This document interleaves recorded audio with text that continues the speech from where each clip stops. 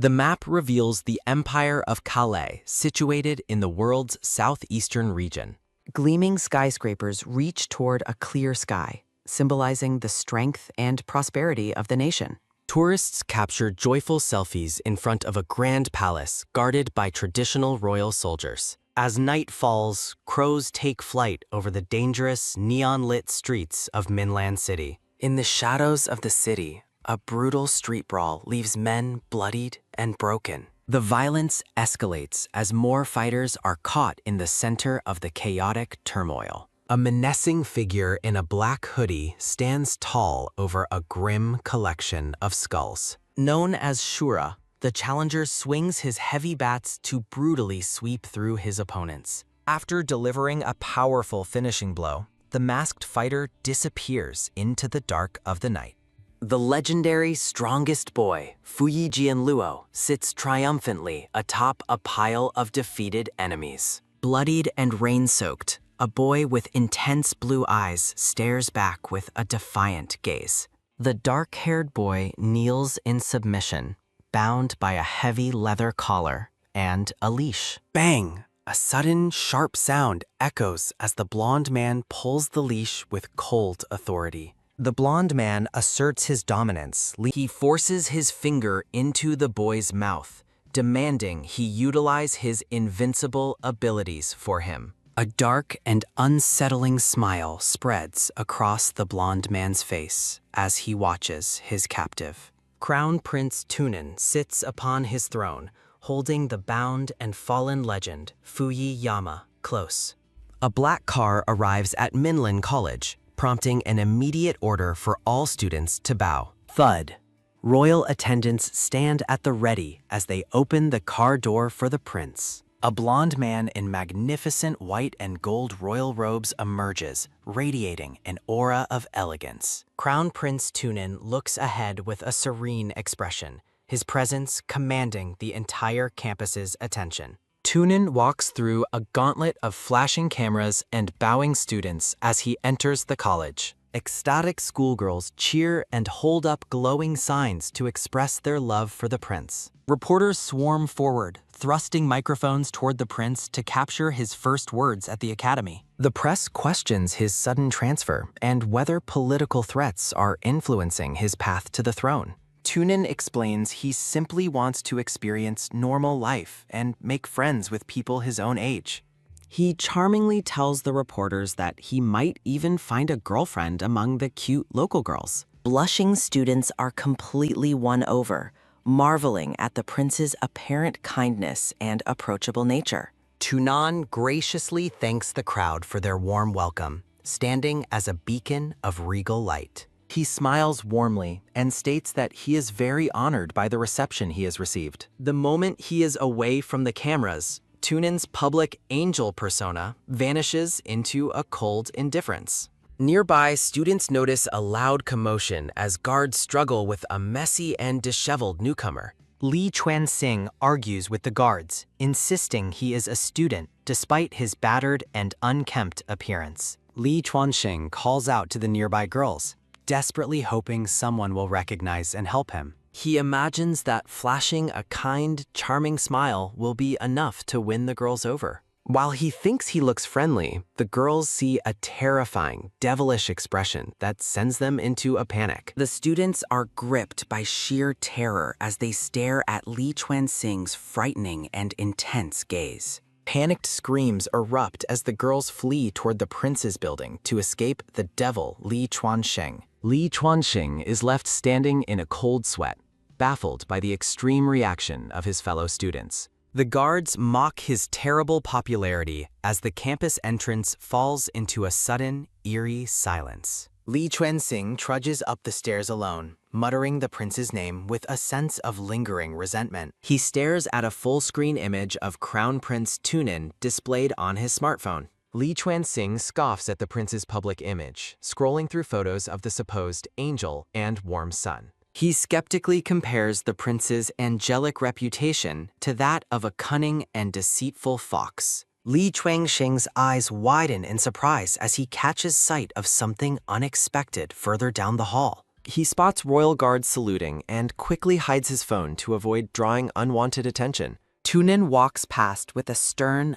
icy demeanor that contrasts sharply with his public-facing charm. Li Chuangxing shivers as a sudden, chilling cold seems to radiate from the prince's passing presence. A woman in a white suit sharply scolds an official for allowing an unannounced interview with reporters. Tunin intervenes with a mask of gentleness, telling the man it is nothing and to be more careful. Li Chuanxing is left reeling as the blonde prince shifts his public mask with terrifying, seamless speed. Prince Tunin maintains a serene and impenetrable gaze, his true intentions hidden beneath a calm, regal exterior. While walking through the corridor, the prince spots a girl named Xu Yizhuo carrying a heavy stock of papers. Xu Yizhuo walks with quiet diligence, unaware that she has become the focus of a royal political scheme. Tunin examines a dossier revealing that the girl is a hidden chaebol heiress and his key to power.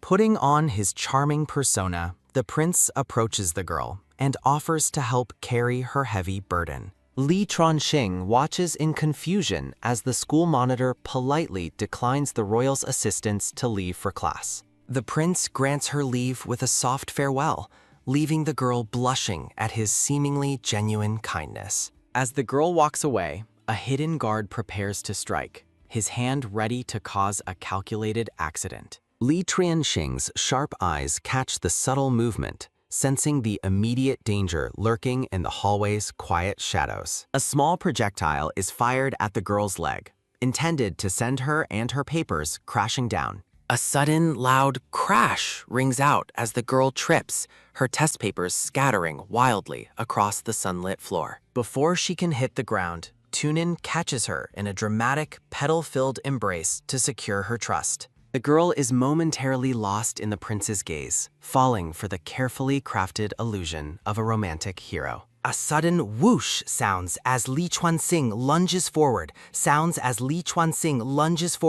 determined to disrupt the prince's manipulative and staged moment. The blonde prince is caught completely off guard, his eyes widening in shock as his perfect plan suddenly derails. In a chaotic twist, Li Chuanxing tackles the prince to the floor, pinning him down in a frantic heap. Li Chuanxing stares down at Tunin with intense suspicion, the two rivals locked in a tense physical confrontation. The royal guards and the female official stand frozen in utter disbelief at the sight of their fallen prince. Xu Yizhuo stands to the side, completely bewildered by the bizarre and violent turn the situation has taken. Li Chuanxing looms over the prince, the air thick with unspoken hostility as the campus atmosphere turns cold. Tunin's facade cracks for a split second, revealing a flicker of genuine annoyance at the unexpected interference. Triumphant, Li Chuanxing believes he has finally caught a glimpse of the prince's true, out-of-control personality. The guards demand answers for the intrusion, while the prince stands up, brushing off his clothes with icy composure. Li Chuanxing boldly claims the girl is with him, placing a protective hand on her shoulder as he stares. The girl scolds Li for being out of class, while he dismisses her thanks with a cocky, nonchalant grin. Determined to unmask the royal, Li Chuanxing vows to pull out the fox's tail and reveal Tunin's true nature. Prince Tunin narrows his eyes in calculation, silently questioning the identity and motivations of the unruly boy before him. Tunin reviews a digital profile identifying Li Chuanxing as a 19-year-old bully feared by teachers and students alike. The prince reads rumors suggesting the boy might be the legendary Fuyian, his gaze turning increasingly sharp. Visualized rumors depict Li Chuanxing as a lonely, untrustworthy outcast who survives by preying on the weak. The prince's assistant dismisses the boy as now an ordinary bastard, unworthy of being compared to a true legend. Tunin remains skeptical, his purple eyes fixed on the girl as he questions the purpose of Li's sudden interference. Li Chuanxing asserts his dominance, claiming the girl is under his protection to ward off the prince's meddling. With the fierce aura of a tiger, Li Chuanxing confidently challenges the prince's cunning, fox-like political maneuvers. A sharp tap sounds as the prince stops in his tracks, his presence radiating an aura of cold authority. Tunin challenges the girl's predicament, asking what should be done now that her self-proclaimed protector has arrived. The prince maintains his cryptic stance, whispering that the girl is his belief as he considers his next move. A tense triangle forms as the two boys stand on either side of the girl, both claiming their territory. Rivalry sparks between the prince and the bully, their glares clashing in a silent declaration of war. 20 minutes later, the teacher introduces Prince Tunin to the class, prompting a roar of ecstatic, joyful cheers. The blushing teacher invites the prince to choose any seat, while Tunin offers a polite,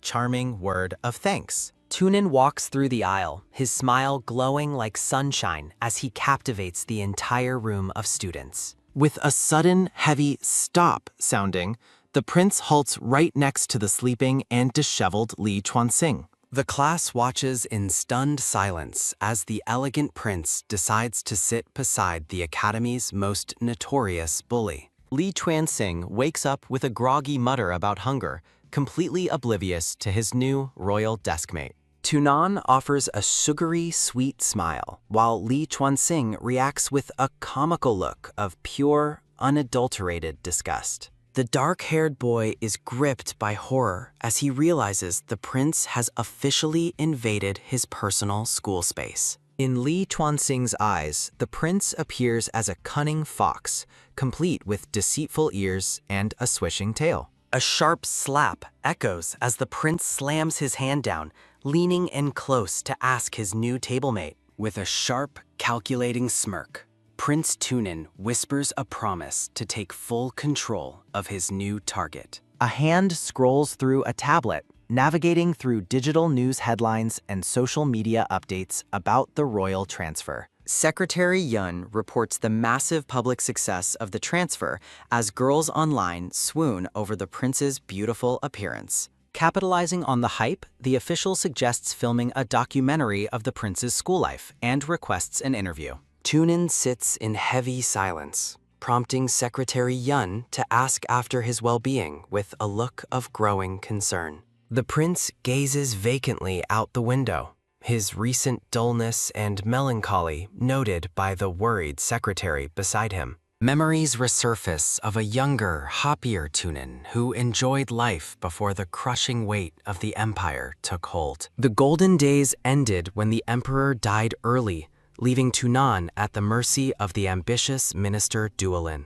Shadows loom as a young Tunin is coerced into signing away his royal power to the manipulative minister of state. Tears fall as the boy prince is trapped by greedy hands, surviving a palace atmosphere filled with betrayal and blood. Tunin walked a lonely path through a man-eating palace, enduring years of suffering just to reach his adult ceremony. Secretary Yun weeps for her poor majesty, fervently hoping that his plan to reclaim power finally succeeds this time. Tunan's strategy involves marrying a chaebol heiress to seize the national economy and suppress his political rivals once and for all. The prince reviews Li Chuanxing's profile, noting the boy's lack of friends and family, deeming him an easy person to handle. A sudden bang echoes as the prince's sharp gaze fixes on a target, his true, icy personality returning in full force. Outside, a student begs for mercy as Li Chuanxing looms over him, confirming the prince's suspicions of his bullying nature. Tunin watches from the car, noting that the stubborn bully has already started making trouble near the school grounds. The prince muses that a simple, violent person like Li Chuanxing is far easier to manipulate and deal with. As the car drives away, Tunin mentally prepares to handle the unruly boy during the school day tomorrow. The scene shifts back to the fight where Li Chuanxing warns his opponents to leave if they value their lives. Li Chuang stands bruised but defiant, his intense gaze forcing the cowardly thugs to beg for their pathetic lives. Panting heavily, Li Chuanxing wonders why the intruders never bothered to ask who was actually protecting this specific territory. The thugs flee in a panic as Li Chuanxing smirks, claiming he understands exactly how to navigate current affairs. Li Chuanxing scolds the bullied boy for not running away, while the victim tearfully expresses his deep, overwhelming gratitude. The boy cries about his own weakness, but Li Chuanxing interrupts his self-pity with a sudden, firm pat on the shoulder. With a surprisingly sincere expression, Li Chuanxing asks the battered boy if he truly wants to become a stronger person. In a comical twist, Li Chuanxing pulls out a flyer for a boxing gym, eagerly pitching a part-time membership sign-up. He enthusiastically promises the boy that learning boxing is the ultimate choice for a man who wants to be strong. The boy is initially terrified by Li Chuanxing's intense salesman face, but realizes the bully isn't actually as rumors suggested. Li Chuanxing leads his new recruit toward the gym, confidently promising him an 8-pack of abs in 1 month. At 11 p.m., the city street is quiet as the lights of the boxing gym glow against the night sky. Inside the gym loft, an exhausted Li Chuanxing collapses onto his bed, relieved that the long day is finally over. He reviews his finances, noting that while tuition is nearly ready, he still needs to complete his work indicators. A sudden ring prompts Li Chuanxing to answer his phone, greeting his grandmother with a tired but warm voice. He lies about his living conditions, describing his cramped loft as a spacious hotel room to keep his grandmother from worrying. His grandmother's messages appear over old news clippings, expressing fear that his past defense of his grandfather will isolate him. Li Chuanxing reassures her that he is popular at school, putting on a cute, cheerful facade for her sake. After hanging up, he lies back in the dark, quietly wishing he actually had as many friends as he claimed. Birds chirp on a wire as a new morning begins, signaling the start of another day at Minland College. Li Chuanxing walks through the school gates, blending into the crowd of students arriving for their first morning classes. To his utter bewilderment, classmates greet him warmly, leaving Li Chuanxing shocked by their sudden change in behavior. Though suspicious of why they are being so friendly, he decides not to care and embraces the peaceful morning atmosphere. His attempt at a friendly greeting backfires as his terrifying, intense expression sends the nearby students into a panicked retreat. Inside the classroom, Prince Tunin sits with regal elegance, his presence creating a shining aura that captivates every girl nearby. Li Chuanxing's smile vanishes the moment he spots the prince, his face twisting into a look of pure, unadulterated anger. He walks past Tunin with a fierce gaze kill, but the prince offers no response, remaining perfectly still and composed. Upon reaching his desk, Li Chuanxing finds a small, ribboned gift box and looks around with a confused expression. A note inside the box explains it is a gift for the prince's very first friend at Minland College. A massive, explosive WTF sound effect rings out as Li Chuanxing is shown in a state of complete, world-shattering shock. In a tense confrontation, Li Chuanxing pins the blonde prince down, demanding to know the true meaning behind his actions. Li Chuanxing struggles to make sense of the prince's sudden friendliness, wondering if he has completely misjudged the royal. Prince Tunin watches his classmates' confusion with a secret smile, confident that his calculated gift-giving strategy is working perfectly. After a long yawn, the lonely boy finds a formal note from Tunin requesting the honor of becoming his friend. Tunin maintains a studious facade while secretly observing his deskmate, questioning if the boy's awkwardness is actually just shyness. The prince finds his target's innocence surprisingly cute until a sudden turn of the head forces an awkward eye contact. Both boys are lost in their own thoughts, weighing their suspicions, while Tunin prepares to make his victim beg for mercy. Tunin finds his deskmate less annoying than before, while Li Chuanxing considers if he should offer a return gift. An intense rhythm fills the air as both boys experience a sudden, heart-pounding moment of mutual, blushing realization and guilt. The school day officially concludes as the bell rings, signaling the end of class and the start of a new confrontation. A sharp slap echoes as Li Chuanxing slams his hands onto the desk, finally gathering the courage to speak up. He stands to thank the prince, only to find the seat empty as Tunin is ushered away for a broadcast. Li Chuanxing watches from a distance, clutching the gift while noting the prince's busy life surrounded by handlers and cameras. Tunin looks back with a chillingly beautiful smirk, eagerly anticipating the chaotic performance that will follow the opening of his gift. Walking home alone, Li Chuanxing remains dazed by the prospect of finally having someone to call a true friend. He imagines a happy future where his grandmother meets his new friend, unaware of the cruel prank awaiting him.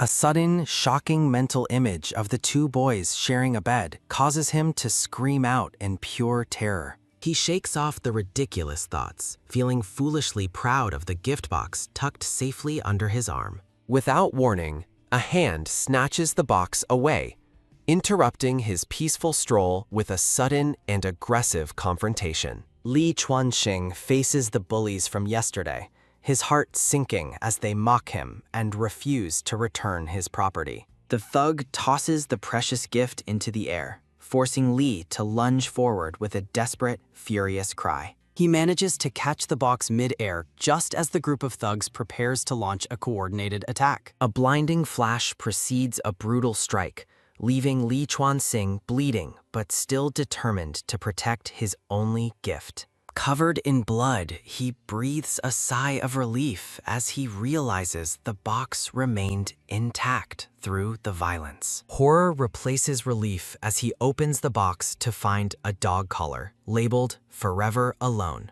while bullies laugh. The thugs mock his pathetic hope, laughing hysterically at the idea that someone like him could ever have friends. Surrounded by shadows, he is forced to face the harsh reality of his reputation as an unwanted social outcast. Blood drips down his face as he realizes the prince's betrayal, his eyes burning with a new, vengeful fire. Night falls on the academy as reporters and cameras gather outside the prince's lounge, eagerly awaiting a live broadcast. Inside the darkened room, a furious Li Chuanxing has the prince pinned, his presence radiating a dangerous, predatory energy. The staff outside grows frantic as the broadcast deadline looms, completely unaware of the violent struggle happening behind the door. Li Chuanxing holds the insulting dog collar against the prince's throat, demanding an explanation for the cruel public humiliation.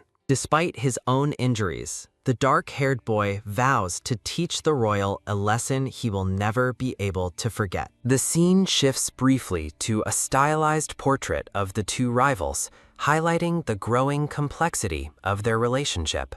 Li Chuanxing forces the prince's face upward, his grip tightening as he prepares to exact his revenge for the betrayal.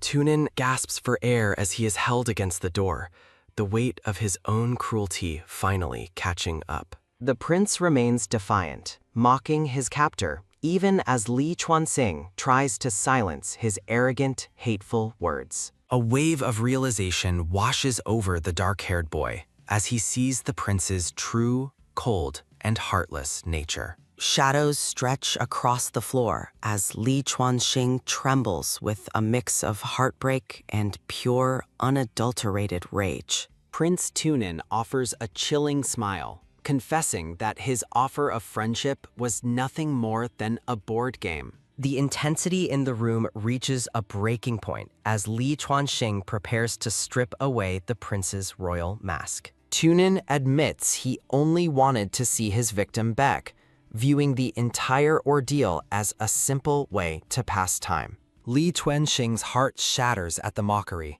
realizing he was a fool to believe in the prince's hollow sincerity. Flashbacks of a lonely, younger Tunin suggest a cycle of misery, yet Li Chuanxing refuses to play the game. With a look of absolute determination, he prepares to reveal the prince's hypocritical face to the world outside. The secretary finally inserts the spare key, announcing to the live audience that they will now see the prince. Panic seizes Tunin as he realizes his royal reputation is about to be destroyed in front of millions of viewers. The prince's life flashes before his eyes as the door begins to swing open, signaling the end of his power. He lets out a desperate, silent plea for mercy as the light from the hallway spills into the room. In a blur of motion, Li Chuanxing makes his final move just as the staff and cameras burst inside. The world watches in stunned silence as the elegant prince is discovered pinned to the floor by the school bully. Tunin stares with tearful eyes as an observer wonders why the blonde prince is crying after such a confrontation. A cheering crowd celebrates the great emperor, their shouts echoing as they reach out to the royal during a public event. Flashbulbs pop as reporters scramble for hot news, declaring today's events as tomorrow's massive front-page headlines. Minland, the principal's secretary, desperately tries to halt the broadcast as scandalous questions about the prince's orientation arise. Tunin stands paralyzed by an invasive media barrage, his reputation crumbling under global scrutiny and cruel online comments. A fragment of the prince's past reveals a lonely boy in uniform, haunted by the loss of his family's legacy. Li Chuanxing is blindsided when the secretary claims he is the prince's close friend to appease the frantic reporters. The blonde prince remains silent and visibly shaken while the staff continues to issue frantic apologies to the gathered crowd. With a cold and defiant expression, Li Chuanxing publicly rejects the secretary's claim, declaring that they are not friends. He walks away with absolute disdain, leaving the stunned prince behind and stating that Tunin is simply not worthy. Li Chuanxing offers one final mocking smile, leaving the prince's offer of friendship hanging in the air like a bitter challenge. The black-haired boy exits the room, leaving the prince to ponder his own isolation amidst the lingering, watchful crowd. Overwhelmed by the public betrayal and internal stress, Tunin collapses as the royal guards rush forward to his aid. A sharp, shallow breath sounding as Tunin wakes up in his dark mansion, sweat dripping from his face after a nightmare. Horror fills his eyes as he spots the dog collar. Well, that's one way to start a morning after a nightmare. Desperation fills his gaze as he pleads for release, trapped in the suffocating memory of his own malicious actions. In a surreal vision, Tunin sits atop a grand throne, watching Li Chuanxing kneel obediently before his royal feet. He asks the dark-haired boy why he has returned, noting the dog collar now secured around Li Chuanxing's neck. Tunin's hand tightens around a red leash as a dark thought of absolute control flashes through his troubled mind. From his throne, the prince demands to know why his prisoner refuses to beg for mercy or show fear. Desperation colors Tunin's face as he struggles to reconcile his waking reality with the disturbing images of his fevered dream. Li Chuanxing dares the prince to strike him, mocking the royal's inability to truly break his defiant spirit. Tunin leans in close, his eyes searching Lis for any sign of weakness, yet finding only a cold, unsettling fire. The black-haired boy accuses Tunin of being the one who tied him there, forcing the prince toward a realization. The prince stands alone in his vast, cold dreamscape, admitting to himself that this intense conflict is only a dream. He watches his own hand grasp the leash again, the cycle of dominance and submission repeating in his restless mind.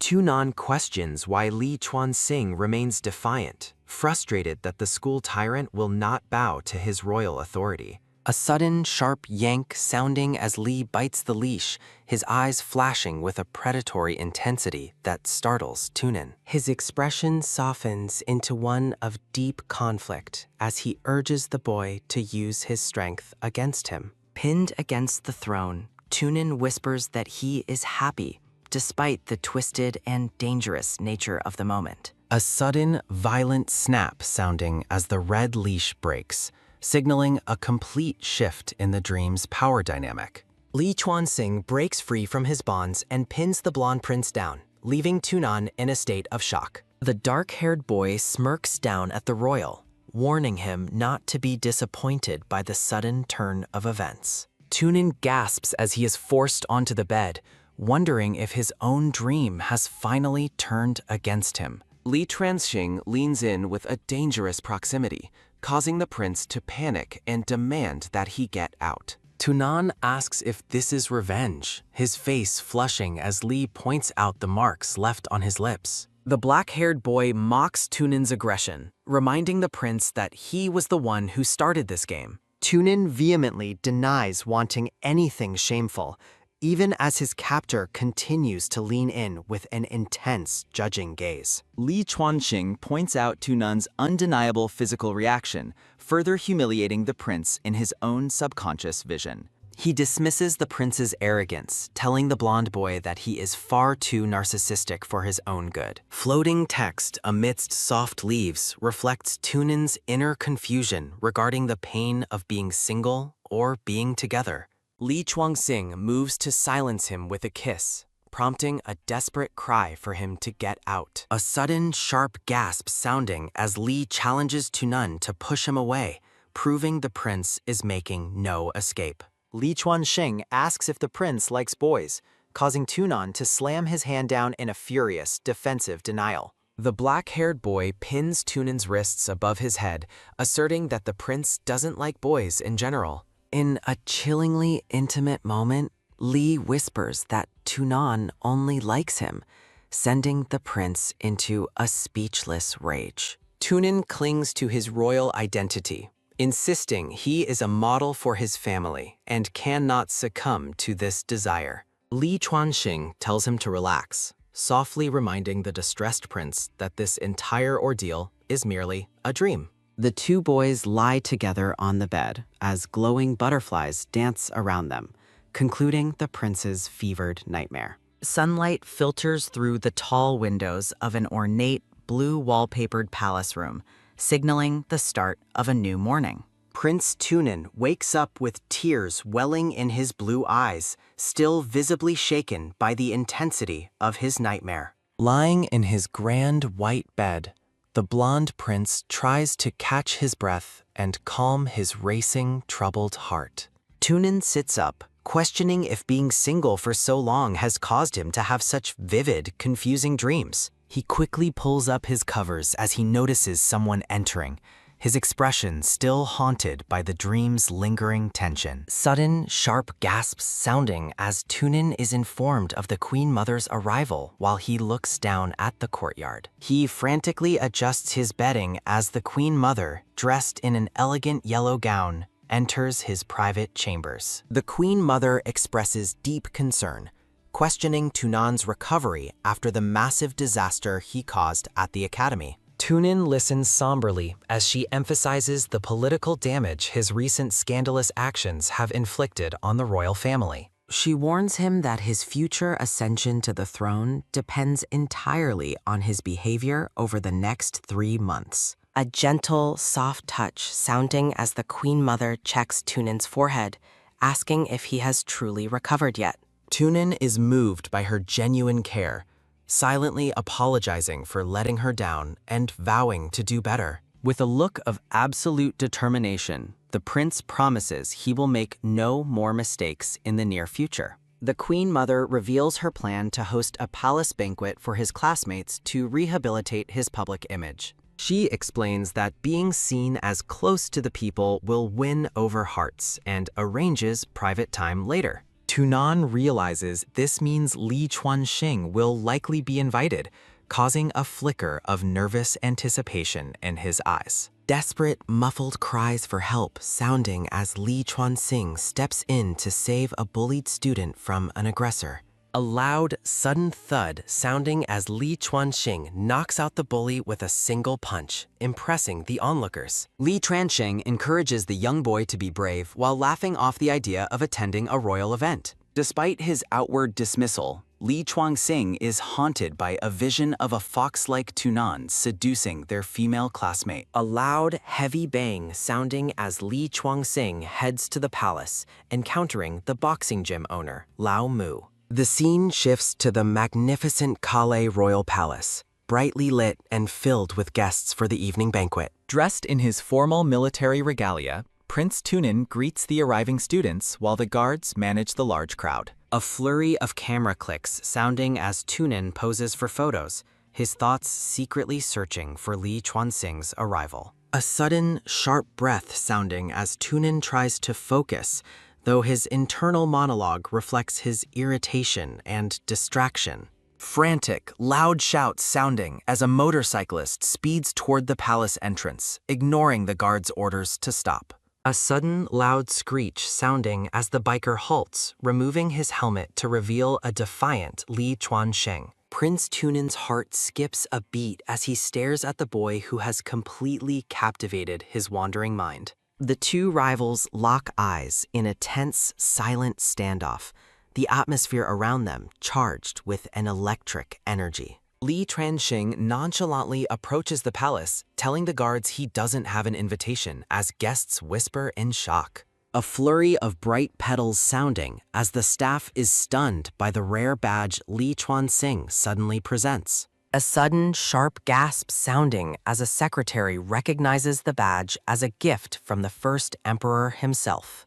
The secretary stands frozen and Li Chuanxing demands entry with a cool, arrogant gaze, holding the golden imperial badge firmly for all to see. The guards immediately bow and clear a path for the royal guest, while Li Chuanxing smirks at the attention. A flurry of camera flashes sounding as guests scramble to document the mysterious boy's grand, authorized entrance. A sudden rhythmic tap sounding as Tunin tries to stay normal while the dark-haired boy finally stands before him. The two boys stand back to back in the moonlight, a striking contrast between royal tradition and rebellious defiance. Tunin's eyes widen in surprise as guests urge Li Chuanxing to present a gift and take a commemorative photo. Li Chuanxing looks back with a blank expression, appearing completely unbothered by the expectation of a traditional gift. He leans in with a dangerous proximity,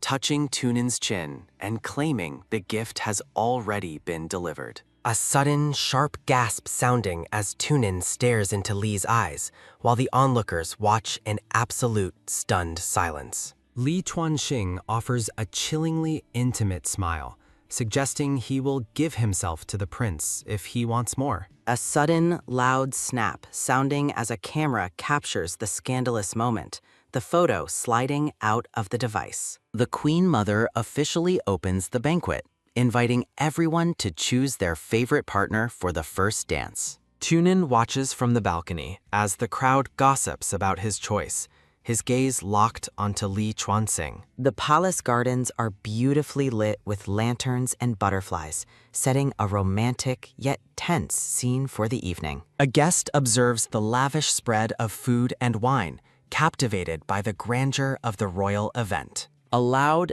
elegant chime sounding as the Queen Mother prompts Tunin to announce his chosen dance partner. Tunin's jealousy flares as he watches Li Chuanxing comfortably place a hand on the dark-haired girl's shoulder. Prince Tunin makes his grand entrance down the red carpet while the curious guests whisper in anticipation. Tunan and Li Chuanxing exchange a sharp look, their rivalry palpable as classmates watch from the sidelines. The Queen Mother reacts with shock as a sudden, soft brush sounding when two hands meet. Amidst the shock of the onlookers, Tunin finds himself flustered by the black-haired boy's unexpected proximity. Recovering his composure, the blonde prince formally invites Fuyian Lluo to join him for the first dance. To everyone's surprise, the girl politely rejects the prince, claiming she already has her favorite dance partner. Tunin walks alone through the ballroom as the guests mock his rejection and label Li a demon.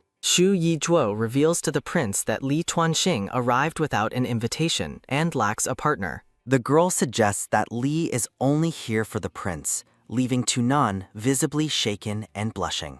Tunin watches Li standing solitary, deciding to complete his task by ensuring the monitor's safety through a dance. The blonde prince extends his hand to Li Chuangxing, offering a dance as a way to settle their misunderstandings. Though visibly annoyed, Li Chuangxing agrees to the dance for the sake of his brother, the student monitor. The Queen Mother is appalled that Tunin chose his scandal partner for the dance, but her aide remains calm. Faced with her son's unpredictable behavior, the Queen Mother decides it is time to implement her Plan B. A sudden, heavy stomp sounding as Li repeatedly steps on Tunin's feet, proving he has no rhythm. Watching the awkward pair, Xu Yichuo gleefully predicts that Tunan will take a hands-on approach to teaching Li. Li Chuanxing leans in with a smug expression, whispering that he will be the one leading the dance. Tunan grows increasingly defensive, warning his rival not to mess around as their movements become more intimate. With a confident smirk, Li Chuangxing tells the prince not to worry about giving himself over to him. The black-haired boy's arrogant smile widens, fully aware of the blushing prince's growing agitation and confusion. Tunin stares back in a daze, his heart racing as they continue their rhythmic, tense movements across the floor. Li laughs at the prince's reaction, asking if he finds this fun while the crowd watches in awe.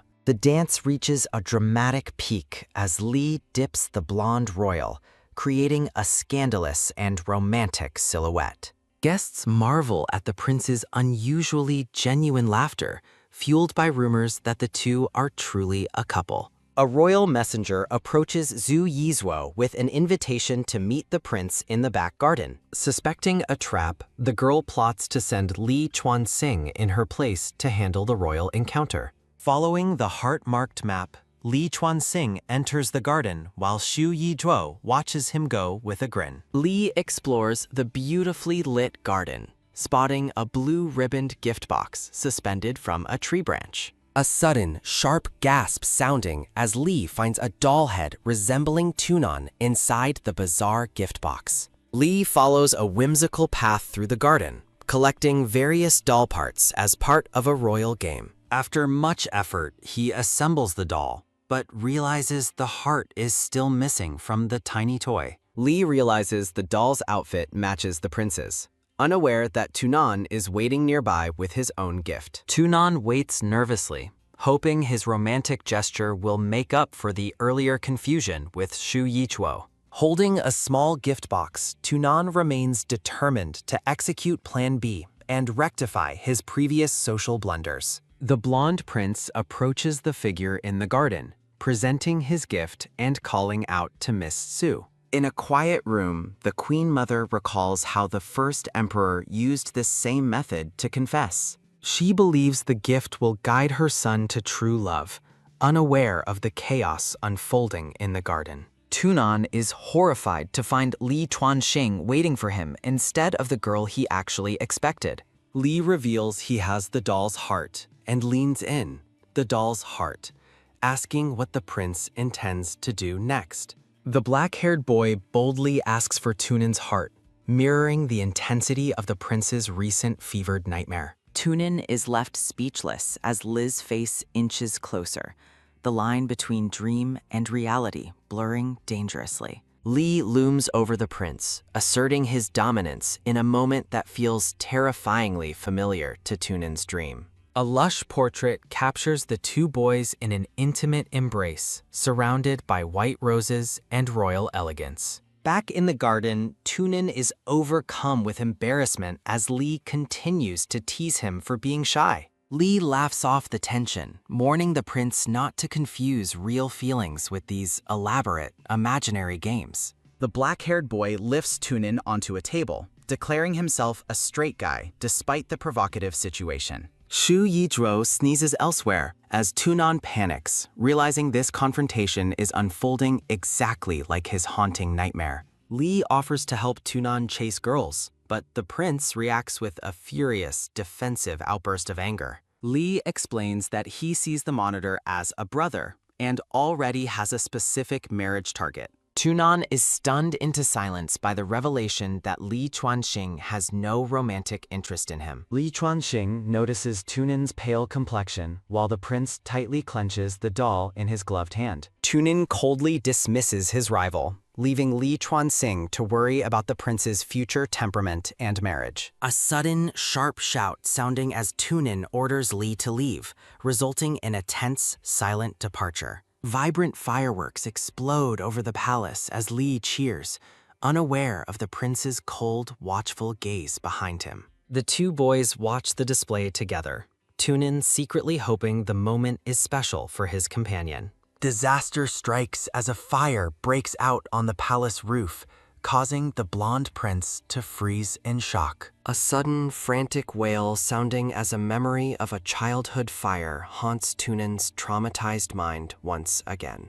Li Chuanxing rushes through the smoke to rescue the coughing prince, promising to keep him safe from harm. A serene woman in traditional robes gazes into the distance as butterflies flutter around her glowing lantern. A sudden, heavy thud sounding as a brave young boy carries his blonde friend away from the burning building. The two children find safety under the moonlight, panting as they escape the terrifying inferno behind them.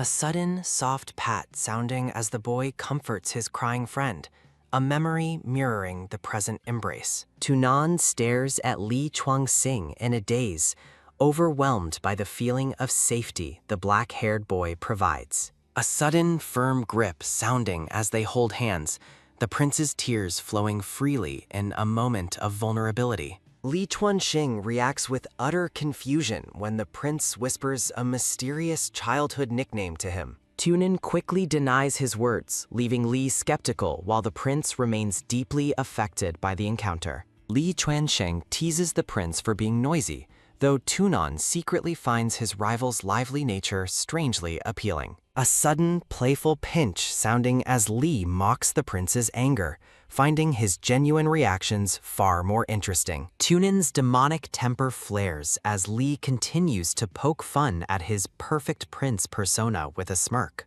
Amidst bickering and fireworks, Li Chuanxing vows to unmask the prince's true self, much to Tunan's extreme annoyance. Security concerns arise as more flames flicker, prompting the boys to flee the garden in a frantic rush. Back home, a weary Li Chuanxing collapses onto his bed, reflecting on his dual roles as bodyguard and firefighter. Li examines the miniature prince doll, finding it surprisingly cute despite the chaotic night he just endured. A sudden, quiet sigh sounding as Li wishes the little prince goodnight, missing the final piece of the doll. Tunin sits alone, holding the missing heart and recalling how his father used such gifts to win love. Haunted by the past, the prince wonders why Li Chuanxing reminds him so much of his childhood savior. In a flashback, a young Li Chuanxing finds the blonde boy crying and offers him comfort and kindness. A sudden, gentle peck sounding as the boy kisses his friend's eye to make the pain fly away.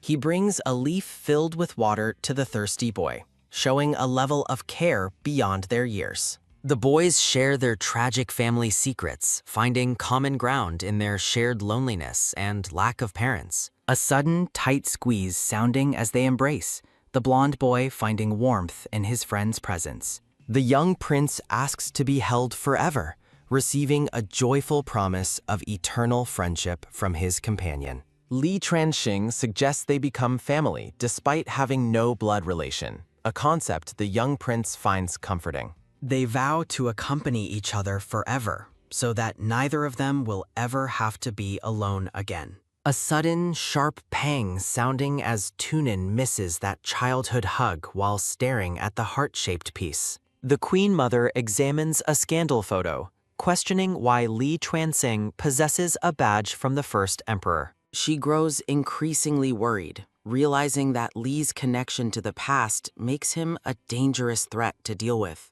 A sudden, loud creak sounding as Duolin enters the room unannounced, startling the Queen Mother with his presence.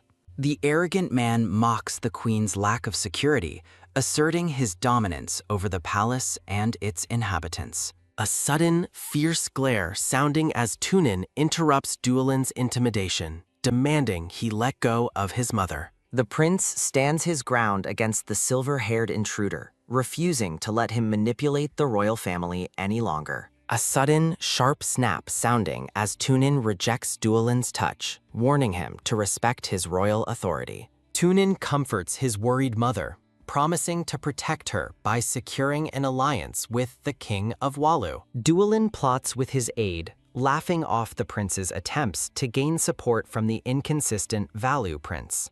Prince Valu presents a difficult choice to Tunin, revealing Duolun's lucrative trade offer in exchange for his loyalty. A sudden rhythmic tap sounding as Valu dismisses the prince as just a pretty face with nothing to offer. Tunin counters with a logical argument, explaining how Duolin's deal would destroy the livelihoods of millions of workers. With a determined gaze, the prince declares he will never sacrifice his people's interests for his own political gain. Prince Valu is visibly surprised by Tunin's integrity, as the prince outlines the long-term flaws in Duolin's plan. Tunin presents a superior proposal based on equality, challenging the Valu prince to choose the path of mutual benefit. Prince Valu smirks as he touches Tunin's hand, admitting he admires the blonde prince's popularity with his people. Tunin remains stoic, warning his companion that his political vision shouldn't be so narrow-minded during their official meeting.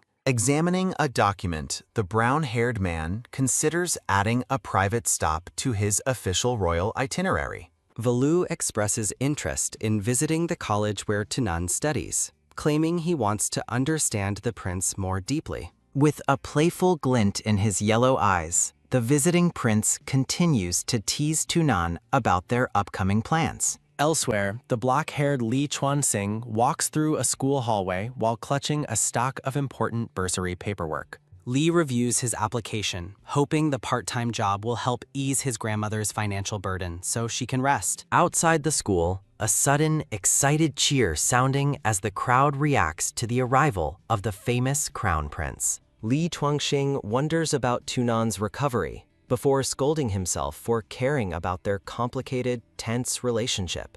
A sudden, desperate plea sounding as Li stops near the director's office, sensing something is terribly wrong inside. Li is horrified to find teacher's son accosting a girl, using a scholarship to manipulate and harass her. A sudden, heavy crash sounding as Li tackles the teacher, furiously denouncing him for preying on vulnerable students. The scene shifts to the exterior of the main teaching building as the royal delegation arrives for their visit. Tunin leads Prince Valu through the school grounds, followed closely by a camera crew and palace staff. Valu mocks Tunin's public persona, claiming the prince hides a stubborn, strong nature behind his kind royal mask. The blonde prince remains composed, professionally reminding Valu that this is not the right time for personal chatter. Valu mentions seeing Li Chuanxing on a previous broadcast just as a report of a student-teacher fight breaks out. Li Chuanxing holds the trembling teacher by the collar,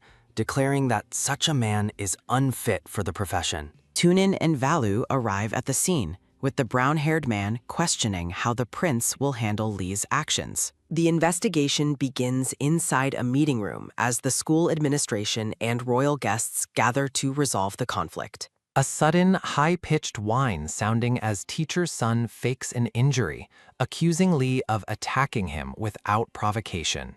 Nearby students begin to gossip, labeling Li Chuanxing as a violent thug who fights for money in boxing gyms. Li clenches his jaw, enduring the cruel whispers of his classmates while Tunin watches the confrontation unfold. Worried he is embarrassing the prince, Li Chuanxing looks at Tunan while privately dismissing Valu's rumored good looks.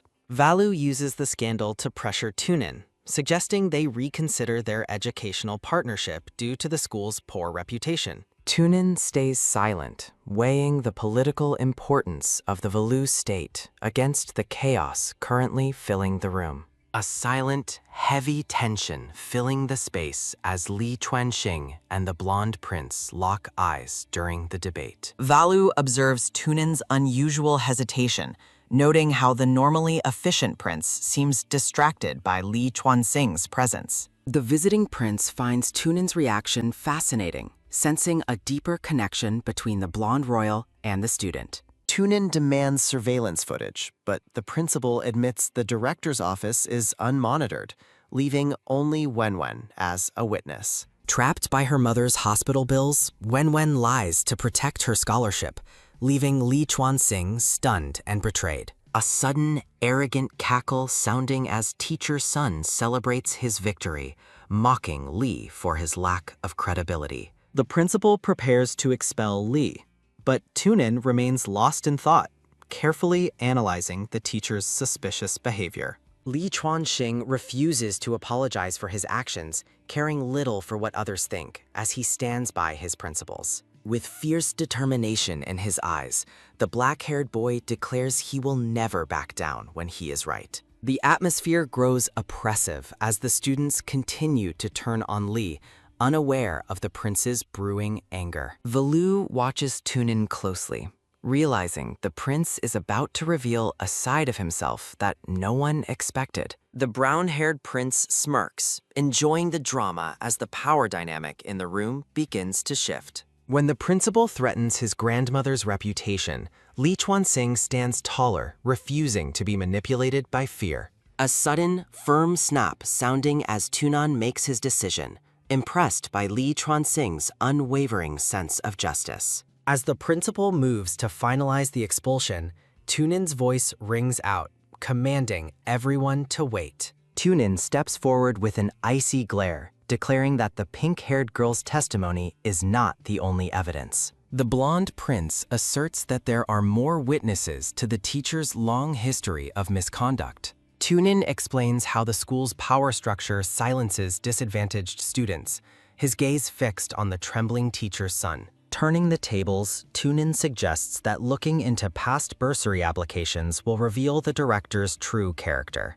A sudden, sharp gasp sounding as teacher Sun collapses, realizing a private royal investigation will uncover all his crimes. The principal immediately abandons his aide, while Wenwen's classmates cruelly mock her for her earlier perjury. A sudden, soft rustle sounding as Tunan offers Wenwen a handkerchief, promising to protect her from future harm.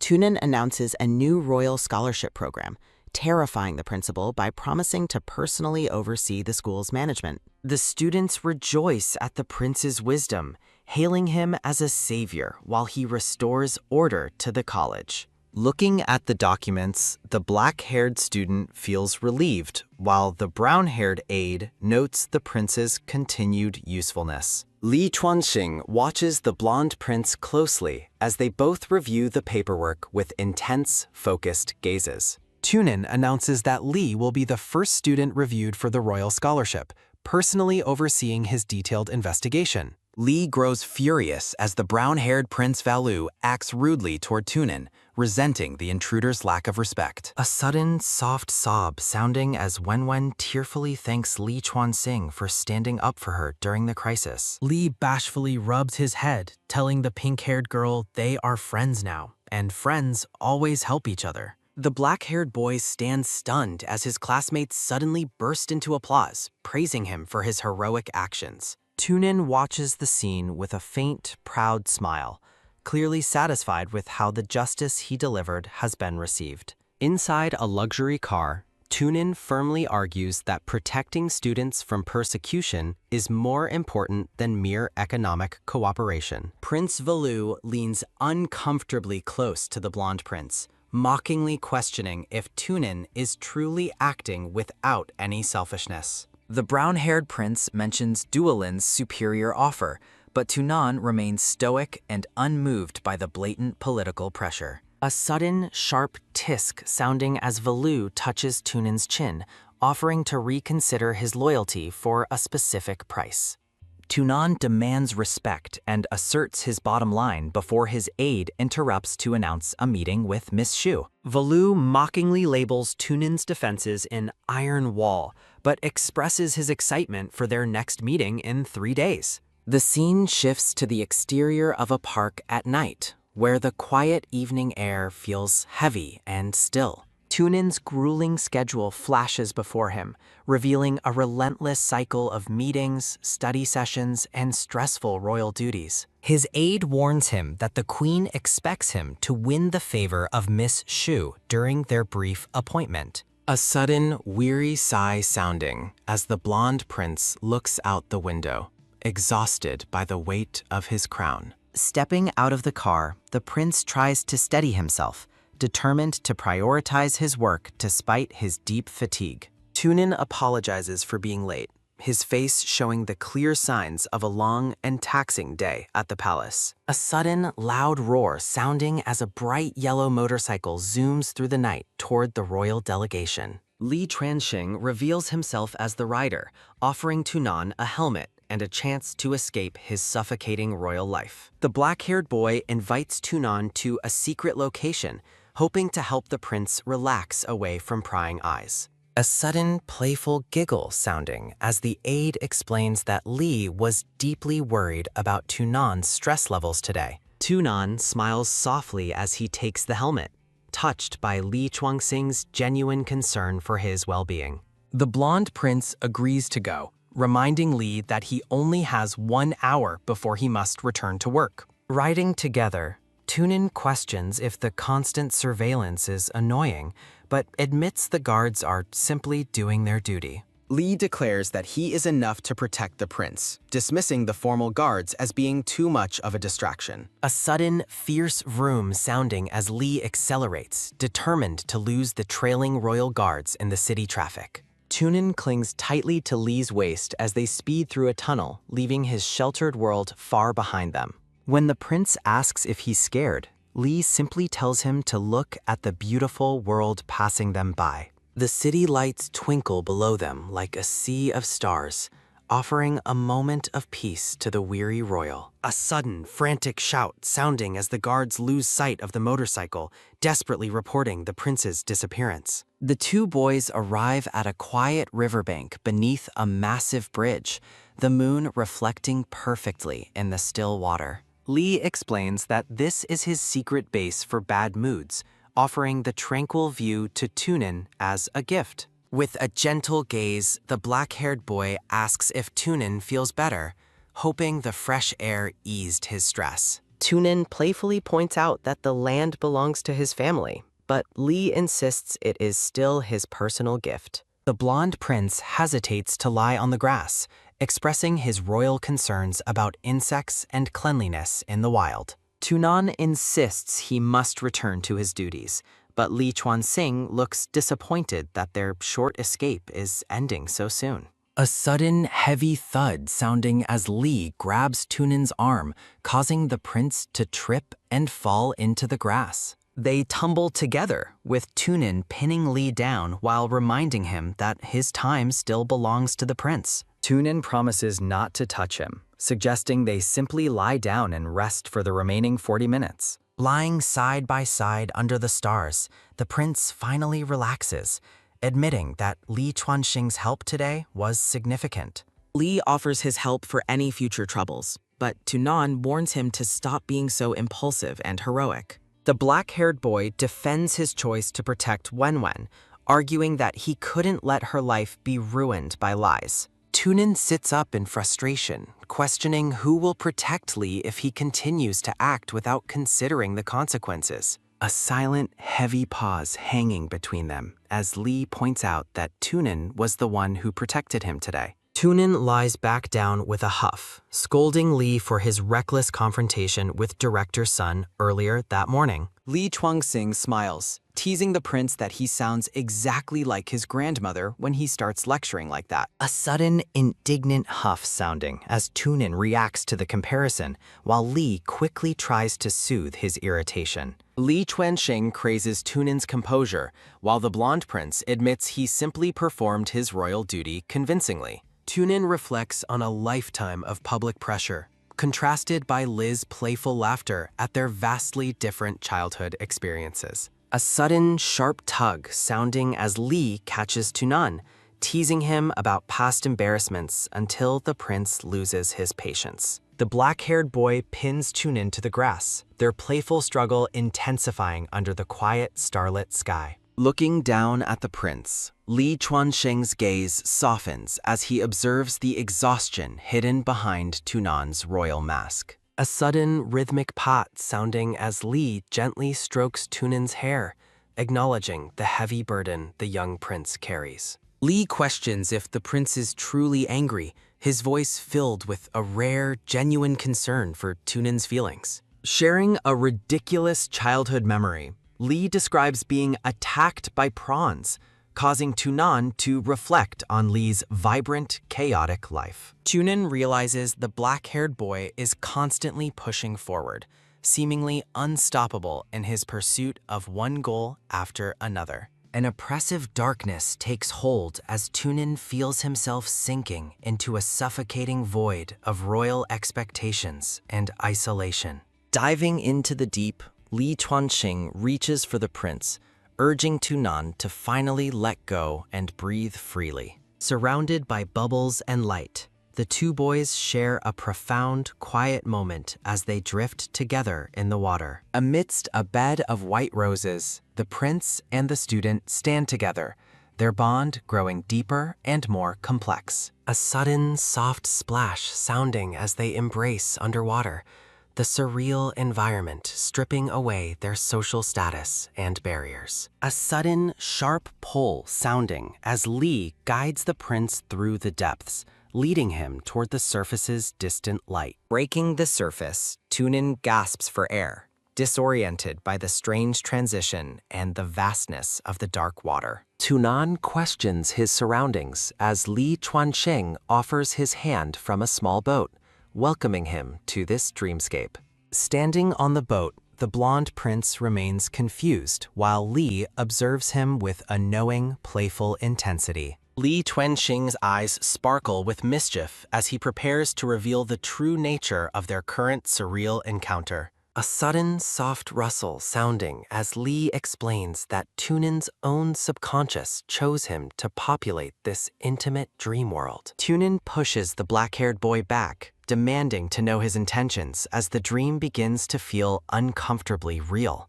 Dominating the space, Li suggests that Tunin actually desires his presence, mocking the prince's attempt to maintain his defenses. The black-haired boy teases Tunan about their previous encounters, leaning in close to test the prince's resolve. Blushing fiercely, Tunin wonders why Li is acting so presumptuously, feeling his control over the dream slipping away. A sudden glowing shimmer sounding as magical vines appear, surprising Li Chuanxing as the dream's logic begins to shift. Realizing he can manipulate the environment, Tunin gains confidence, sensing his royal authority returning even within this sleeping world. Turning the tables, Tunin pins Li down, reminding the student that he is the master of this subconscious realm. The blonde prince threatens to punish Li for his earlier arrogance, his eyes flashing with a new, assertive energy. To Li's horror, Tunin manifests a large prawn claw, intending to repay the student for his earlier teasing. Li Chuanxing desperately begs for mercy as Tunan looms over him, enjoying the rare opportunity to see Li flustered. Tunin declares a tooth-for-tooth justice, mocking Li's previous bravery while maintaining a firm hold on the student. A sudden, quick snap sounding as the vines retract, leaving Li breathless and startled by the prince's sudden dominance. A sudden, loud roar sounding as a killer whale leaps over them, terrifying Tunin before Li promises to protect him. The dream reaches a chaotic climax as the massive creature descends, forcing Tunin to look toward Li for safety. With a sudden, sharp gasp, Tunin's eyes snap open as he returns to reality, the dream's intensity still lingering. Li Chuanxing gazes down at him, checking to see if the blonde prince has finally returned to the waking world. A sudden, loud roar sounding as a motorcycle approaches, interrupting the quiet moment while Li covers Tunan with a coat. Prince Valu arrives with a group of thugs, his arrogant smile indicating that he has found their hiding spot. The blonde prince in sunglasses mocked the pair, crudely suggesting that they were caught in the middle of a date. The tension between the rival royals and the student reaches a boiling point as the credits for the chapter appear. A sudden, heavy pant sounding as Lee and Tunan flee through the streets, desperately trying to evade Valis's gang. Tunin notices Lys' hands are shaking, wondering why the normally fearless fighter is suddenly acting so uncharacteristically nervous. Darting into a narrow alley, the two boys pause to catch their breath, the sounds of their pursuers drawing closer. Lee urges Tunin to stay hidden, planning to act as a decoy to draw the group's attention away. A sudden, firm grab sounding as Tunin stops him, sensing the student's fear and refusing to let him face danger alone. Lee admits his nervousness is for Tunin's sake, while the blonde prince offers to use his own boxing skills. The thugs discover their hiding spot, their leader mocking the mice for thinking they could hide and talk love. Li Tranxing prepares to fight, telling Tunan to turn away so he won't witness the brutality about to unfold. A sudden, loud bang sounding as Lee throws the first punch, his expression hardening into a mask of fierce determination. A sudden, heavy thud sounding as the alley erupts into violence, with Li Chuanxing single-handedly taking on the armed mob. Tunin watches in awe as Li Tranxing fights, realizing for the first time that someone is protecting him. The blonde prince urges Li to step back, but the black-haired boy insists he is fine, determined to hold on. Li Chuanxing vows to protect Tunan's secret identity, shielding the prince from the violent mob's weapon-filled assault. A sudden, sharp crack sounding as Li blocks a bat, his eyes narrowing with a fierce, protective resolve. Li delivers a powerful kick as his attacker yells that the student is finally as good as dead.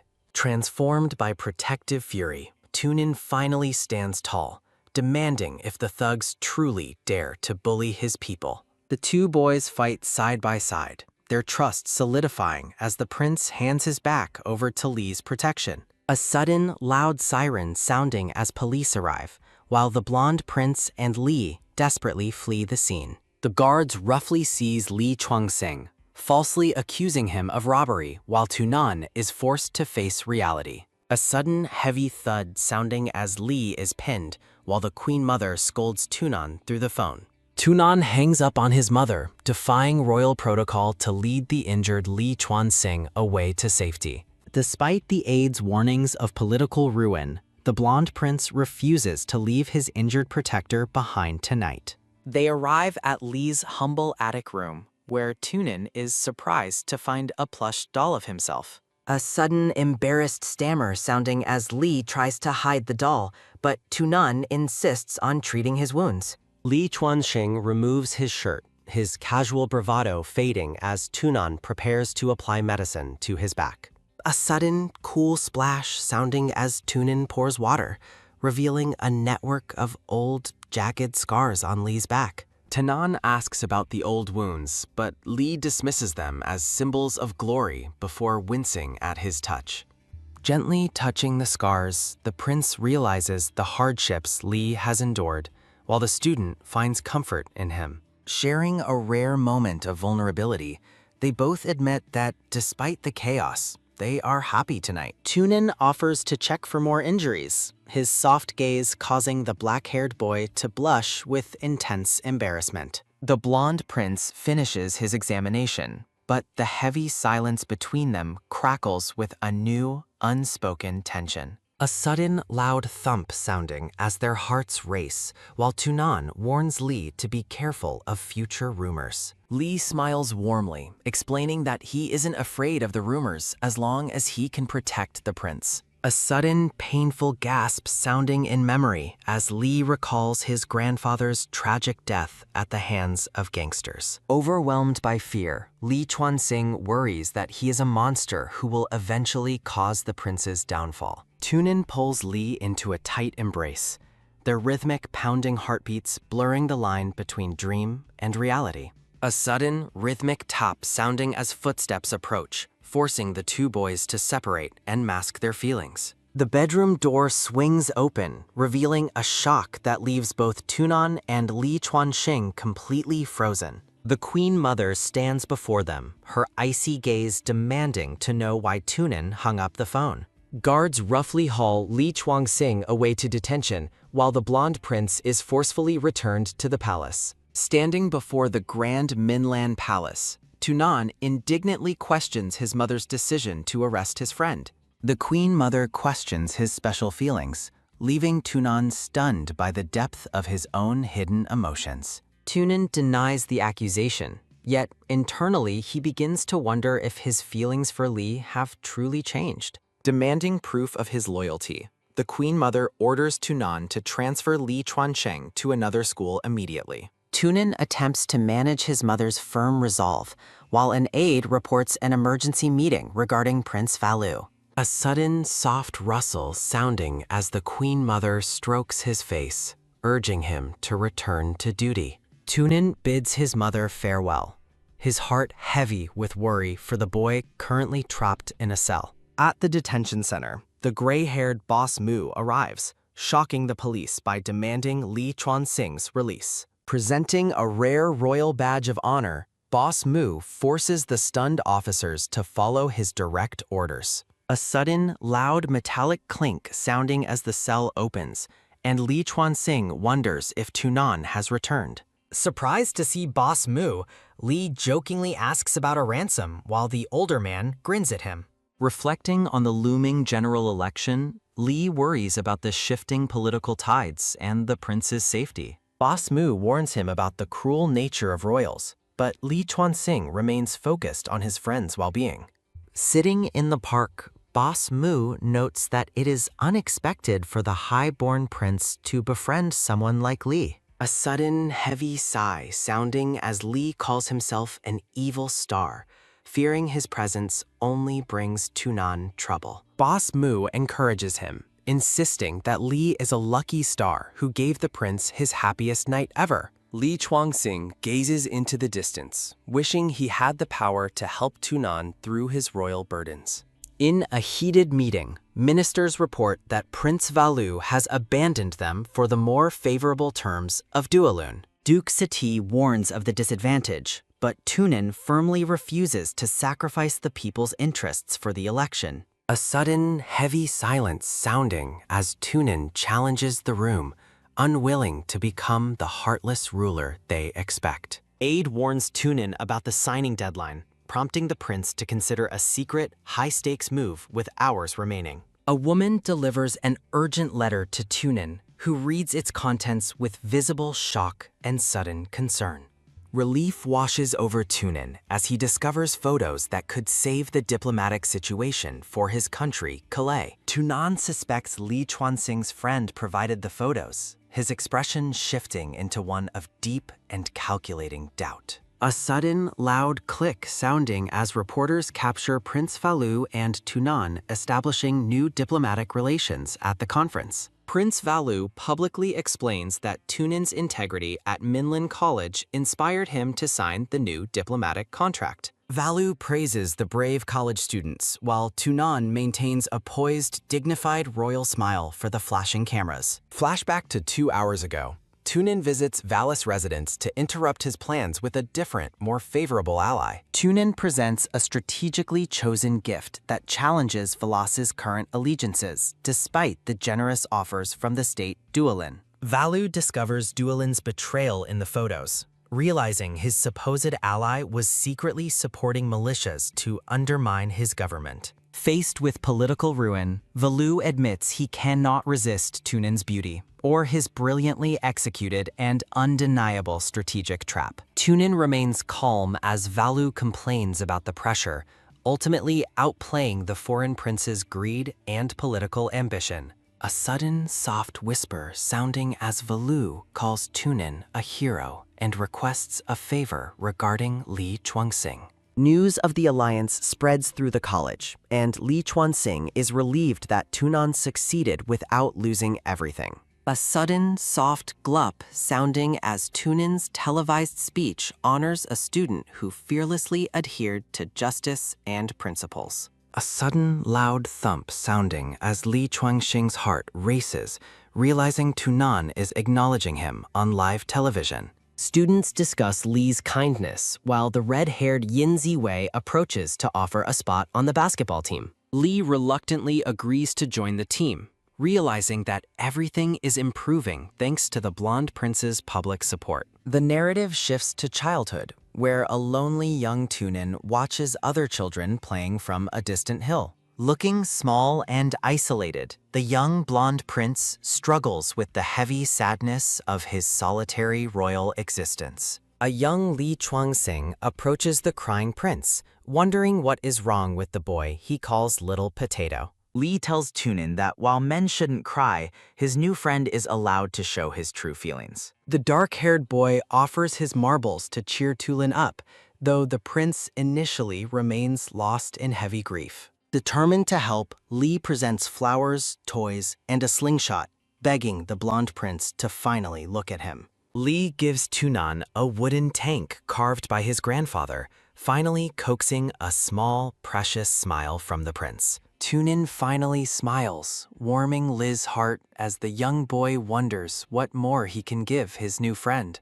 A sudden, loud ta-da sounding as Li shows off the wooden tank, which the other children find completely unfair. A sudden, soft ah sounding as Li wakes up crying in bed, meeting Tunin's concerned and caring gaze. Little Tunin brings his only toy airplane to share, reciprocating the kindness Li showed him the day before. A sudden, soft pat sounding as Li comforts Tunan, who admits his jealousy of Li's other childhood friends. The two children share a quiet, meaningful look, their bond strengthening in the soft morning light of their childhood. A sudden, soft pat sounding as Li touches Tunin's head, promising an exclusive bond that belongs only to them. Li suggests they do something together that they have never done before, his face lighting up with pure excitement. A sudden, soft rustle sounding as they visit a magical tree to bury a collection of their most precious treasures. They promise to return and dig up their buried memories once they have both reached the age of 20.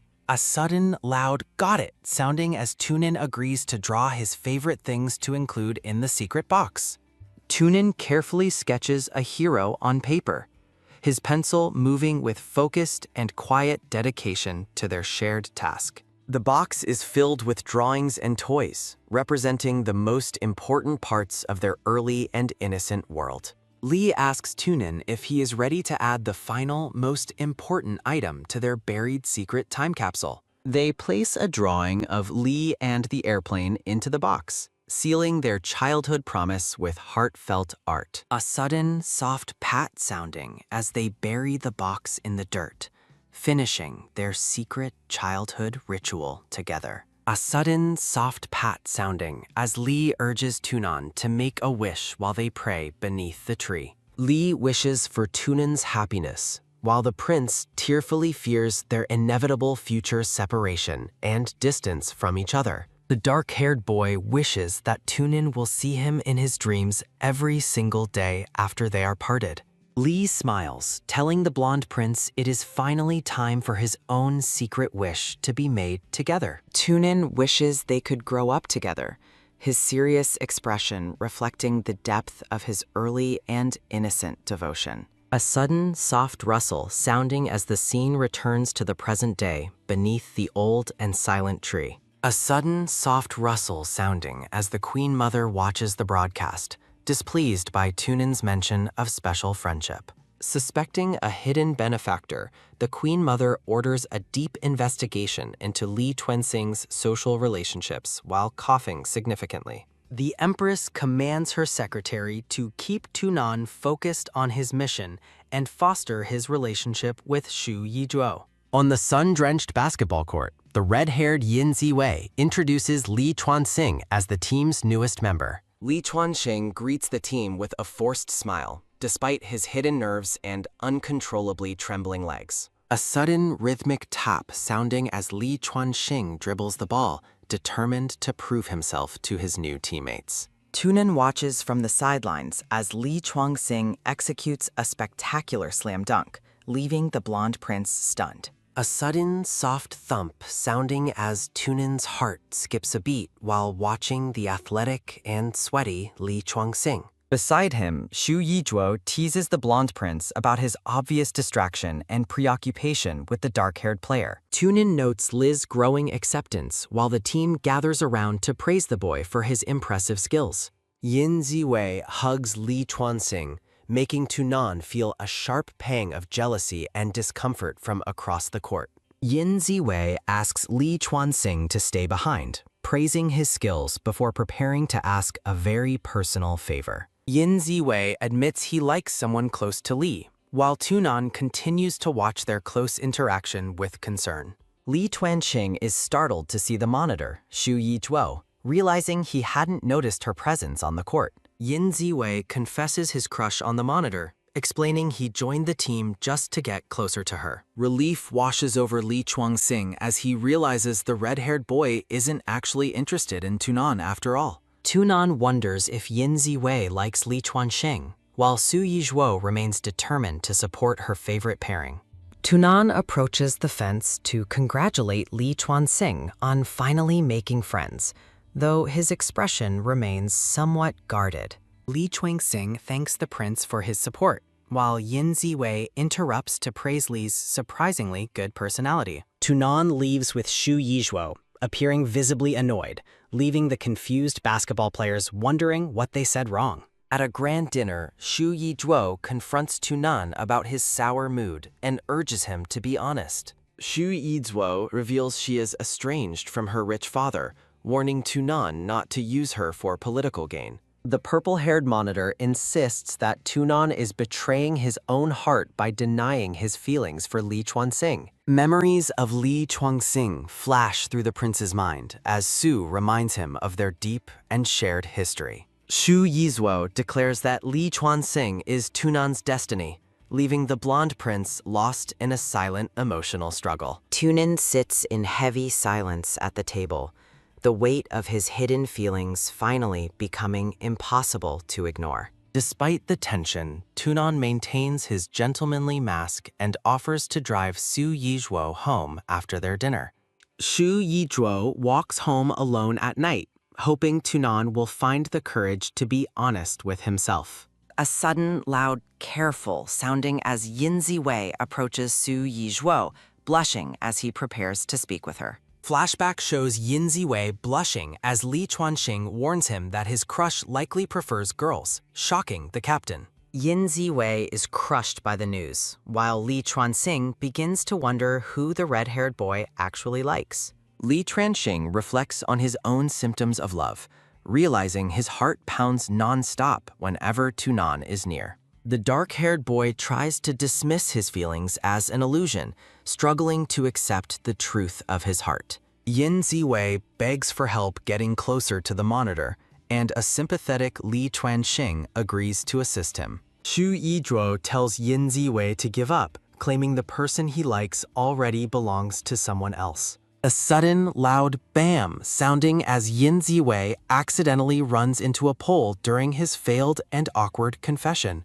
Li Chuanxing vents his frustration at a boxing stadium, unable to shake the prince's image from his racing mind. Tunan focuses on his calligraphy in the quiet palace, trying to find peace amidst his growing internal emotional chaos. Both Tunan and Li Chuanxing spent a restless night apart, each wondering what the other is currently thinking about. A phone message reveals that Yin Ziwei is hospitalized with a concussion and cannot participate in the upcoming game. At the basketball hall, Fuyian cheers loudly while the excited crowd eagerly awaits the blonde prince's arrival. In the locker room, Li Chuanxing learns that Tunan will be the substitute, filling him with nervous anticipation. Tunin arrives and joins the team, his presence immediately commanding the respect and attention of all the other players. A sudden, soft thump sounding as Tunin and Li Chuanxing lock eyes, their shared intensity sparking an unspoken connection.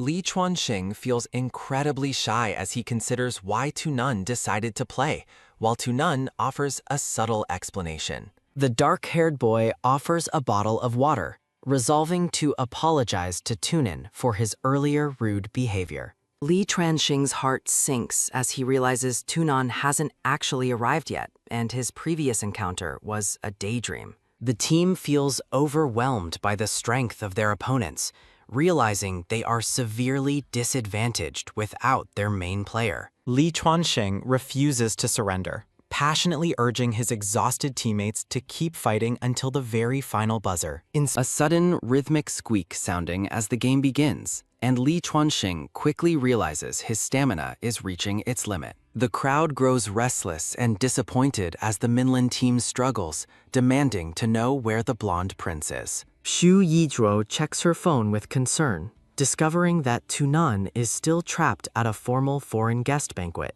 At the royal banquet, Tunin maintains his composed mask while guests express their gratitude for his hospitality. Tunin abruptly leaves the formal event, urging his escort to quickly prepare a car for the college gymnasium. Arriving just in time, Tunin steps onto the court, his presence reigniting the spirits of the struggling Minland team. Despite the overwhelming score gap, Li Chuanxing refuses to yield, desperately hoping for the blonde prince to finally appear. A sudden, loud beep sounding as the referee announces a substitution, revealing Tunin's arrival to the shocked Li Chuanxing. Clad in his Minland jersey, Tunin enters the game with an intensity that leaves both teams and the referee stunned. Li Chuanxing gazes at the blonde prince in disbelief, wondering if he is witnessing a miraculous fantasy or a dream. Tunan urges the team to hold their ground, while Li Chuanxing notes the prince's unexpected dedication and physical effort.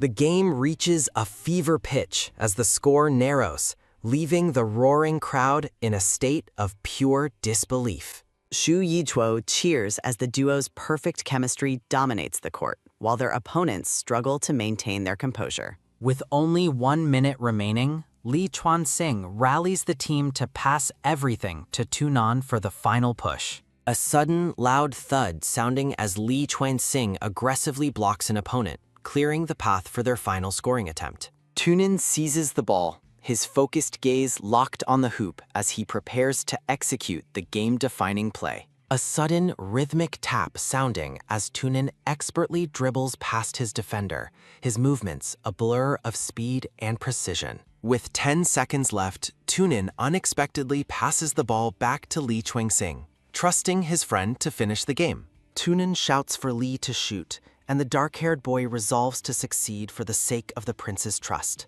A sudden, loud swish sounding as Li Chuanxing scores the winning basket, securing a miracle victory for Minland College. The stadium erupts in cheers as the team celebrates their impossible win against the national silver medalists. Li Chuanxing runs toward Tunan, his face lit with joy, while the blonde prince watches his friend with quiet pride.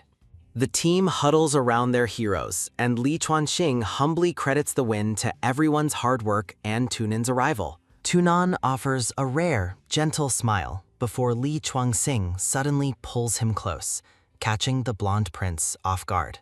Li Chuanxing thanks Tunan for the scoring opportunity, while the prince reflects on the dark-haired boy's impressive growth and spirit. Moved to tears, Fuyian Lluo and her friend celebrate the brotherly spirit displayed by the two boys on the court. In the quiet locker room, a frantic Li Chuanxing searches everywhere for something precious he seems to have misplaced. Tunin returns with a water bottle, coolly dismissing Li's thanks before urging his friend to go celebrate with the team. The enthusiastic teammates and Fuyian Lluo invite both boys to a celebratory dinner, refusing to take no for an answer. Tunin looks down at the water bottle, feeling a sudden wave of shyness as he considers joining the group.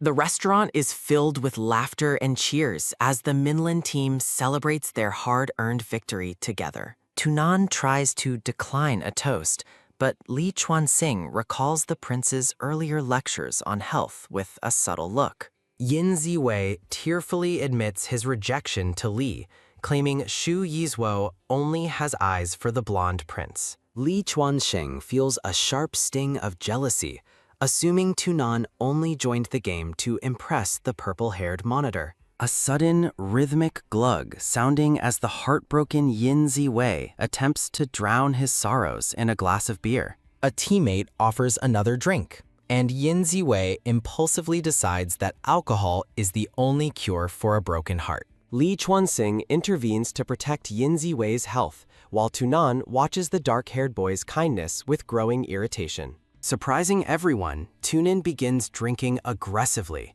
accepting every toast as his irritation boils over into an impulsive, competitive streak. A sudden, soft splash sounding as Tunin washes his face in the bathroom, deeply regretting his drunken and impulsive behavior. The blonde prince leans against the mirror, feeling dizzy and overheated as the effects of the alcohol take hold. Li Chuanxing finds Tunan in the bathroom and is shocked to see the usually composed prince looking so disheveled. A sudden, loud bang sounding as Li Chuanxing locks the door, determined to hide Tunan's vulnerable state from others. Li Chuanxing tries to wake the dazed prince, scolding him for drinking so much after his previous lecture. Tunan opens his eyes and believes he is dreaming, annoyed that a sudden soft pinch sounding as the drunken Tunin playfully Tunin commands Li to stay away if he can't understand his mistakes, leaving the dark-haired boy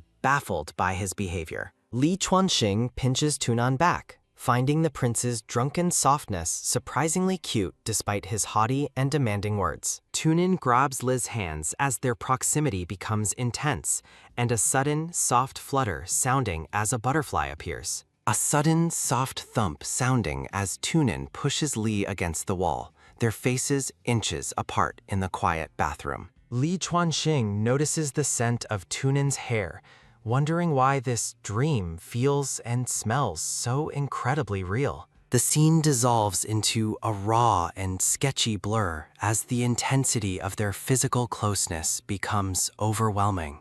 Later, Li Chuanxing stands beneath the shower, the falling water failing to wash away the memory of their encounter. A sudden rhythmic knock sounding as Li reflects on the intensity of the bathroom scene, questioning his own confusing feelings. Outside the bathroom, an impatient student demands Li Chuanxing hurry up while he struggles to regain his composure. Under the spray of the shower, Li Chuanxing is haunted by a vivid and heated memory of Tunan.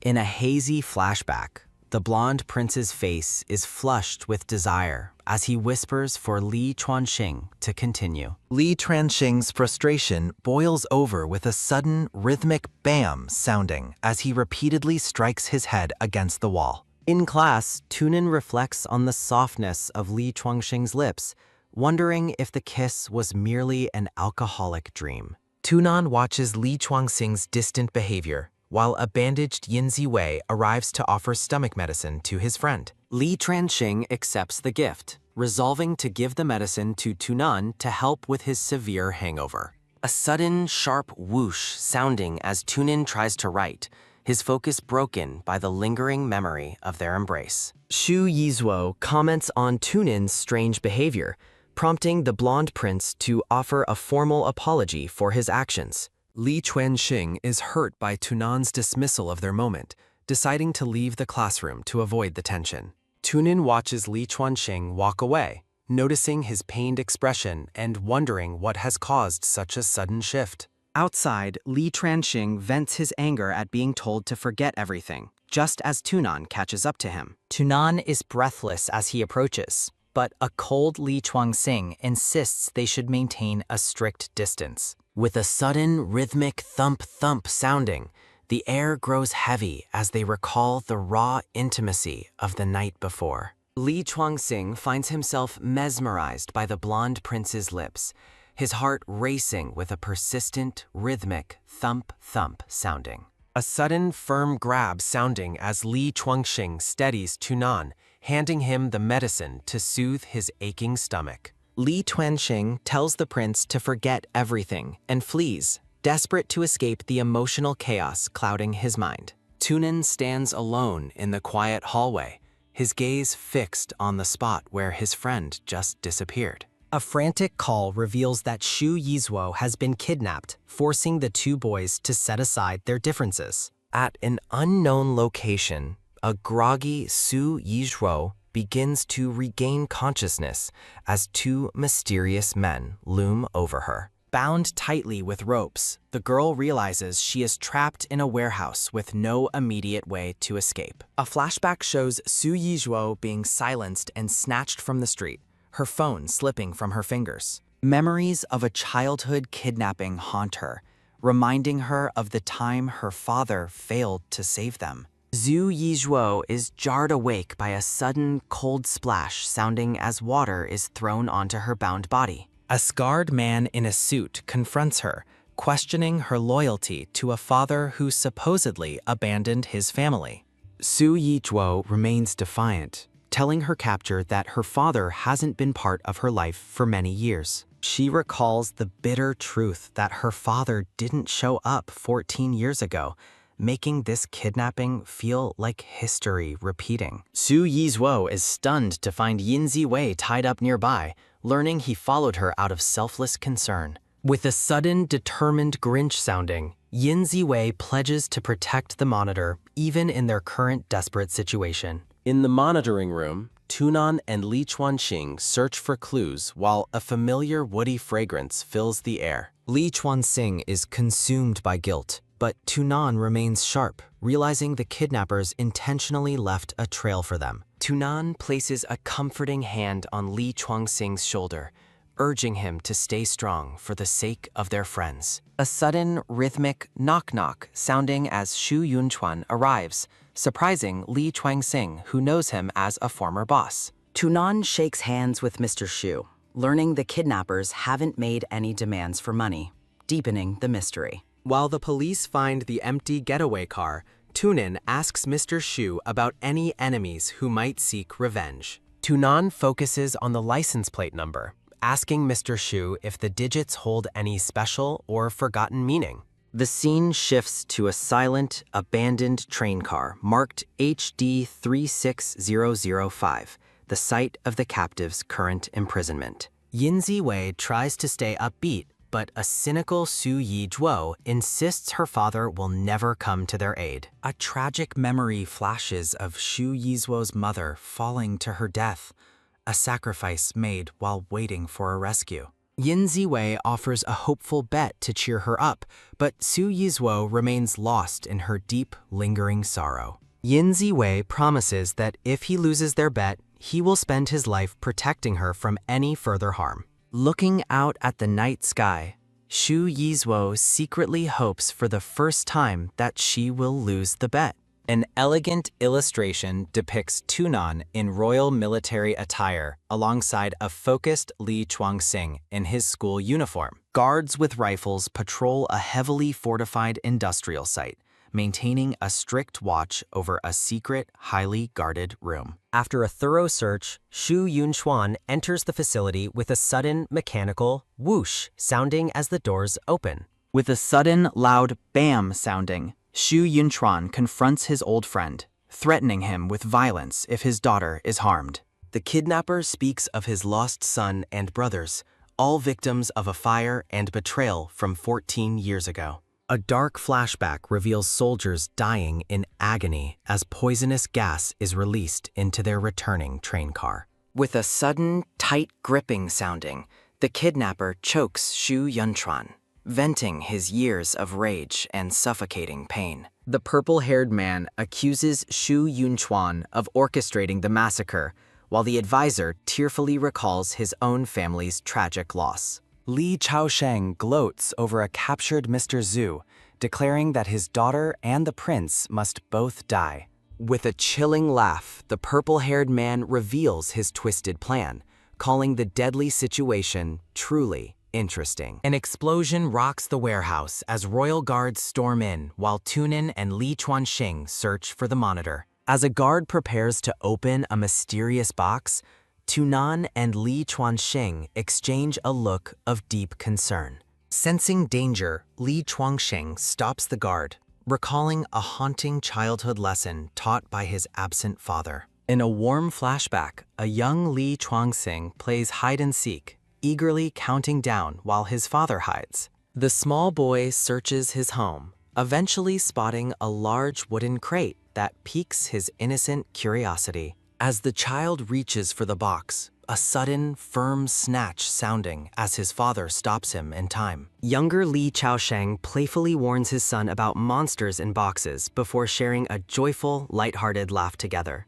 The father gently embraces his son, admitting the boxes hold dangerous explosives and promising to always protect him. Returning to the present, a melancholy Li Chuanxing shares his distant family memories with a concerned-looking Tunan. Tunan realizes Li Chuanxing used a familiar nickname, demanding to know his true identity before a guard interrupts. Upon opening the box, they are shocked to find a bound and gagged Yin Ziwei hidden inside. A frantic Yin Ziwei reveals that the monitor is strapped to a bomb with only 20 minutes remaining. Authorities secure the perimeter of the abandoned warehouse, urgently ordering a lockdown to ensure the prince's safety. Inside, Yin Ziwei comforts a bound Shu Yizhuo, who weeps while realizing her father still hasn't arrived. With the countdown ticking away, Tunin refuses to leave the monitor's side despite the imminent danger of explosion. Li Chuanxing also stands his ground,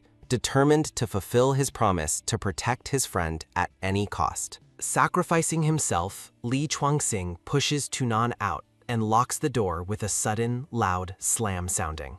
Li Chuanxing chooses to stay behind, ignoring Tunan's desperate cries as guards drag the prince to safety. Li Chaosheng coldly informs Mr. Shu that he intends for all the children to perish on the train. With a sudden, loud crack sounding, Mr. Shu attacks, revealing that Li Chaosheng's own son is trapped inside. Standing outside, a worried Tunin prays the bomb experts can find the correct password to save his friends. Tunin reflects on the shocking truth that Li Chuanxing is the kidnapper's son, rescued years ago by Mr. Shu. A sudden realization strikes Tunin as he connects the password hint to Li Chuanxing's actual birth date. Tunan frantically calls Li Chuanxing's phone with a persistent, rhythmic toot-toot sounding, praying for a quick answer. As Li Chuanxing prepares to enter the code, Tunan's call remains unanswered, leaving the prince in agonizing suspense. A massive explosion erupts, and a devastated Tunin fears he was too late to save his dear friend.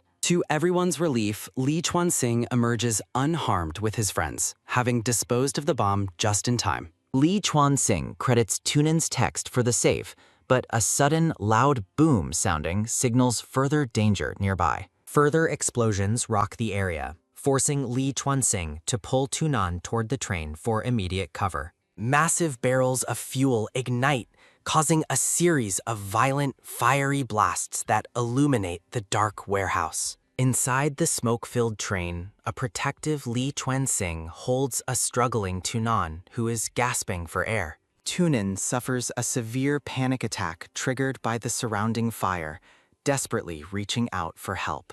To save him, Li Chuanxing shares an intimate kiss that Tunan recognizes from his supposed alcoholic dream. Awakening in Li Chuanxing's arms, a startled Tunan realizes their intense bathroom encounter was actually real. Memories of their previous intimacy flash through Tunin's mind as he gazes at the dark-haired boy in shock. With a rhythmic thump-thump sounding, the pair shares a moment of realization before debris strikes the train. A sudden, loud bang sounding as more wreckage falls, leaving Yin Ziwei to protect the monitor from harm. Firefighters break into the train, and a tearful Su Yizhuo is finally reunited with her heroic father. The rescue team begins a full evacuation as the group is led out through the raging flames. A firefighter grabs Li Chuanxing's arm and calls him by his childhood name, leaving the boy utterly stunned.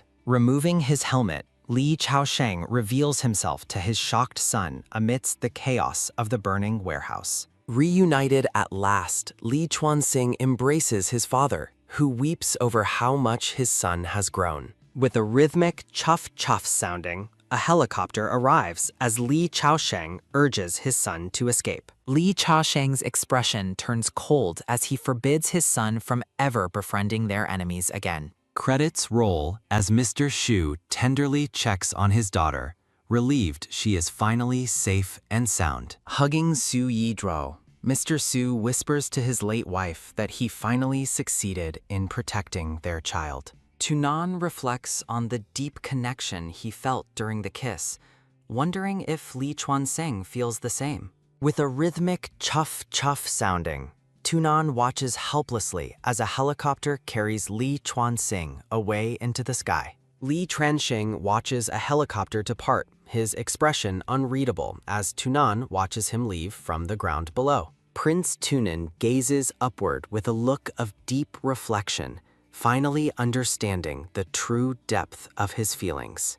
At the Royal Private Hospital, a rustle sounding marks the room where a red-haired boy recovers among his friends. Smiling warmly, the red-haired boy tells his companion that seeing her happiness is the greatest reward for him. Laughter fills the air as the group welcomes Tunin and Uncle Shu into the hospital room for a visit. Uncle Shu reveals the tragic history of Li Chaosheng's family and his secret role in protecting the young prince. A vision of a spiky-haired man appears, accompanied by a selfless thought about wanting to help someone he loves. Sitting on a park bench, Tunin and Uncle Shu discuss the mysterious, deep connection that binds him to Li Chuanxing.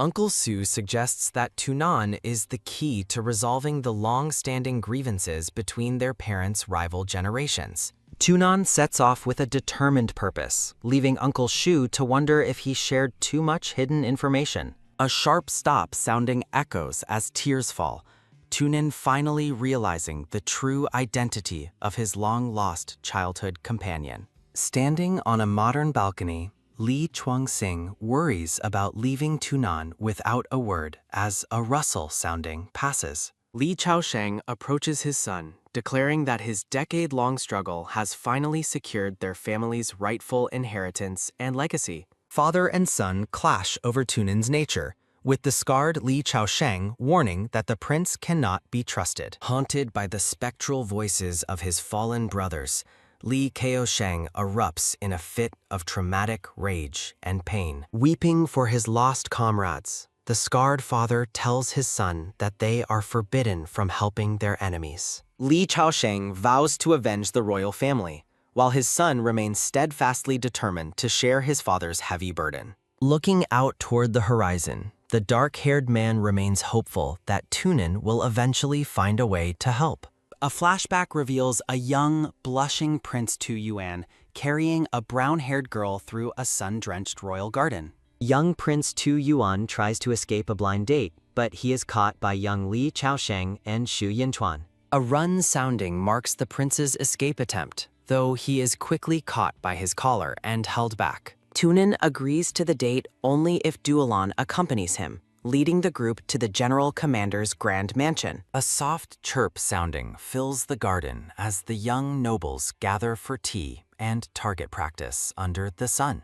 Young Duolon looks deeply annoyed as he is forced to act as a human target for the commander's archery. Prince Tuyin misses the bullseye again, earning a playful tease from his friends about his lack of shooting skill. A sudden whoosh sounding precedes a perfect bullseye hit, revealed to be the work of a bold, brown-haired maid. Smitten, Prince Tuyin thinks the name Lisa suits the girl perfectly, though he is disappointed she is a maid. Prince Tuyin formally greets the blonde commander's daughter, kissing her hand with proper, polite, and royal court etiquette. During the dull tea party, the maid Lisa openly yawns, leading her mistress to suggest she go out and play. Eager for excitement, the prince and his friend follow Lisa into the garden to escape their formal royal obligations. A rustle sounding comes from the trees as Lisa uses a slingshot to target a large, ripe red apple. A loud Pam sounding occurs as the apple falls, striking the unsuspecting Prince Tuyin directly on his head. Finding Lisa high in a tree, the prince learns about her dream to be free and travel the world. Lisa describes her longing for adventure, though the young prince worries about the many dangers she might face alone. A sudden slip sounding causes Lisa to lose her footing, sending the young girl tumbling from the high branch. Terrified, the young blonde prince reaches out his arms, desperate to catch Lisa before she hits the ground. Prince Tuyin catches Lisa safely, leading to a quiet, blushing moment of realization as they gaze at each other. A rhythmic thump sounding echoes the prince's heart as he asks to travel the world by her side forever. Over the years, the pair exchanges 72 letters, with Lisa secretly hiding her true identity as a simple maid. Worried about the future, Lisa fears the prince will despise her if he ever discovers her true status as a maid. Night falls over the Palais de Calais, with a rustle sounding as the secret world comes alive under the moon. Returning to the garden, the girl finds a mysterious wrapped gift hanging from a tree branch in the moonlight. An sounding of shock escapes her as she unwraps a realistic, handmade doll head that resembles the prince. Following a trail of boxes, she assembles the full doll, finally realizing it is a thoughtful and heartfelt gift. Holding the completed doll, she wonders about its missing heart, just as the real prince calls out to her. Under the moonlight, the prince proposes to Lisa, declaring his love regardless of her true identity or social status. The prince reveals his royal status, but Lisa laughs, triumphantly announcing that she has won their game of secrets. Lisa reveals that her real name is Amy, and she is actually the high-ranking daughter of the general commander.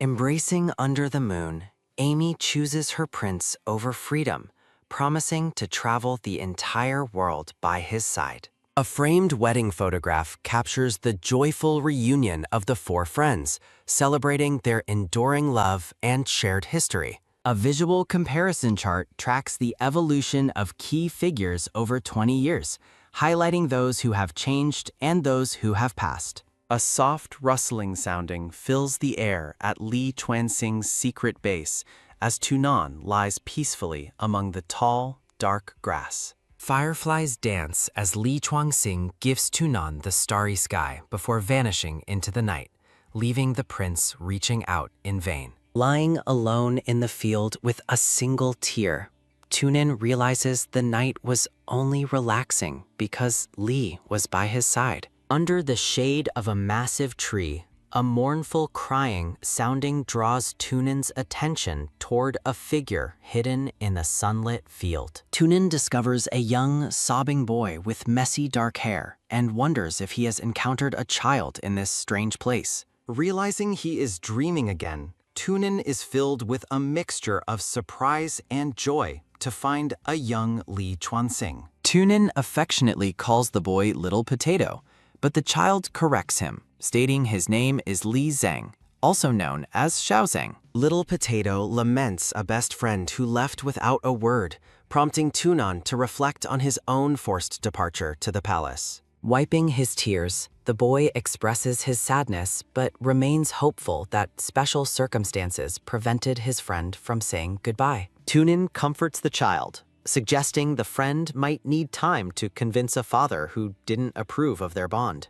Little Potato vows to make his father like his friend, moved by Tunin's gentle words as the prince sheds a quiet tear. Taking Tunin's hands, the boy playfully calls him a little crying dumpling and invites him to hang out and be happy. Little Potato grabs a rope swing and prepares to jump, while Tunin watches with a hesitant but fond expression. With a joyful shout, the energetic boy swings through the air, his spirit unburdened as he flies toward the water. Flowers bloom and water sprays everywhere as the boy lands with a splash, his face beaming with pure, infectious happiness. Little Potato invites his big brother to join him in the cool water, leaving Tunin staring at the rope with uncertainty. A massive splashing sounding follows as Tunin takes the plunge, fully immersing himself in the playful moment with his younger partner. Soaking wet and smiling, Tunin shares a rare moment of levity,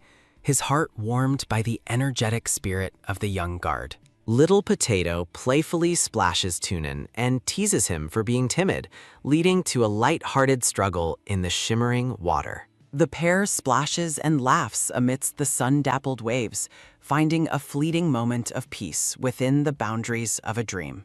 Resting together in the grass, Tunin confirms his happiness to the boy, enjoying the simple tranquility of their shared presence. Little Potato urges Tunan to remember his name so they can find each other, while the prince silently confirms he already has. The boy leans in to press a gentle kiss to Tunin's forehead, a symbolic gesture of the deep bond they share across time. As the dream begins to fade, distant voices calling for His Highness pull Tunin back toward the cold reality of the waking world. Tunin awakens under the moonlight as a concerned aide urges the prince to return inside before the heavy air makes him ill. Standing with renewed resolve, Tunan commands a secret investigation into the treason charges brought against Li Chaosheng 15 years ago. Determined to find the truth for the man he loves, Tunin walks through the tall reeds, carrying the heavy burden of justice.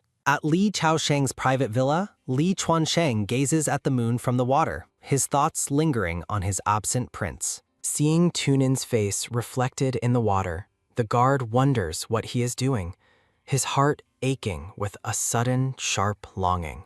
Rubbing his eyes, Li realizes he is seeing Tunin's shadow everywhere, his attention diverted by a playful, rough-sounding puppy. The guard notes the puppy's adorable resemblance to Tunin, feeling a sudden, intense flutter in his chest at the comparison. Comical punching sounding effects follow as Li questions his own sanity for having romantic feelings triggered by a cute puppy. Exasperated and exhausted, Li Chuanxing settles into a robe and sighs, feeling the weight of the recent tumultuous events pressing down. Resting his head on a pillow, the guard tries to sleep, but finds his mind consumed by vivid, lingering thoughts of Tunin. A heated vision of Tunin whispering for him not to stop flashes through Li's mind, causing a flush of desperate desire. Sharp, heavy gasping sounding fills the room as Li sits up abruptly, overwhelmed by a sudden and intense need to see Tunin.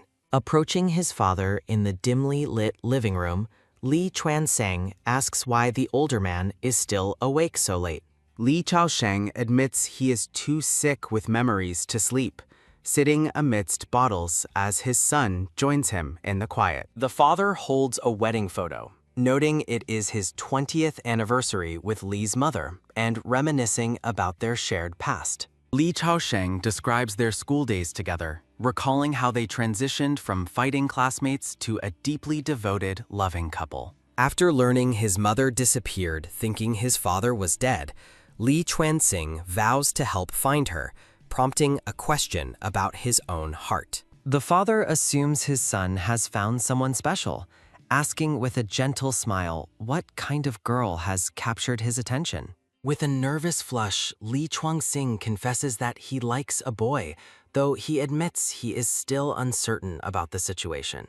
Li Chaosheng expresses concern, wondering if the boy in question knows Li's feelings and if he also shares an interest in men. Seeking his father's acceptance, Li admits he misses the man terribly, hoping that he won't have to suffer for his love. The scene shifts to the royal library, where an old newspaper reveals a tragic train accident and allegations of treason against the guard. Tunin works tirelessly at his desk, wearing glasses and insisting he is not tired as he sifts through piles of old documents. An aide explains the details of the suspicious accident that claimed the lives of 14 soldiers, noting the bodies were burned beyond recognition. Reviewing the evidence, Tunin notes the presence of unexplained cash and coded messages, suspecting a deep conspiracy behind the mission's failure. Empress Amy tells Tunan that despite Uncle Shu's doubts, all evidence previously pointed toward high treason.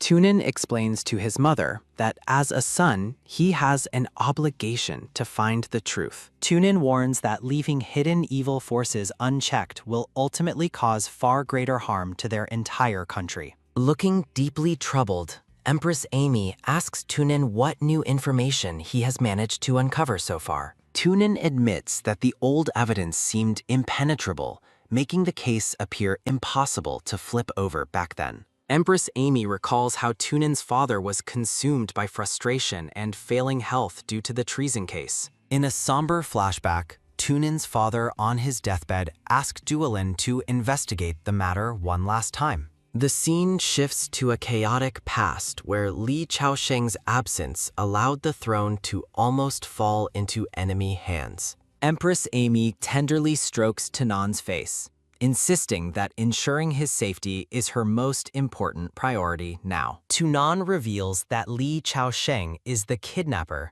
shocking his mother, who believed everyone on the train died. Empress Amy urgently requests a meeting, revealing it was the late king's final wish to settle the matter. Tunan remains cautious, fearing that Li Chaosheng views the royal family as enemies and will never believe them. Empress Amy gives Tunan her precious necklace, certain that Li Chaosheng will agree to a meeting upon seeing it. Tunin stands amidst swirling yellow ginkgo leaves, reminiscing about the childhood bond he shared with his dear friend. Tunin receives an urgent call from Uncle Su, who reports finding the mercenaries' hidden base in Lapu City. Uncle Su points out the secluded manor where Li Chaosheng hides, monitored through a high-powered telescope.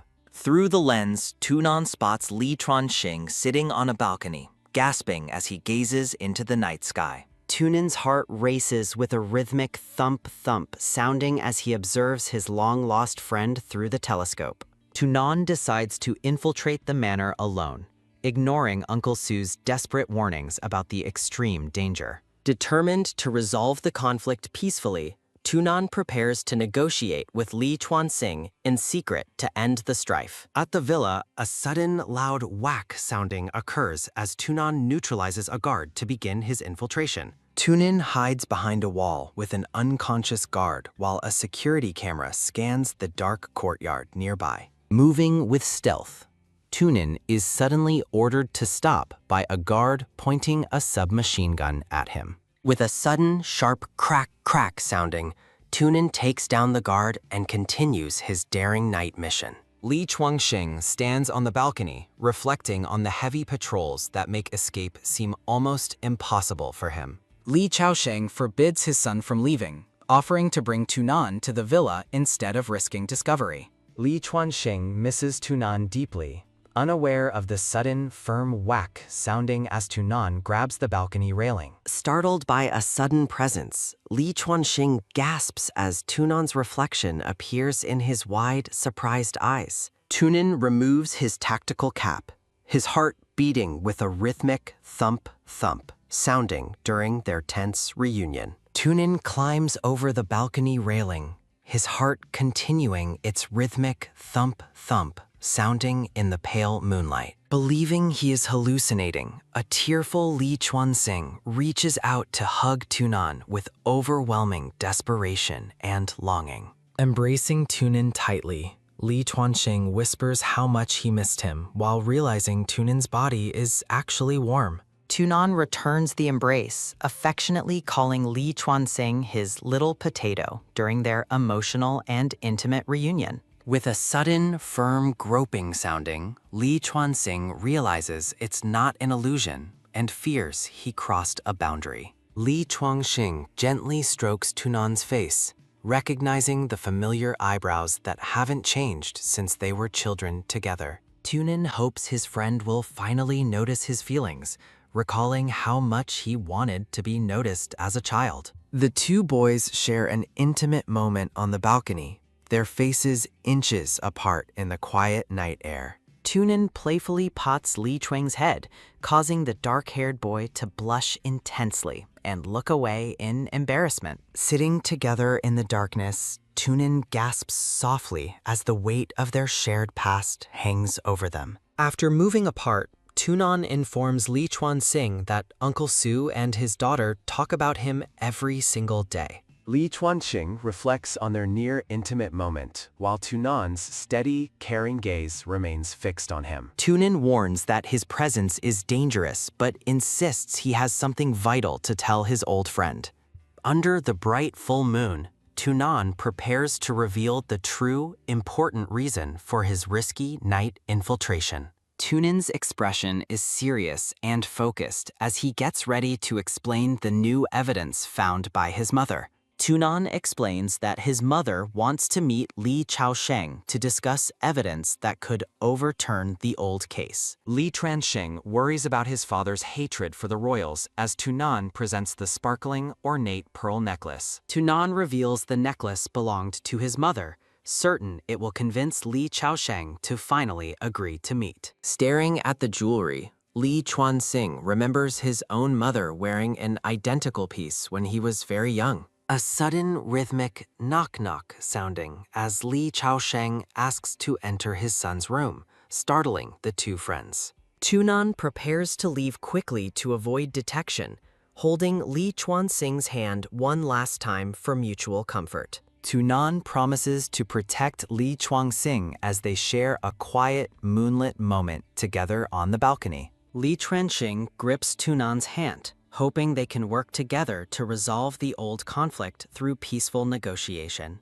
Tunin agrees to stay by his friend's side, and they share a soft smile under the night sky. In the kitchen, Li Chaosheng offers a homemade soup to his son, reminiscing about the taste of the past. Li Chuanxing warmly thanks his father for the comforting meal, which reminds him of his beloved mother's cooking. Li Chaosheng smiles as he watches his son enjoy the soup, promising to make it more often for him. Thinking of his late mother, Li Chuanxing asks his father about the special story behind her ruby necklace. Li Chaosheng reveals that there were actually two necklaces, precious family heirlooms handed down through the generations. A close-up shows the two identical pearl necklaces with ruby pendants, symbolizing the deep themes of guard and loyalty. A flashback reveals that Empress Amy saved Li Chuanxing's mother's life through an urgent blood transfusion many years ago. To show their gratitude, the family gifted one of the sacred necklaces to the queen during their recovery. The two mothers are shown smiling together while holding their newborn sons, Tunan and Li Chuanxing, in the hospital. The scene shifts to the first emperor on his throne, protected by his loyal guard during more peaceful times. Back in the present, Li Chuanxing presents the necklace to his father, who reacts with sudden, wide-eyed shock. Li Chaosheng immediately recognizes the jewelry as the queen's, demanding to know how his son obtained such a piece. Li Chuanxing pleads for his father to meet the queen, but Li Chaosheng reacts with explosive anger and suspicion. Consumed by bitterness, Li Chaosheng rants about betrayal and his deep hatred for those he considers his enemies. Li Chuanxing embraces his father, weeping as he expresses his love and desire for a future filled with warmth. Li Transheng urges his father to let go of the blinding hatred and join forces with the royal family. Tunin steps forward to offer himself as a hostage, proving the royal family's sincerity to the purple-haired man. Seeing the prince, Li Chaosheng's rage boils over as he draws a gun and orders Tunan to die. Li Chuanxing shields Tunan, begging his father to stop, while Li Chaosheng demands his son stay out of it. Defending his best friend, Li Chuanxing begs his father to choose peace instead of another impulsive and violent decision. Li Chaosheng observes the intense bond between the two boys, his expression softening as he contemplates their deep connection. Memories of the past haunt Li Chaosheng as he realizes his son cares for the child of his greatest enemy. Fearing for his son's happiness, Li Chaosheng struggles with the pain of separation and his lingering desire for revenge. Under the full moon, Empress Amy waits with her advisors, hoping the high-stakes meeting will go as planned. Looking at Li Chaosheng, Empress Amy is struck by how much time has passed since they were all young friends. 15 years of hardship have changed them both, and Empress Amy notes the stark difference in their current lives. Empress Amy explains her need to support her family, but Li Chaosheng insists they focus strictly on their business. Pointing to his scarred face, Li Chaosheng recalls the day he nearly gave his life to protect the emperor. Li Chaosheng reflects on the secret mission and the subsequent tragedies that led to his long-standing resentment and exile. With a stern warning, Li Chaosheng threatens that Tunan will suffer if the royal family attempts to betray him. Empress Amy commands her guards to stop, standing her ground against the purple-haired man's intense and looming threats. Recalling their shared history, Empress Amy insists that they must work together just as they did in the past. The two groups stand opposite each other on the rooftop, the tension thick as they begin their difficult negotiations. Li Chaosheng scoffs at the idea of justice, but Empress Amy asks him to listen to the new evidence. Shocked by the news that Lisa is in Cyan, Li Chaosheng listens as Empress Amy explains the enemy's expansion. Flashbacks show how the villain Duolin likely manipulated events, using family members as leverage to secure his own power. Empress Amy explains how the enemy anticipated their moves, leaving Li Chaosheng stunned as the pieces fall into place. Handing over a journal, Empress Amy reveals the late emperor's private thoughts and his true feelings about the case. Li Chaosheng reads the journal, discovering that his old friend never truly doubted his loyalty, despite the public pressure. Overwhelmed by the truth, Li Chaosheng weeps over the book, finally understanding his brother's heart after all these years. Empress Amy wipes away her own tears, reflecting on the depression and sorrow that ultimately took the emperor's life. Li Tranxing consoles his grieving father, while Empress Amy realizes the dark-haired boy is the son she once knew. Empress Amy promises to fully investigate the matter once Tunin takes the throne, asking for Li Chaosheng's trust. Tunin steps forward, declaring his plan to defeat the enemy and his determination to succeed in the upcoming election. Tunan explains how Uncle Zhu's financial support and Li Chaosheng's hidden forces are the keys to their strategic victory. Li Tranxing begs his father to help Tunan, reminding him of how the prince once protected him at school. Li Chaosheng agrees to a temporary alliance for his son's sake, while Tunan vows to follow his father's footsteps. Tunan suggests allowing Li Chuanxing to enter and leave the palace freely to facilitate easier communication between their families. Tunan explains that Li Chuanxing is the best intermediary since his father needs reliable eyes within the royal palace. Uncle Li defers the decision to his son, while the blonde prince asks his friend if he truly wants this. After Li Chuanxing agrees, the empress sincerely apologizes for the many misunderstandings that once fueled their bitter family conflict. Presenting a golden badge, the empress welcomes Li Chuanxing to visit any time, causing him to recall a similar royal token. Because his father must remain hidden, Li Chuanxing will represent their family at the palace while blushing from Tunan's attention. The following day, the scene shifts to the grand and ornate royal banqueting room, prepared for a very special guest. Dressed in a sharp pinstriped suit, Li Chuanxing is enthusiastically greeted by the excited monitor at the lavishly set table. Embracing her friend, the girl shares updates about Yin Ziwei's recovery, while Li Chuanxing listens with a soft, caring smile. She mentions rumors of a prince's daring night rescue, leaving both of the young boys feeling quite flustered and embarrassed. Uncle Su praises Tunan for resolving the old grievances and successfully bringing the former guard back into their political circle. Observing the prince's distracted gaze, Uncle Su realizes Tunin's true motivation for keeping the dark-haired boy close is deeply personal. Tunan thanks Uncle Su for his help, while the older man suggests they move the conversation inside to avoid detection. Teasing the prince about being a lovebird, Uncle Shu offers to help him secure both the throne and his heart. Li Tranxing feels neglected as he watches Tunan leave, wondering why his friend hasn't even greeted him at the party. Overthinking the situation, Li Chuanxing worries Tunan only invited him to pursue the monitor, leading him to doubt their connection. Sparkling with excitement, the pink-haired girl tells Li Chuanxing she has a perfect plan to help him navigate his romance. Half an hour later, the guests wait at the banquet. As a servant announces the prince's imminent arrival to the group. Tunin and Li Chuanxing sit together in an awkward silence, both clearly preoccupied by the heavy weight of their feelings. Recalling a psychological tip,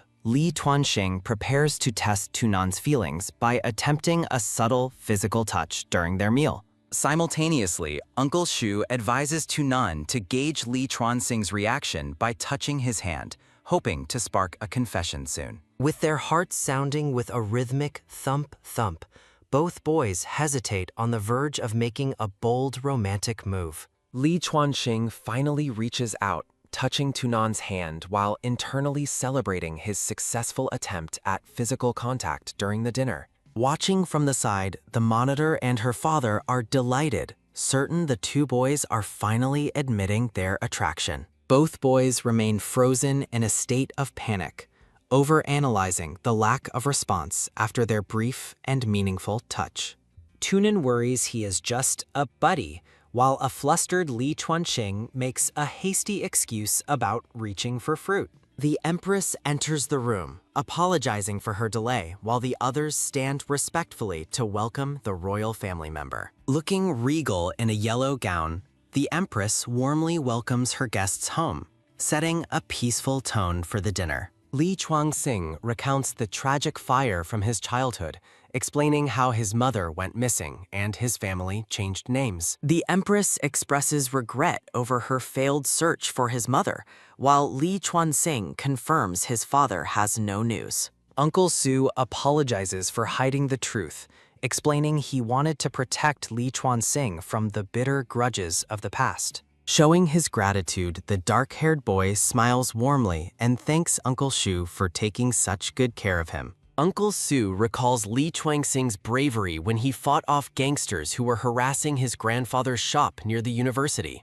Reliving the trauma, Li Chuanxing describes the fight that caused his grandfather to fall and eventually pass away in the hospital. Weeping over the injustice, Li Chuanxing describes his violent retaliation against the gangster stronghold that took his grandfather's life away. Uncle Su remembers the boy's bloody state, while Li Chuanxing credits the older man's intervention for his safety after the fight. Tunan silently vows to protect his friend, while the Empress praises Li Chuanxing for possessing his father's brave and righteous spirit.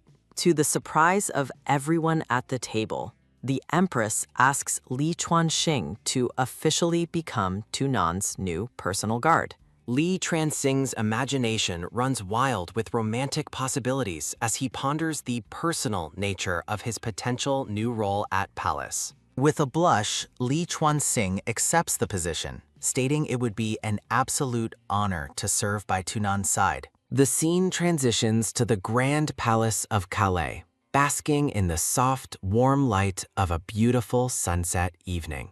A servant shows Li Chuanxing his luxurious new quarters, which have been specially arranged for the prince's closest new ally. Curiously, Li Chuanxing asks about a mysterious door in his room and requests that the servant open it for him. With a sudden, firm push sounding, the door reveals Tunin's gorgeous bedroom, which is connected directly to Li Chuanxing's own. Realizing their rooms are linked, Li Chuanxing becomes incredibly flustered, his heart racing at the thought of such close proximity. The servant explains that Tunan usually prefers being alone, making this special room arrangement feel even more significant and intimate. Li Chuanxing realizes how special he is to Tunan, while the prince reflects in his room on their shared future, imagining a life where he sees Tunin wake up every single morning.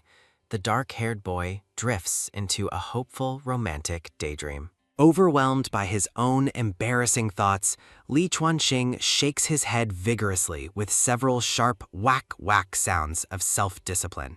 Tunin suddenly appears at the door, having just stepped out of the bath and holding a steaming mug in hand. Blonde-haired Tunin drinks wine alone at midnight, his melancholic expression bathed in the soft, pensive glow of moonlight. Secretary Yin suggests Li Chuanxing return home, while the dark-haired boy worries about his racing, uncontrollable heartbeat. Secretary Yin offers an overnight stay, sending Li Chuanxing into a panicked, blushing frenzy of awkward excuses and denials. Secretary Yin leads the way, as Li Chuanxing stands by, looking resigned and slightly embarrassed by the sudden arrangement. At the palace, Li Chuanxing receives his guard equipment while being reminded to prioritize his studies over daily reporting. Li Chuanxing asks Secretary Yin for guidance on his new duties, questioning if he is truly fit for the role. Secretary Yin explains that his position is unique, leaving the dark-haired boy confused about the queen's true underlying intentions. Secretary Yin reveals Tunan's lonely childhood, noting how Li Tuanxing is the first person to spark genuine emotions. Secretary Yin admits the queen was initially worried, but felt relieved after learning about the boy's prestigious family background. Secretary Yin emphasizes that Li Chuangxing is Tunan's most precious friend, serving as his greatest source of emotional support. Tunan and Li Chuanxing stand together in an intimate title image, their formal attire decorated with regal golden medals. The scene shifts to the moonlit Palais de Calais, where a pensive Tunin walks alone through the quiet grounds.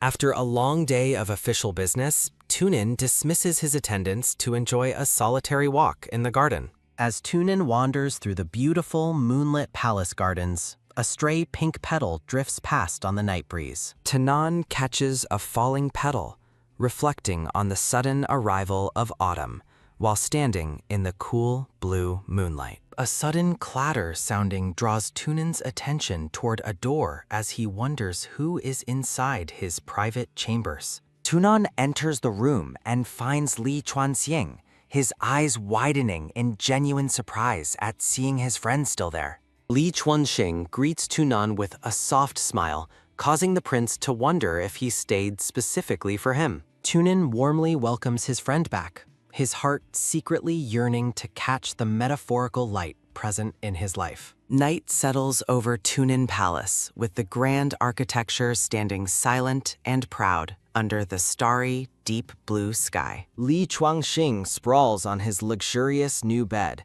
clutching his head and groaning about his own awkward, confusing behavior. Flustered and blushing, Li Chuangxing regrets his words to Tunan, while the prince mentions thinking he had already left. Li Chuanxing claims he stayed because of the cold, but Tunan looks down with a hint of hidden, lonely disappointment. Noticing Tunan's disappointment, Li Chuanxing berates himself for not simply admitting his true desire to stay by his side. Tossing and turning, Li Chuangxing resolves to convey his thoughts better next time, lamenting their sudden, awkward romantic tension. In his own bed, Tunin smiles and thanks his idiot friend for staying, feeling deeply touched by his presence. The two boys lie in their respective rooms, separated by a wall, yet reaching out in a symbolic, shared connection. Morning arrives at the palace, and Li Chuanxing's hand reaches for a stack of documents with a quick throw sounding. Secretary Yin notes Tunin's exceptional speed and improved mood today, sensing a positive change in the hard-working, blonde prince. Tunin enthusiastically greets the palace staff, appearing much brighter and more cheerful than his usual reserved and serious self.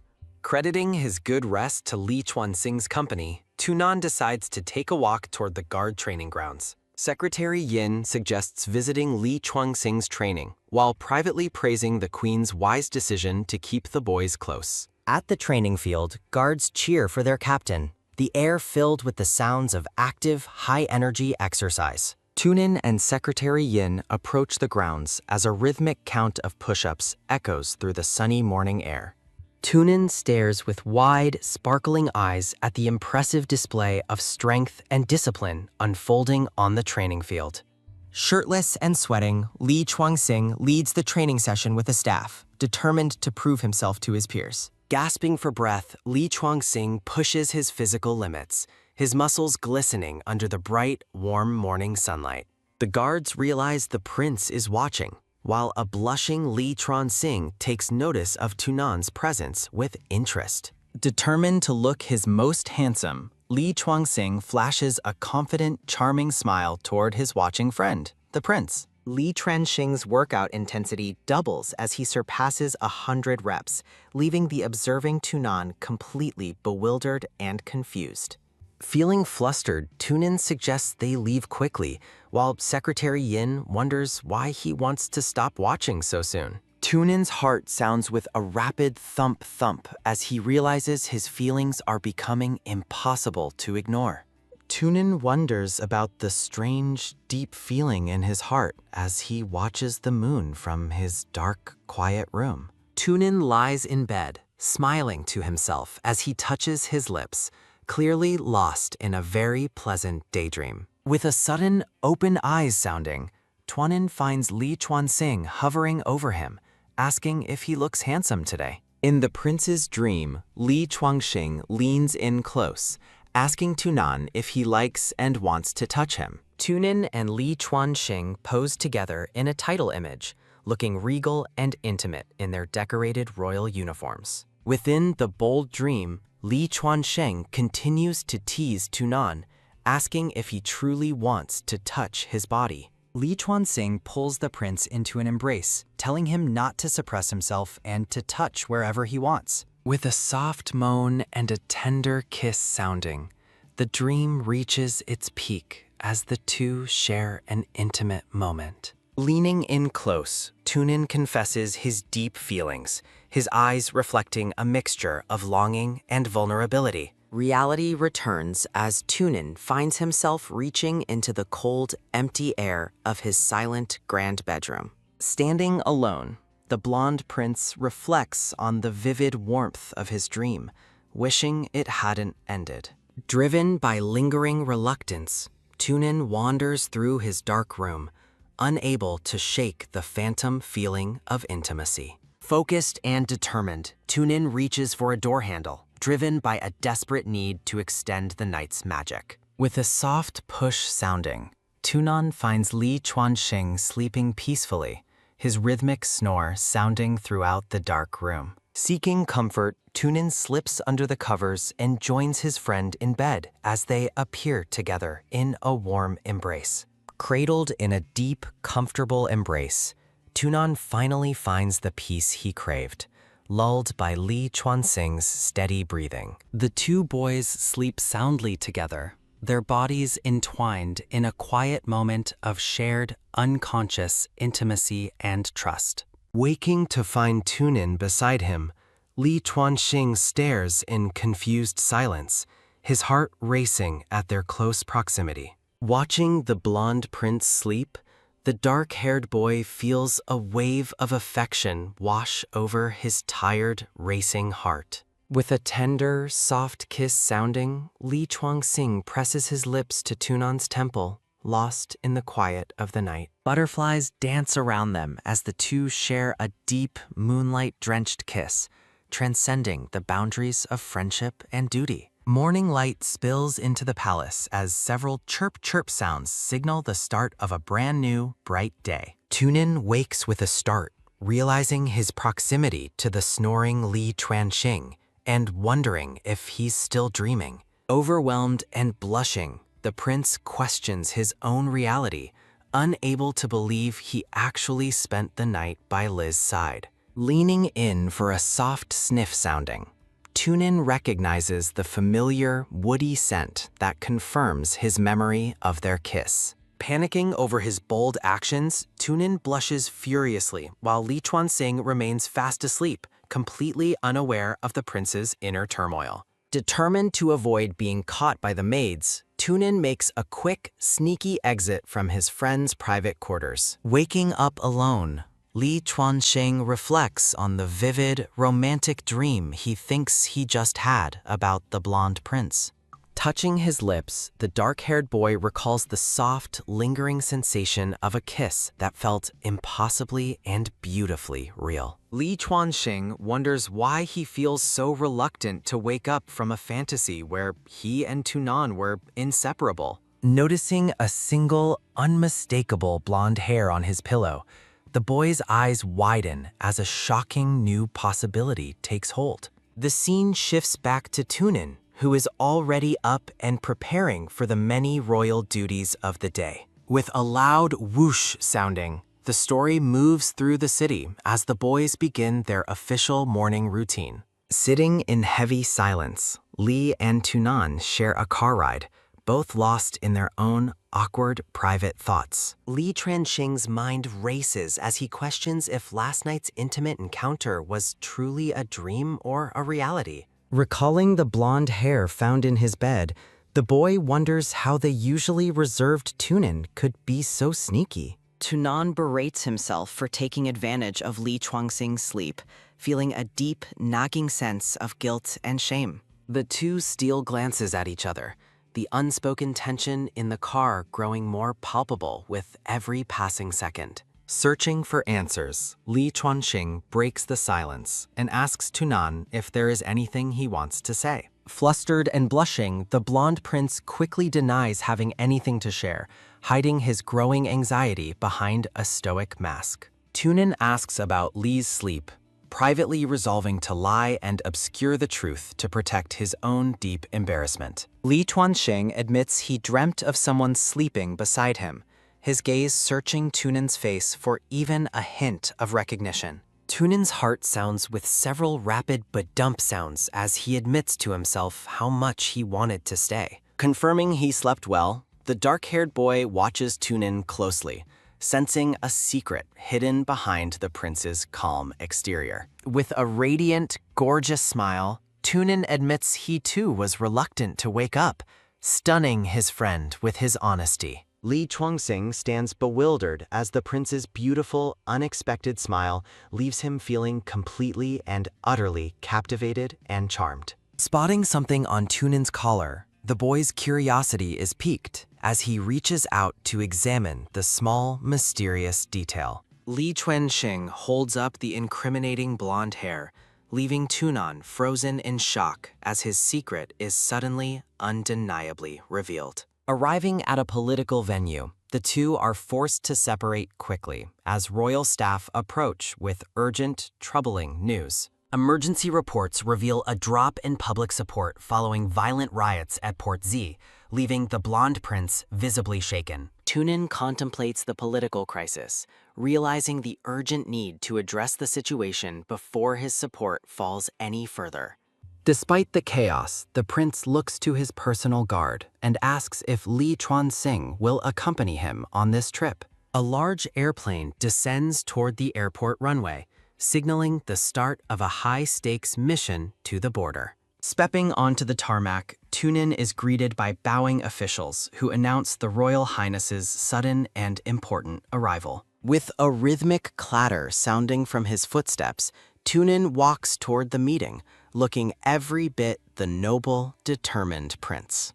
Watching from a close distance, Li Chuanxing observes Tunin's professional demeanor during his first official attendance at a political event. Tunan confidently takes charge of the situation, while Li Chuanxing admires his friend's dedication and hardworking, selfless royal spirit. Standing side by side, the two prepare to face the brewing political storm, their bond strengthened by last night's secrets. A tan-skinned man in a white coat greets Tunan and Li Chuanxing with a playful and charming smile. The tan man addresses Tunan as Prince Valu, while Li Chuanxing looks visibly annoyed by the unexpected royal arrival. Looking weary, the tan-skinned man expresses his deep distress over the political situation affecting the people of Valu. The white-coated man leans in close to the blonde prince, demandingly asking for an explanation regarding the crisis. With a sudden push and bam sounding,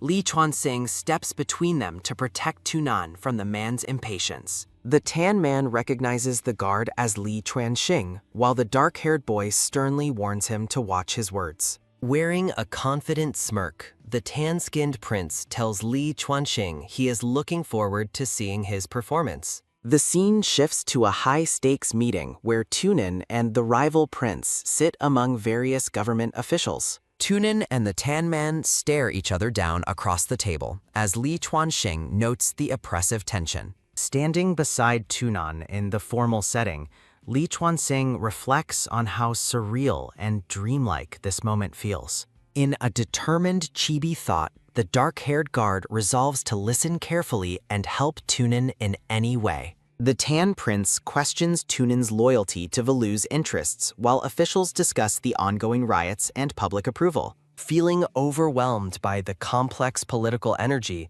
Li Chuanxing looks dizzy and struggles to keep up with the conversation. Li Chuanxing watches Tunin with admiration, noting the prince's incredible focus despite hours of travel and back-to-back meetings. Deeply wishing to support his friend, The dark-haired boy wonders what he can realistically contribute to Tunin's burden. The Tan Prince discusses the diplomatic uproar and his father's plan to soothe the people's hearts by tomorrow. A shocking announcement of severed diplomatic ties causes Li Chuanxing to react with a loud and desperate cry. Determined to protect Tunin's hard work, the guard stays focused amidst memories of their shared goals and past efforts. Whispering among themselves, the officials question Li Chuanxing's presence, dismissively labeling him as nothing more than a common guard.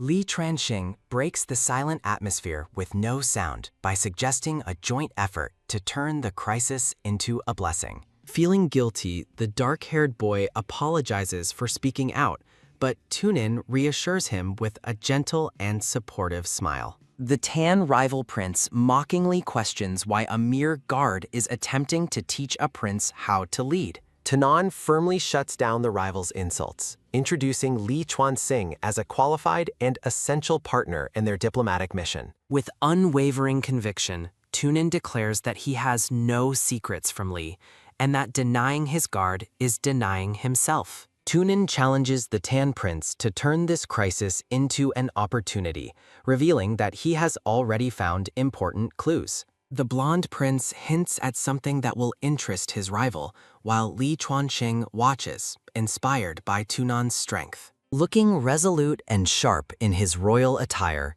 Tunin focuses on the difficult political road lying ahead of them. Under the quiet night sky, Tunin reflects on his heavy responsibilities and feels an urgent need to grow up faster. In a room filled with books, Li Chuanxing offers to help Tunin review documents to find a solution together. Tunin hands a book to the eager guard, encouraging him to ask for help if any of it is confusing. A rhythmic tick-tick sounding fills the air as the two boys work side by side through the night's research. A sudden ring-ring-ring sounding brings grim news of more riots and a plummeting public approval rate for Tunin. Seeing Tunin's exhaustion, Li Chuanxing gives him a small poke and offers a hug to help him recharge his spirit. The dark-haired boy pulls Tunin into a deep, comforting embrace, providing the silent support the prince so desperately needs. Tunin's heart sounds with a rapid but dump as Li Chuanxing explains that a hug can release 80% of stress. Holding the blonde prince close, Li Chuanxing tells him to close his eyes and take a much-needed rest. Outside the window, a final but dump sound signals the deep connection shared by the two boys in the quiet room. Li Chuanxing teases Tunin about his racing heart, while the embarrassed prince blames sleepwalking for their closeness last night. With a playful humph, the dark-haired boy decides to let the matter go, while Tunin hides his blushing face. Standing before a large building, Li Chuanxing introduces himself to a man named Dr. Song on the prince's behalf. Dr. Song praises the polite and hardworking nature of the dark-haired guard as they make their way inside. Li Chuanxing leads the doctor to the meeting site, determined to complete the task Tunin assigned to him perfectly. Tunin and the rival prince review a document together, with the rival expressing excitement over the prince's perfect plan. Li Chuanxing reacts angrily to the rival's chatter, while Tunin maintains his calm, professional composure during the planning session. The tan-skinned prince squeezes in close to Tunin, offering his help while a tiny, jealous Li watches from afar. Fuming with frustration, Li Chuanxing suspects the rival is deliberately staying close to Tunin to annoy and provoke him. Tunin introduces a new expert and instructs Li Chuanxing to pick up Dr. Song, his secret weapon for the mission. At the bustling airport, Li Chuanxing meets Dr. Song and vows to succeed for Tunin's sake, despite his own insecurities. With a sudden BAM sounding, Li Chuanxing accidentally crashes into a mysterious, silver-haired person wearing a black baseball cap. The dark-haired boy apologizes for the collision, but the silent, mysterious figure leaves him feeling curious and slightly unsettled. Tunin and Li Chuanxing review files identifying a silver-haired middleman named Jesse involved in the protest organizations. Acting quickly, Li Chuanxing borrows a radio and begins a desperate dash to catch the mysterious figure. With a sudden bang sounding, Li Chuanxing tackles the silver-haired boy, finally apprehending him amidst the airport chaos. Li Chuanxing interrogates the tearful captive, demanding the truth while the man's companion watches the intimidating guard. The sweating man, Jesse, reveals he represents the Saiyan government and usually coordinates with a person named Lu Kewen. Noting their visual similarities, Li Chuanxing asks Dr. Song to use his professional skills for a dangerous new plan. 20 minutes later at the terminal, a person holds up a sign to meet the arriving contact. A peach-haired boy named Lu Kewen waits expectantly, his eyes scanning the crowd for his internet connection. A close-up reveals Lu Kewen's sparkling, hopeful eyes as he hears someone approach and call his name. Li Chuanxing, perfectly disguised as the silver-haired Jesse, greets Lu Kewen with a confident and charming hello. Lu Kewen stammers nervously, while Li Chuanxing playfully suggests they use their familiar online names. Explaining his late arrival as a luggage delay, the silver-haired boy privately hopes his preparation time pays off. Driving through traffic, Lu Kewen admires Jesse's handsome appearance, unaware of the boy's true identity and mission. Li Chuanxing marvels at Dr. Song's camouflage skills, while Lu Kewen reaches out, causing the guard to feel sudden goosebumps. Lu Kewen mentions his online confession, leaving the sweating, disguised Li Chuanxing to awkwardly respond while a Bluetooth call continues. Through an invisible camera, Tunin watches as Lu Kewen leans in close, mentioning a previous agreement and a hotel booking. Watching the remote feed, the Tan Prince mockingly praises Tunin's selflessness for sending his guard into such an embrace. The rival prince notes Tunan's troubled expression as they witness the intimate interaction between Li Chuanxing and Lu Kewen. Overwhelmed by jealousy and fear of loss, Tunin squeezes his hands tightly while watching the screen in painful silence. A flashback reveals Tunin's concern for Li Chuanxing's safety during their video call prior to the dangerous infiltration mission. Li Chuanxing explains his deep desire to become a qualified partner who can stand by Tunan's side through effort. Inspired by the boy's resolve, Tunan allows Li Chuanxing to proceed, acknowledging that growth requires taking the first step. Inside the room, Lu Kewen suddenly pushes the disguised Li Chuanxing onto the bed with a heavy slam sounding. With a sudden push and fall sounding, Lu Kewen pins the boy's hands, asking what he intends to do. Lu Kewen removes the boy's glasses, while a panicked Li Chuanxing wonders if he was just being coaxed. Desperate to maintain his cover while Tunin watches, Li Chuanxing pulls Lu Kewen into a distracting, sudden embrace. Feeling guilty for his impatience, Lu Kewen softens and suggests they simply lie down together in quiet peace. Nearby, the real Jesse is roughly restrained by a guard, crying out as he is forced to comply. Tunin and the rival prince continue watching the feed, while an official identifies the liaison Li is currently impersonating. The Tan Prince smirks, imagining how uncomfortable the real Jesse must feel seeing his beloved flirting with another. Tunin stares at the screen, reflecting on the painful, unfamiliar feeling of jealousy blooming within his heart. A close-up focuses on Tunin's shimmering eyes as he watches his friend intimately interact with another person. Lu Kewen breaks into tears, fearing that Jesse regrets meeting him because he isn't good enough for such kindness. Listening through the comms, the real Jesse frantically urges Li Chuanxing to confess his feelings to Lu Kewen immediately. Stressed and blushing, Li Chuanxing panics at the demand to settle a confession he hasn't even prepared for yet. The captive Jesse continues to demand a confession, desperate for Lu Kewen to hear the words of love. Li Chuanxing listens as Jesse declares his deep, incomparable love for Lu Kewen across the split-screen connection. Realizing he has no future due to his arrest, Jesse hopes Lu Kewen will always remember being someone's treasure. Li Chuanxing resolves to be braver for Tunan's sake, using Jesse's heartfelt words to fuel his own confession. Softening his gaze toward the crying boy, Li Chuanxing prepares to deliver a message he hopes reaches the right ears. The disguised guard describes beautiful dreams of dancing and racing, unknowingly recounting his own real memories with Tunin. Tunan looks surprised as Li Chuanxing speaks of trust and protection, recognizing the sincerity behind the boy's borrowed words. Li Chuanxing admits that because of the other, he wanted to become a better person and found true friendship. With a rhythmic thud sounding from their hearts, Li Chuanxing declares his love, leaving both boys deeply moved. Overjoyed and blushing, Lu Kewen cries out that he likes Jessie too, his face glowing with pure happiness. Li Chuanxing quickly retreats, feeling guilty for the deception, but determined to finish the mission for Tunan's sake.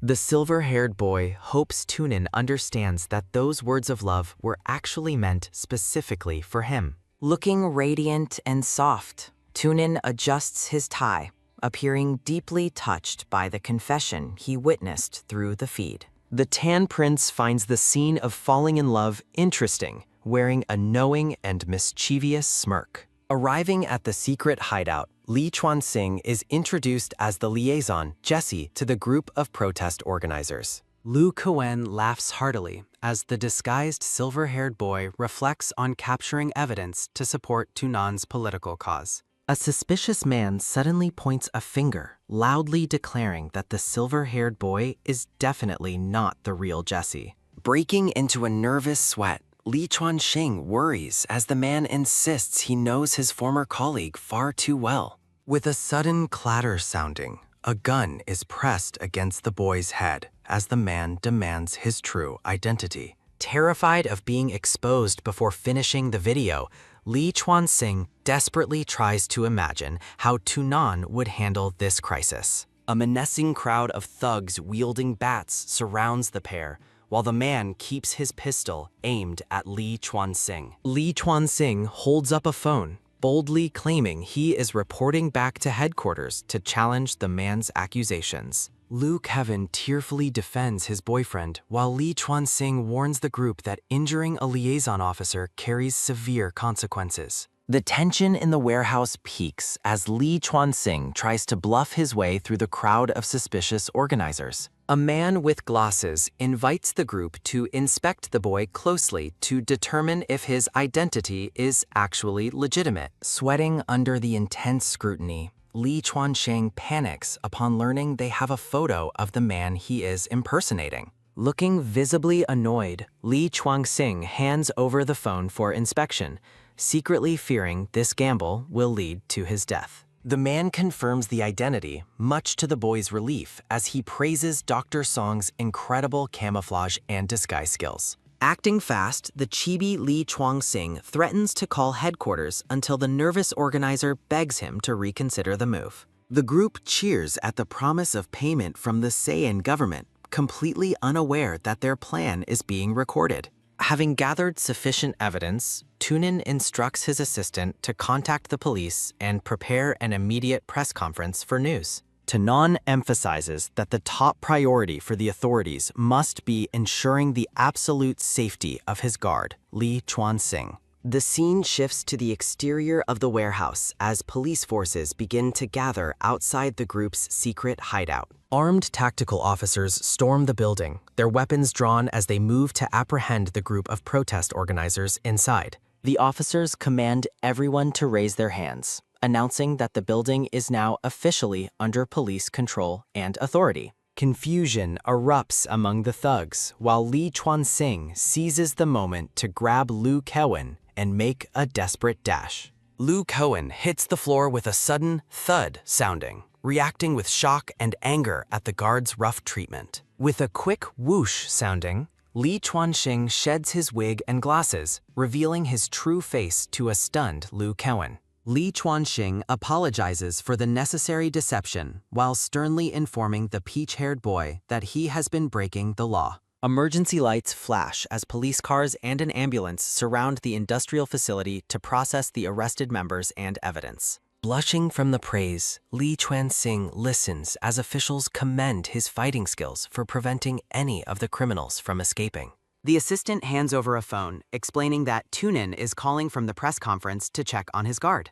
Li Chuanxing takes the device with a nervous expression, his heart racing at the thought of speaking to the prince again. Answering the call with a soft hello, Li Chuanxing's heart sounds with a rapid ba-dump as he hears Tunan's worried voice. Tunin asks if he is injured, his voice filled with genuine concern for the safety of his most trusted companion. Reassured by the boy's safety, Tunin offers warm praise and tells him to rest well until they can finally reunite. Night falls over the city, illuminating the hotel where the blonde prince is currently staying during the ongoing political crisis. Snore sounding fills the quiet room as a tired Li Chuanxing sleeps deeply until a gentle hand reaches for him. The dark-haired boy opens his eyes to see a vague, shimmering image of Tunin looking down at him with affection. Tunan sits beside him, asking for an update,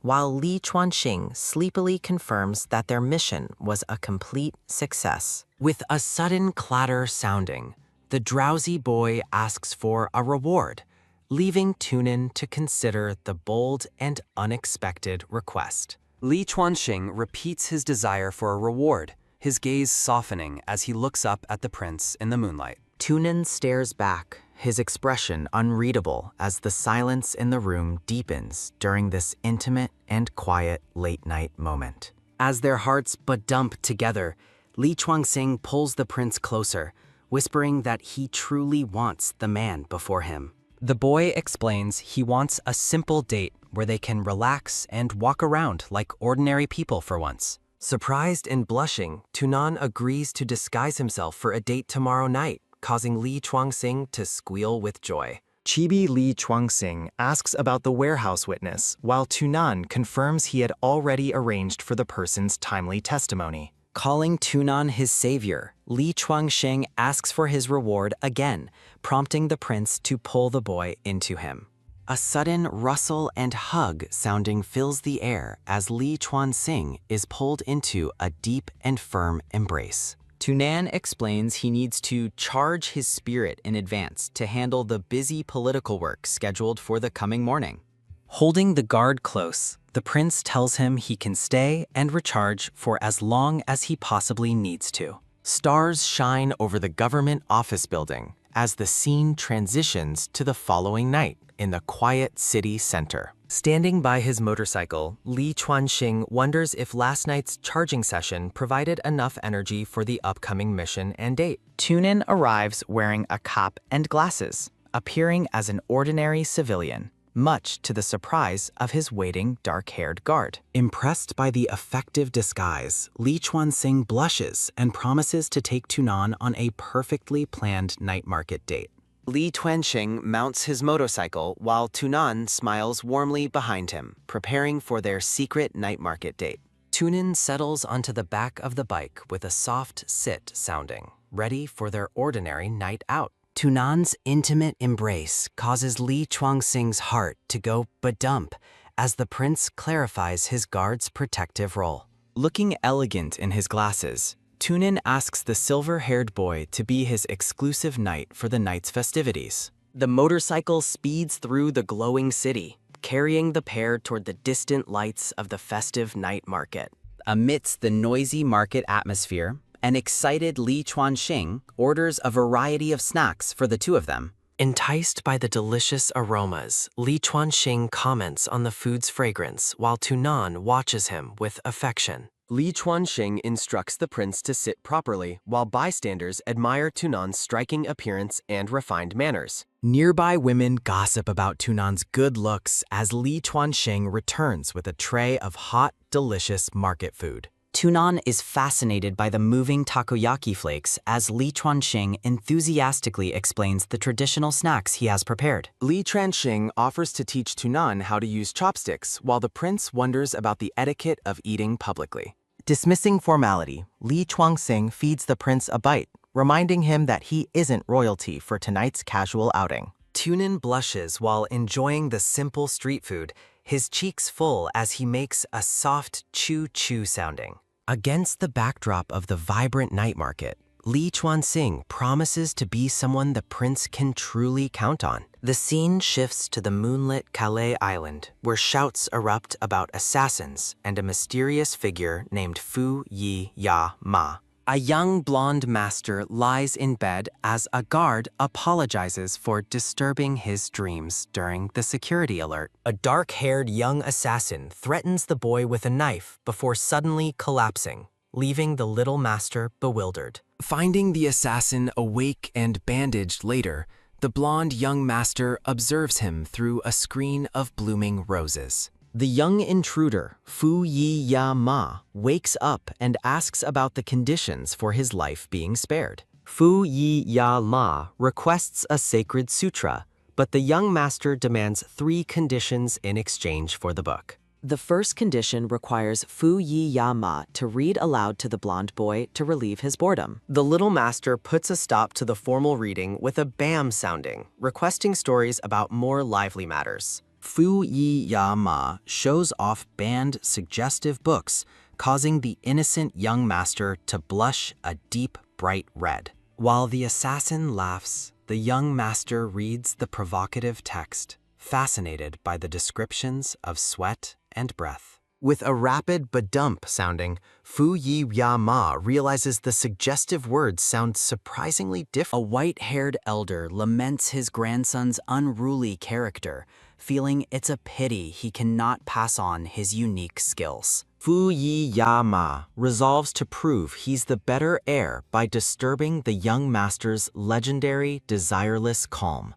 Frustrated by the boy's unwavering composure, Fuyian Lluo decides he needs to increase the dose of his provocation. At Magpie Bridge, Fuyian Lluo reveals he deliberately injured himself just to stay by the young master's side. Fuyian Lluo enthusiastically points out the beautiful mountain scenery, trying to engage the quiet boy beside him. Watching other couples, the assassin hopes to break the blonde boy's immortal facade with tales of love and affection. Despite the assassin's efforts, the blonde boy remains unreadable, prompting a confused "huh?" from his companion. The blonde boy's gaze softens into an expression of profound sadness, catching the dark-haired boy off guard. Reflecting on a broken marriage contract, Fuyian Lluo wonders if heartbreak is the cause of the boy's lingering sorrow. The narrative moves to Riverside Pavilion, where the appearance of Miss Suan Yun signals a planned meeting. Fuyian Lluo reveals he arranged this meeting to help the young master and Miss Suan Yuan resolve their past issues. Miss Suan Yuan reveals the marriage ended because the young master claimed his heart already belonged to a secret sweetheart. Demanding to know the identity of his true love, she watches as the boy offers a silent apology through drink. The young master drinks the strong liquor Fuyian Lluo prepared, his face flushing from the potent brew. Insulted by his silence, Miss Suan Yuan shouts, "Asshole!" before storming away from the pavilion in a rage. Fuyian Lluo tries to call her back, teasing that more things will be settled once the wine is finished. With a nervous badump sounding, the drunk young master stares at Fuyian Lluo and asks who stole his heart. Reaching out to touch his hand, the blonde boy softly confesses that the person he loves is actually him. Under the cherry blossoms, Fuyian Lluo relaxes on a branch, unbothered by the passing young master and guards. Turning around with a smirk, Fuyian Lluo invites the boy to sleep together amidst the spring flowers. The elder is shocked when the blonde boy refuses to learn his skills, despite his grandson being the original choice. The young master agrees to learn only if the elder grants him a specific secret favor in return. Returning to the night of the attack, it's revealed the encounter was actually a setup arranged by the blonde boy. Pinning the assassin down with a push sounding, the young master kisses him, declaring his hard work was successful. A shocked Fuyian Lluo blushes intensely, completely overwhelmed by the blonde boy's sudden and bold romantic move. The flashback concludes with a confession of obsession, mirroring the previous scene's intensity between the two young boys. Pink blossoms fall as the narrative notes that the poisonous little master has successfully completed his romantic conquest. Back at the market, Li Chuanxing feeds Tunan a sweet treat, sparking a playful and affectionate exchange between them. Chibi Li Chuanxing is baffled by the prince's sudden change in attitude as Tunan abandons his usual royal formalities. Their gazes lock in an intimate moment as Li Chuanxing gently reaches out to touch the face of the prince. With a sudden click sounding, Li Chuanxing snaps a candid photo of a surprised Tunan wearing cute rabbit ears. Proud of his handiwork, the guard shows off the adorable and slightly embarrassing photo to a stunned and blushing Tunin. A flustered Chibi Tunin chases after Li Chuanxing, desperately demanding that he delete the scandalous photo immediately. Li Chuanxing runs through the crowded streets laughing, while the prince orders him to stop their playful, high-energy chase. Breathless from the chase, a panting Li Chuanxing surrenders to Tunan's playful punishment amidst the glowing lanterns of the market. Tunin points out a cute toy tiger, requesting it as a simple reward for his guard's earlier teasing and antics. Li Chuanxing finds the tiger toy's slanted eyes strangely familiar, while Tunan insists it bears a striking resemblance to him. Tunin finds the tiger's fierce but cute expression perfectly captures his guard's personality, much to his own quiet amusement. Li Chuanxing teases Tunan with a cute nickname, causing the prince to hush him before others nearby overhear. A series of boom soundings fill the night sky as colorful fireworks explode over the festive and crowded city center. Mesmerized by the display, Tunin listens as Li Chuanxing suggests that making a wish on fireworks is an essential tradition. His heart sounding with a rapid badump, Tunan is caught off guard when Li Chuanxing suddenly takes his hand tightly. Using the crowd as an excuse, Li Chuanxing holds on, making Tunan wonder if this dreamlike night is truly real. The two walk closely together through the market, the warmth of their hands providing a sense of deep, shared comfort. Hearing citizens praise the prince's recent political work, Li Chuanxing reminds Tunan that their shared efforts brought this peace. Tunin silently makes wishes for his country and his mother, his expression serene in the warm glow of the fireworks. As Li Chuanxing asks about the final wish, the blonde prince looks at him with a gaze full of unspoken emotion. Tunin wishes for this precious night with his guard to last a little longer than the fleeting, explosive fireworks above. A sudden hug sounding precedes a passionate kiss as the pair finally embrace under the shimmering and colorful night sky. Promising a more private escape, Li Chuanxing offers to take Tunan to a place where they can finally forget time. The scene shifts to a serene, moonlit setting where Li Chuanxing tenderly touches the prince's face with affection. Arriving at a natural hot spring, Li Chuanxing encourages a nervous Tunan to relax and close his eyes for once. Yielding to his guard's lead, Tunan wonders about Li Chuanxing's intentions as a gentle hand touches his neck and shoulder.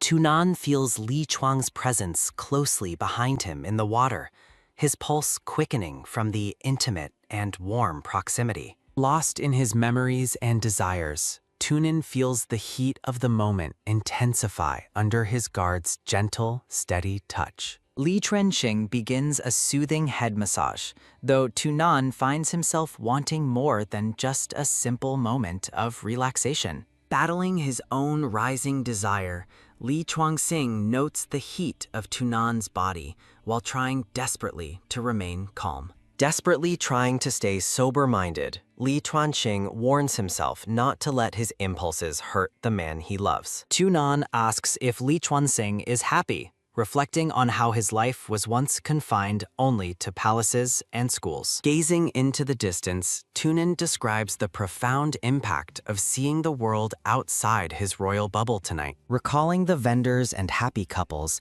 the prince realizes that these ordinary lives are what he is truly meant to protect. A flustered chibi Li Chuanxing finds the prince's presence increasingly overwhelming and exciting as the intimate night goes on. Li Chuanxing surprises the prince by revealing he also lived a simple life in the countryside during his early childhood. Tunan listens intently as Li Chuanxing begins to share the story of his humble beginnings far away from the palace. A montage of childhood memories reveals how a young Li Chuanxing found happiness and warmth with a kind foster family. Touched by the story, Tunan expresses his deep gratitude to Li Chuanxing for ultimately finding his way back to him. Their hearts sounding with a synchronized badump, they lean in for another kiss, the tension between them reaching its peak. Breaking the moment, a flustered Li Chuanxing excuses himself to regain control over his racing and increasingly impulsive desires.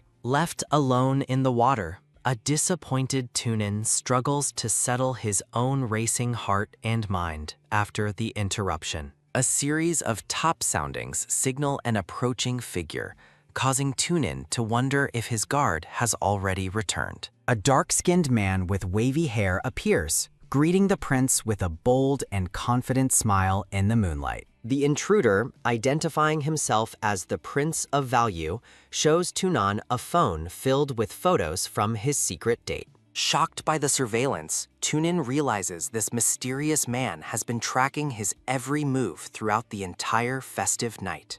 Tunin confronts the Prince of Value, who admits his curiosity regarding the intimate bond between a prince and his guard. With a sudden pull-out sounding, the scene concludes as the unexpected visitor begins to make his quick and quiet departure. The dark-skinned Prince of Value warns Tunin that a childless crown prince faces inevitable political turmoil and countrywide instability. Recounting a past love, the visitor explains how he once dated a blonde man before paparazzi exposed their secret. Seeking to protect his lover, the Prince of Value renounced marriage and children, but tragedy still struck his partner's family. After losing his title and his lover to depression, the man notes the throne is now stable under a new heir. The Prince of Value asks if Tunin still intends to follow his dangerous footsteps despite the tragic risks involved. Tunan declares he is different, having planned a future for his country and his lover since the moment he knew his heart.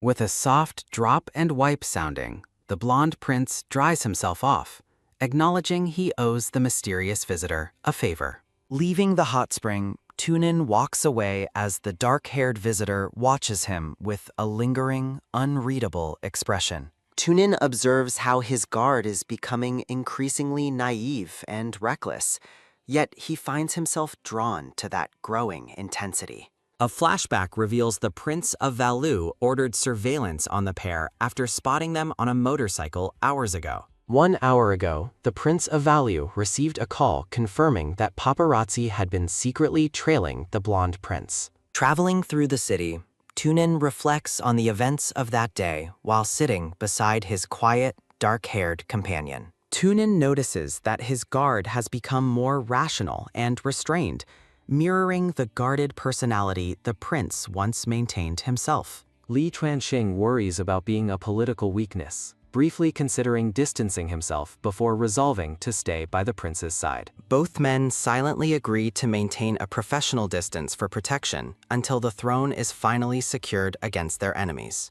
Li Chuanxing decides he must clarify his true intentions to ensure Tunan never misunderstands his loyalty or his deep affection. The group hurries back to Minland, their airplane soaring through the bright blue sky toward the next phase of their journey. Tunin's approval rating surges to 64%, giving him a massive advantage as the critical election month finally begins. Amidst a flurry of speeches and conferences, the blonde prince remains focused while his dedicated guards maintain a constant, watchful perimeter. Walking in perfect synchronization, the group carefully maintains their professional facade to protect the prince's reputation and safety. Across the professional divide, Li Chuanxing and Tunan share a brief, heavy gaze filled with the weight of their unspoken bond. In the quiet of his bedroom, Li Chuanxing looks at the photo of Tunan before deciding to act on his feelings. With a sudden push sounding, Li Chuanxing enters Tunan's room, only to find it empty, sparking immediate concern for the prince. A series of ting-sounding notifications guide Li Chuanxing toward the palace garden for a secret meeting requested by the prince. Li Chuanxing arrives at the destination, wondering if the prince is planning another playful trick like their past encounter with the doll.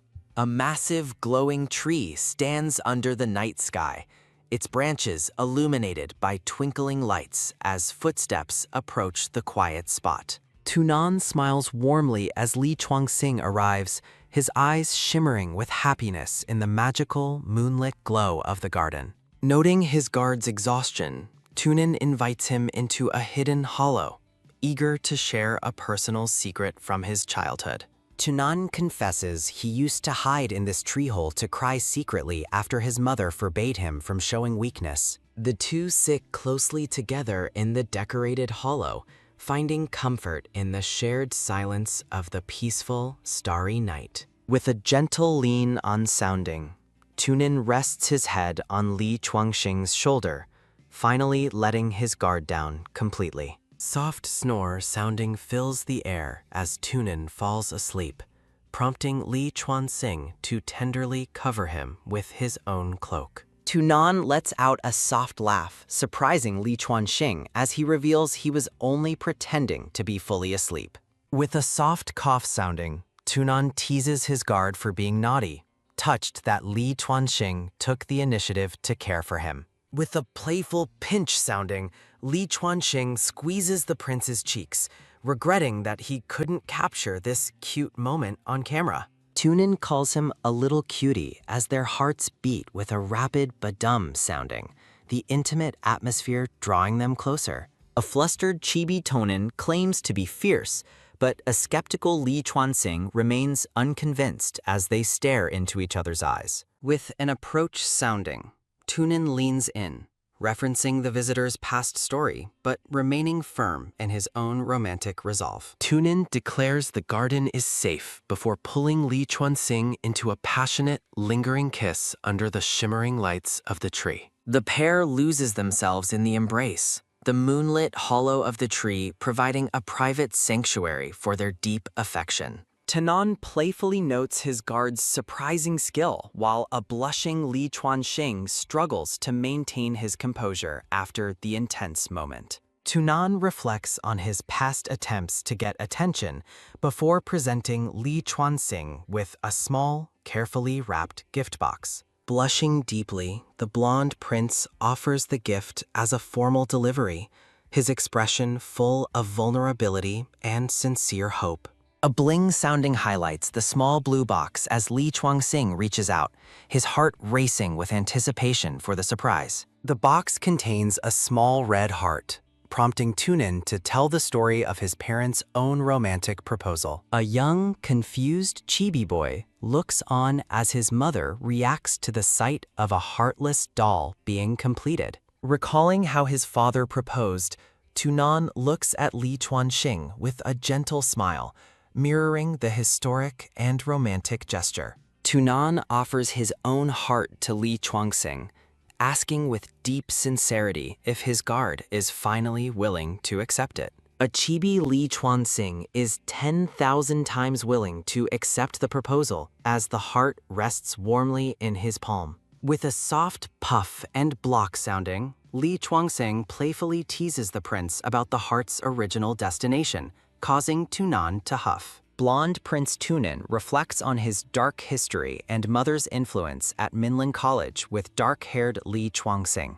Memories of societal pressure, his mother, and political opponents feel like a restrictive net closing in on Tunin. Tunin recalls a time of profound loneliness and the unexpected moment he finally met Li Chuanxing. Tunin describes the dramatic impact Li Chuanxing had when he suddenly broke into his isolated life. Glowing red eyes represent the judgmental gazes and shared struggles Tunin and his companion faced together. Flashbacks depict the indifference and bullying from classmates and teachers that once defined Tunin's harsh world. Tunin remembers Li Chuanxing's courageous stance against corruption and how their shared escape shattered his metaphorical prison. A tender embrace captures Tunin's gratitude as he realizes how deeply his heart has connected with his bodyguard. Tunan recalls watching Li Chuanxing from afar, sensing his hidden anger and sorrow, even within a crowded classroom. Under a starry sky, Tunan's quiet observations evolve into a deep desire to truly enter Li Chuanxing's heart. Tunan confesses his love to a tearful Li Chuanxing, wishing to share in every joy and pain together. A loud wail sounding erupts as someone cries out in overwhelming gratitude for the kindness they have received. Li Chuanxing tearfully reciprocates the confession, acknowledging the obstacles ahead but promising his unwavering love to Prince Tunin. In a playful moment, Li Chuanxing vows to support Tunin and never be a burden to the prince again. Two faint rustle soundings occur as the city lights shimmer against the night sky during their clandestine meetings. Li Chuanxing returns to the boxing gym at night, maintaining a safe distance from Tunin for their mutual safety. With a soft press sounding, Tunin cherishes a heart-emblazoned doll of Li Chuanxing, promising to protect his lover's heart. Tunin wakes in his palace bedroom, realizing the adorable image of a doll-like Li Chuanxing was only a dream. Multiple quick tap soundings of footsteps herald the arrival of a panicked brown-haired attendant with urgent royal news. The worried attendant shows Tunin her phone, explaining that Duolon has discovered the existence of purple-haired Li Chaosheng. Outside the Grand Palace, Tunin learns that Li Chaosheng fortunately refused a suspicious invitation from the ambitious Duolon. Tunin and the attendant discuss the presence of a palace spy, while Tunin calmly prepares his formal attire. Tunin remains confident in his inner circle's loyalty, despite the dangerous leak of their secret military information. The brown-haired attendant reminds Tunin of a mysterious figure from the bombing incident who might be investigating Li Chaosheng. Tunin dismisses the idea that his friend Yin Ziwei is the spy, but the attendant warns him to stay vigilant. A soft pat sounding occurs as Tunin receives a supportive touch, reinforcing the need to protect the royal family. Tunin orders an immediate investigation into the background of his red-haired friend Yin Ziwei to ensure their safety. Multiple rustle soundings of leaves accompany Tunin's return to school, where he is greeted by cheering crowds and bodyguards. Despite the warm welcome, Tunin remains pensive, reflecting on the fragility of trust within his precarious royal life. A blue-haired boy approaches Tunin at school, delivering a suspicious request to meet the student union president in private. In a dark storage room, Tunin confronts the blue-haired boy, questioning the absence of the chairman they were to meet. A vengeful student threatens Tunin with a blade, blaming the royal family for his father's tragic death and execution. Tunin stares ahead with a somber expression,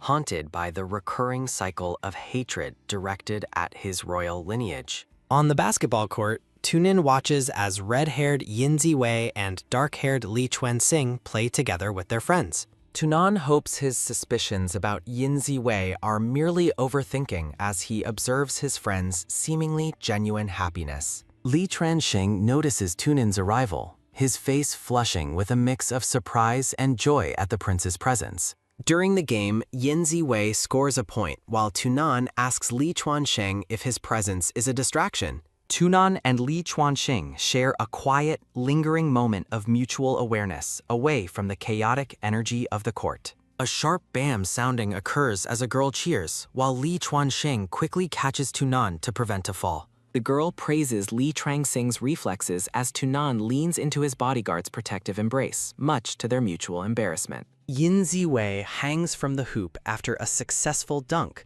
celebrating his victory as Tunin and Li Chuanxing watch.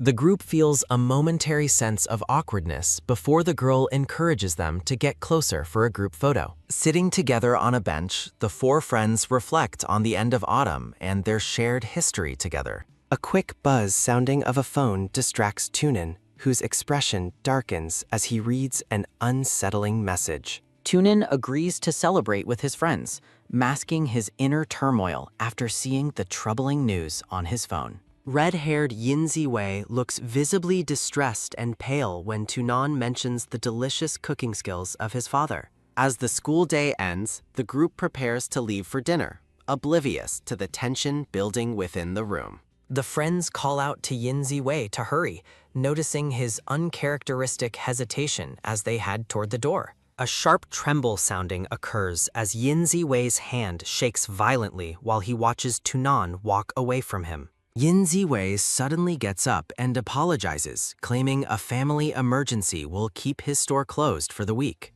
In a quiet classroom, reddish-haired Yin Ziwei invites his friends to have dinner at his home next week. Standing abruptly, the blonde Prince Tunin places his hands firmly on the desk, stating there is no need to wait. Tunan's expression is stern as he reveals that Yin Ziwei's father is the high-ranking General Yin Han of Duolin. A meeting is recalled between a blonde man and General Yin Han, who laughs about keeping Tunan in the dark. The reddish-haired general admits he has controlled the army for 10 years and is eager to finally repay his master. Back in the classroom, Tunan demands to know what Yin Ziwei told his general father about their private group. Panic-stricken and sweating, Yin Ziwei desperately denies ever mentioning the prince or their activities to his father. Tunin remains silent and cold, his piercing gaze unnerving the trembling boy as he begs for trust. Gripping Tunin's sleeve, Yin Ziwei apologizes and admits he only spoke to his father about Li Chuanxing's kidnapping. A close-up reveals the intense fear in Yin Ziwei's eyes as he realizes the weight of his family's betrayal. A flashback shows a younger Yin Ziwei in a hospital being berated by a furious, uniformed General Yin Han. Despite the yelling, the injured boy tearfully begged his father to help find his missing best friend, Li Chuanxing. The general mockingly refused the request, leaving the devastated boy alone with his desperate pleas for his friend. In the present, Yin Ziwei looks downcast, believing his father never cared for his feelings or his friends at all. Li Chuanxing is moved by the confession, while the monitor explains she lied to spare Yin Ziwei's feelings. Tunin remains deeply skeptical, wondering if this emotional display is merely another prearranged speech meant to deceive him. Facing Yin Ziwei, Tunan asks if his father works for Duolin, highlighting the dangerous political chasm between them. The prince questions why the boy hid his identity, warning that such secrets only breed suspicion and danger. Tearfully, Yin Ziwei explains he only wanted a real friend because no one had ever been kind to him before. Stepping between them, the monitor argues that her own wealthy status never prevented the prince from being her friend. Tunan apologizes, but insists that while he believes Yin Ziwei's intentions were pure, the situation is now compromised. The monitor affirms her belief in Yin Ziwei's sincerity, while Li Chuanxing watches the emotional confrontation with a soft gaze. Yin Ziwei asks if he has caused the prince any trouble, his face flushed with deep guilt and anxiety. Bowing his head low, the boy offers a formal apology and begs to remain part of their circle of friends. To the group's shock, Tunan agrees. Tunan agrees, stating they are friends who are destined to face life and death together. In a quiet moment of introspection, Tunin's eyes drift downward as he softly whispers an apology for his harshness. Tunan suddenly declares they can no longer be friends, shocking the monitor, Yin Ziwei, and Li Chuanxing into stunned silence. Determined to protect the prince, the monitor grabs Yin Ziwei's hand and leads him away to keep their distance. Li Chuanxing reaches out toward the departing pair, his expression full of regret as their small group is fractured. A sharp bam sounding echoes through the classroom as the door slams shut, leaving Tunin and Li Chuanxing alone. Tunin stands in the fading light, his back to his partner, as the weight of his decision settles over him. Approaching tentatively, Li Chuanxing asks if Tunan is disappointed, his eyes searching for a sign of the prince's feelings. Tunan stares out the window, fearing that Li Chuanxing might view his actions as ruthless and selfish. A soft PAT sounding occurs as the dark-haired guard places his hand on Tunin's shoulder, offering silent comfort and support. Leaning in close, Li Chuanxing asks what Tunan is thinking, his purple eyes filled with concern and loyalty. Li Chuanxing assures the prince he did the right thing, acknowledging the ulterior motives and dangers surrounding the crown. Standing together at the window, Li Chuanxing notes that Yin Ziwei can now safely live as an ordinary student. The guard praises Tunin's amazing resolve, noting he would rather be misunderstood than let his friends come to harm. Jokingly, Li Chuanxing suggests he could have been Tunan's warrior or belle sooner, bringing a lighthearted moment to the tension. Overcome with emotion, Tunin pulls his partner into a tight, desperate hug, his tears finally breaking through. The prince thanks Li Chuanxing for believing in him, feeling a sense of ease after making such a costly choice. A rhythmic PAT sounding fills the air as Li Chuanxing strokes Tunan's back, vowing to always support his prince. Locked in a deep embrace, the two men find solace in each other, knowing they will never truly be alone. Outside, the city bridge is bathed in the warm, orange glow of a setting sun as the scene shifts. The monitor leads a crying Yin Ziwei away, loudly scolding him for his embarrassing behavior and lack of self-control. Under the shadow of the bridge, Yin Ziwei asks with a trembling voice if she truly trusts him without doubt. The purple-haired girl looks back, explaining that through their time together, she saw the real boy beneath his fear. She recalls Yin Ziwei's past determination, remembering how he once swore to protect her despite being intimidated by fear. A dramatic memory shows Yin Ziwei bravely blocking a threat for the monitor, proving his courage at a critical moment. Yin Ziwei sheds tears of shame, confessing that he wasn't innocent and had reported on the crown prince every day. In a painful memory, a young, red-haired boy is struck while several voices claim that everything is perfectly normal. A red-bearded man in a military uniform screams at the fallen boy, cruelly disowning him for failing to gather information. Bleeding and alone, the red-haired boy weeps as he struggles to process his father's harsh words and violent rejection. Years later, the red-haired boy, now wearing a headband, tearfully assures a kind girl that he never intended to hurt her. The girl holds his hands, praising his courage for fighting back against his father to protect their group of friends. Surrounded by blooming lilies, the girl laughs brightly and offers her shoulder for the exhausted boy to lean on. At sunset, the pair discusses the dangerous political situation facing the prince, with the critical election only 1 month away. Determined to protect his friends, the red-haired boy resolves to act, even if it means going against his own family. At the palace, a report confirms Tunin's approval rating is steadily rising, though threats of military suppression remain a concern. Tunan reviews documents with his secretary, privately worrying about the lack of communication from his dedicated guard, Li Chuanxing. A sudden ting-sounding notification from Li Chuanxing sends the blonde prince into a flurry of flustered and excited chibi emotions. Tunin is shocked to receive a message suggesting a meeting at a hotel, his imagination immediately running wild with possibilities. The scene shifts to the grand and illuminated exterior of the Golden Huanghe Hotel as the night sky deepens. Disguised in casual clothes, Tunan and Li Chuanxing enter the hotel together, the prince feeling both nervous and adventurous. They enter a dark room where Tunin wonders if they are meeting here to discuss information too sensitive for the palace.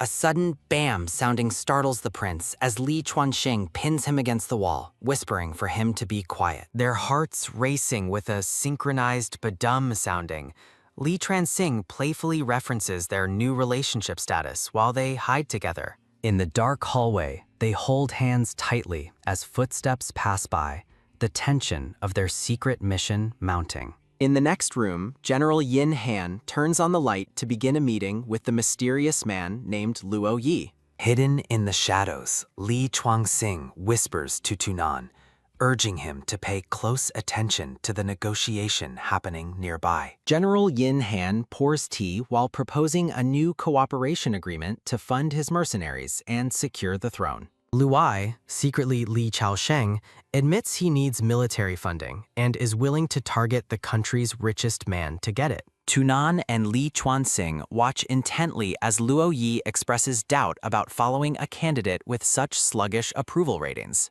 Sensing Tunin's growing anxiety, Li Chuanxing gently comforts the prince, reassuring him that he is there for his safety. Gazing at his guard, Tunan reflects on how much Li Chuanxing has matured into a reliable and deeply protective companion. Yin Han warns Luo Yi that the crown prince will eventually become an obstacle that needs to be permanently removed. The general invites his guest to a celebratory banquet in 3 days, marking his 10th anniversary with a hidden agenda. Yin Han promises a special gift at the upcoming event, leaving the mercenaries intrigued by the potential for a big show. A soft clatter sounding signals the end of the meeting, leaving a flustered Chibi Tunin relieved to have avoided detection. Tunin explains that Li Chuanxing's foresight allowed them to secure the anti-monitoring room and witness the traitorous meeting firsthand. Bathed in a soft glow, their hearts beat with a heavy badum sounding as they find themselves alone once more.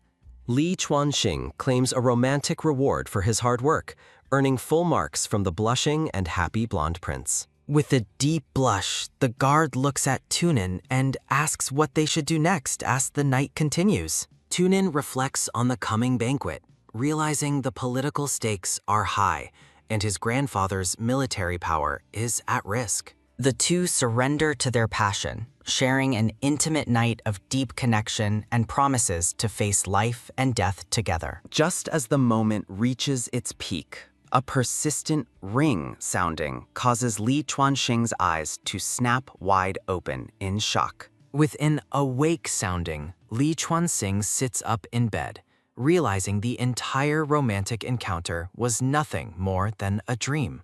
Panicking, Li Chuanxing answers a real call from Tunan, who is playfully providing a morning wake-up call over the phone. Tunin questions his guard's heavy breathing, while Li Chuanxing desperately tries to hide his embarrassment over the vivid and intense dream.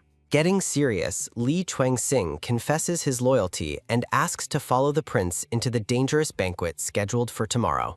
Over the phone, they exchange heartfelt words of love and protection as they prepare to face the upcoming political storm. The night of the event arrives at General Yin's mansion, with the air filled with noisy chatter and arriving guests. Inside the lavish hall, guests notice a lack of phone signal and whisper about the absence of the rival candidate. Dressed in a magnificent white military uniform, Tunan makes a grand entrance with Li Chuanxing following closely as his guard. The guests are dazzled by Tunin's presence, while General Yin Han greets the prince as his most distinguished guest. Tunan notices Yin Ziwei is out in the open, while the general introduces the mercenary Luo Yi to the crowd. Yin Han offers a toast with a special 10-year-old wine, urging everyone to drink in celebration of the stable country. Chaos erupts as guests become dizzy and faint, leading Li Chuanxing to realize the wine has been dangerously tampered with. Suddenly, a group of armed soldiers surrounds the pair, pointing their weapons at the prince and his loyal guard. Tunin confronts the general, who falsely claims the foreign mercenary poisoned the wine and that he is only saving the prince. Shocked and trembling, Yin Ziwei realizes his father is spinning a web of lies about the mercenary Luo Yi. General Yin Han shamelessly outlines a plan to frame Luo Yi for the prince's murder, intending to play the savior. While the captured pair watches, a quick click sounding of a lighter signals a sudden shift in the tense confrontation. Lu Yi lights a cigar and reveals that his mercenaries have already surrounded the entire mansion, catching the general off guard. Exhaling a cloud of smoke, the cool mercenary stares down the general, completely unfazed by the surrounding armed soldiers. Yin Han sneers that the presence of mercenaries only proves their hostile intent toward the crown prince. Elite troops move into position as Luo Yi claims his mercenaries are actually there to secure His Highness's safety. A look of genuine surprise flashes across Luo Yi's face behind his sunglasses as the situation takes an unexpected turn. With a mocking clap, clap, clap sounding, the general declares the prince's impending death the highlight of his master plan. Held at gunpoint, Tunin and Li Chuanxing are told they have reached a dead end by the cold-blooded general. In the shadows, their hands hold tight as Tunin questions their next move, while Li Chuanxing promises it isn't over. Comparing the battle to a game of chess, Li Chuanxing urges the prince to help him stall for more time.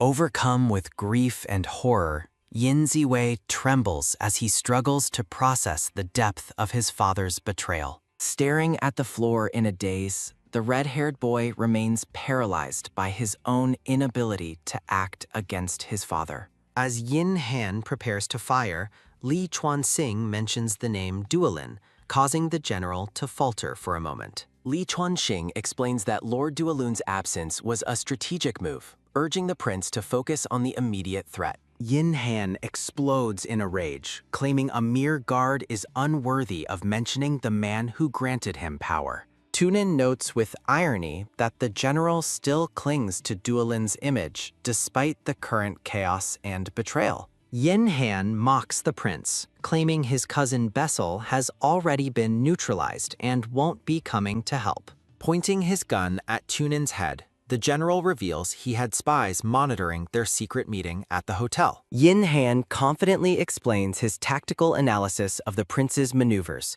believing he has successfully countered every possible move. A blue-tinted hand knocks over a white knight as the general describes the unfortunate fate of the reinforcements. An explosion rocks the outskirts of the city, as a train accident supposedly eliminates the prince's final hidden hope. Staggering back in shock, Tunin is supported by Li Chuanxing as they realize they have been cut off from information. Claiming victory, Yin Han laughs at the trapped prince and guard, telling them it is finally time to pay. A sudden bam sounding echoes as a gun is fired, only for Yin Ziwei to bravely jump in and block. Through bitter tears, Yin Ziwei recalls his father's old promises to protect the people, now shattered by his current actions. The boy confronts his father's cruelty before the general shouts for him to shut up and know his place. With a violent strike, Yin Han knocks his own son to the ground, screaming for the boy to get lost. A painful bam sounding fills the boy's memories as he reflects on his father's fists being his greatest childhood fear.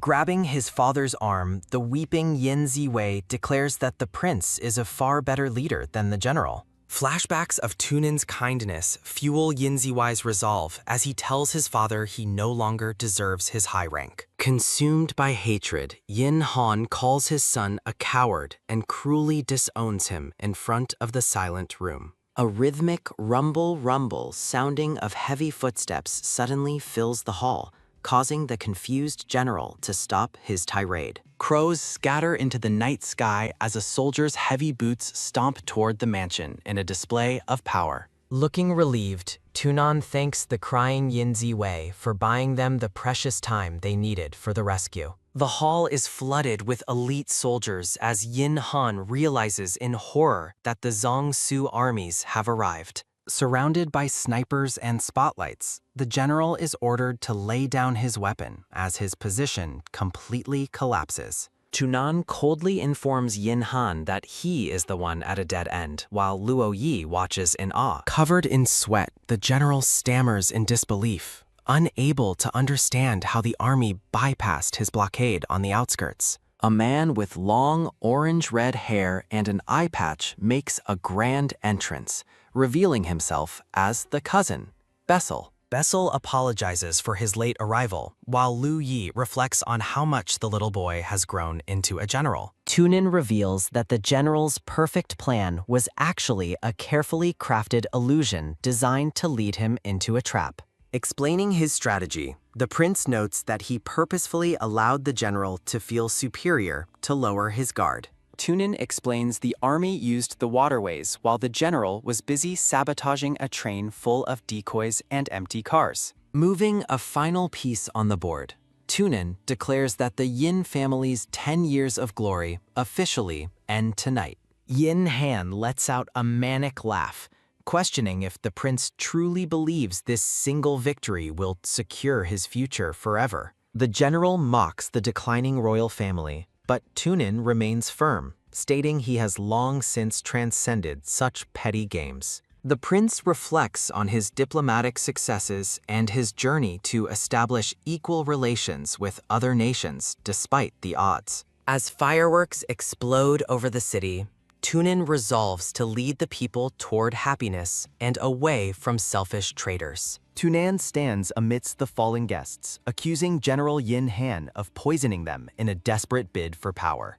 The prince warns that assassinating the royal family would trigger a catastrophic war and ruin the nation's future stability. Yin Han rages about seizing control, but a brown-haired guest bravely stands up to declare her unwavering loyalty to Tunan. A brown-haired man in uniform joins the growing resistance, loudly announcing his support for the crown prince against the traitor. Li Chuanxing reveals that Tunan anticipated the betrayal, while the general realizes with horror that his poisoned wine has failed. A brown-haired girl discusses the general's failed scheme with Tunin, noting his only option was to tamper with the drinks. Flashbacks reveal Yin Ziwai's secret assistance, allowing Li Chuanxing to distribute an antidote that protected the guests from the toxin. Elite soldiers arrest the general as his own son, Yin Ziwei, tearfully explains he chose to do the right thing. Devastated and alone, Yin Han reflects on the total collapse of his power as he is led away in disgrace. Handcuffed and defeated, the general recalls the inauguration 10 years ago when he first met the young crown prince. Flashbacks show a young, innocent Tunin, whom the general once believed would be a puppet easily manipulated for his own gain. Looking at Tunin surrounded by loyal companions and high-ranking generals, Yin Han realizes how much the boy has truly grown. Bathed in light, Tunan displays the formidable temper of a future emperor, his presence commanding respect from everyone in the hall. At the royal palace of Calais, Tunin's mother welcomes the group home safely, confirming the general's case is now with the court. The orange-red-haired Bessel acts like a clingy child toward the queen, seeking affection after his long time away at war. With a gentle pat sounding, the queen encourages Tunin and his guard to spend more time together to rebuild their bond. Li Chuanxing is hit with a sudden startle sounding as the queen mentions they used to share a bed as children. Bessel playfully invites Tunin to drink and sleep in his room, triggering Li Chuanxing's fierce protective instincts and deep jealousy. Offering his hand, Bessel claims he won this free time for the prince, leaving the guard looking on in silent frustration. Chibi Tunan tells the driver to take his guard home first, causing Li Chuanxing's concern to peak as they part. Teasing the guard, Bessel tells Tunin not to let Li Chuanxing sleep with him, leaving the young man looking truly pitiful. Li Chuanxing watches the two walk away, questioning Bessel's control over the prince while feeling a deep, lingering sense of unease. Watching from behind, the guard grows increasingly agitated as Bessel whisked the prince away for a night of celebration. Unable to stand it, Li Chuanxing makes a sudden turn and grabs Tunan's hand to pull him back to his side. With a bold and blushing face, the guard declares that the room and Tunin both belong exclusively to him tonight. Under the moonlight, Bessel questions the sudden shift in the situation, while Li Chuanxing remains flustered by his own outburst. Bessel teases the blushing Tunin about his boyfriend as they settle down to share wine and discuss their long-held feelings. The orange-red-haired cousin mocks Tunin's reaction, noting the guard's impressive physique and the prince's obvious infatuation with him. Tunin admits he wants to grow stronger before fully committing, fearing he cannot yet protect the relationship he treasures so much. Pouring wine as fireworks explode, Bessel advises his cousin to embrace his first love fully and live with no regrets. Bessel suggests playing a new game, to which Tunin agrees as the sky remains filled with brilliant celebratory light. A nervous Li Chuanxing hesitates outside the door until a soft clack sounding signals his entry into the private room. Inside, the guard finds a drunken Bessel leaning on him, while Tunin watches the scene with a slightly embarrassed blush. Li Chuanxing struggles to support the intoxicated general, who insists Tunan needs to be bathed and changed before the morning. Bessel entrusts the care of his cousin to the guard before the scene shifts toward a future radio broadcast event. Wearing glasses, Tunin appears at the Calais radio studio as a special guest, greeted by the host with great enthusiasm. Tunin reads a listener's letter about the innocence and restlessness of first love, reflecting on his own journey through youth. A soft puff sounding escapes Tunin as he shares a story about handwritten letters, prompted by the listener's touching messages.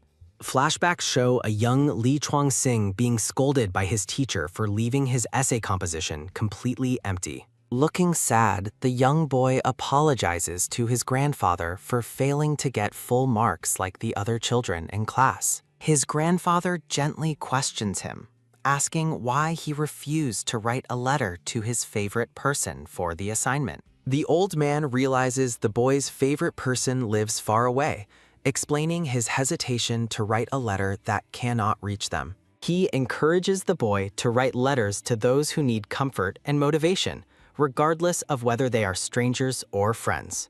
Overjoyed by the advice, the young Li Chuanxing cheers up and runs off to catch butterflies with his beloved grandfather. Back in the studio, Tunin reflects on how Li Chuanxing has always remained a warm person who carries his grandfather's wisdom. Tunin asks the audience if they remember his first public speech on behalf of the royal family over 12 years ago. A flashback shows a tiny, nervous Tunin watching himself on television as he prepares for his monumental royal debut. His mother gives him a tender kiss, expressing her complete confidence that her baby prince will not let her down. Taking the podium, the young Tunin begins to discuss the harmony between humans and nature before a large crowd. Disaster strikes as the boy's mind goes blank, leading to a clumsy fall and bitter tears of frustration on stage. A sudden crash sounding echoes as a fist strikes the television where a young, crying Tunin is displayed. Li Chuanxing's grandparents pity the lonely prince, noting the young boy lacks the family warmth that Xiaoxing enjoys. At the royal palace of Calais, a young Tunin receives a mysterious letter that moves him to joyful tears. Tunin concludes his radio broadcast by dedicating a song to his listeners as chibi memories of youth fade away. Following the extended broadcast, the popular prince leaves the studio while his devoted guard waits with a blushing face. A drunken Bessel begins to undress, casually instructing Li Chuanxing to take over the prince's bathing and care. The red-haired general insists the bodyguard fulfill his duty as the scene transitions toward a quiet, intimate evening. While Bessel sleeps soundly, the guard finds himself overwhelmed by the proximity of the beautiful, intoxicated crown prince. A sharp clatter sounding startles the nervous guard as he approaches Tunin, who is already relaxing in the bath. Watching Tunan from behind, Li Chuanxing's heart begins a rapid thump sounding as the prince enjoys a glass of wine. Internally panicking, the guard tells Tunin to undress himself while struggling to maintain his professional and emotional composure.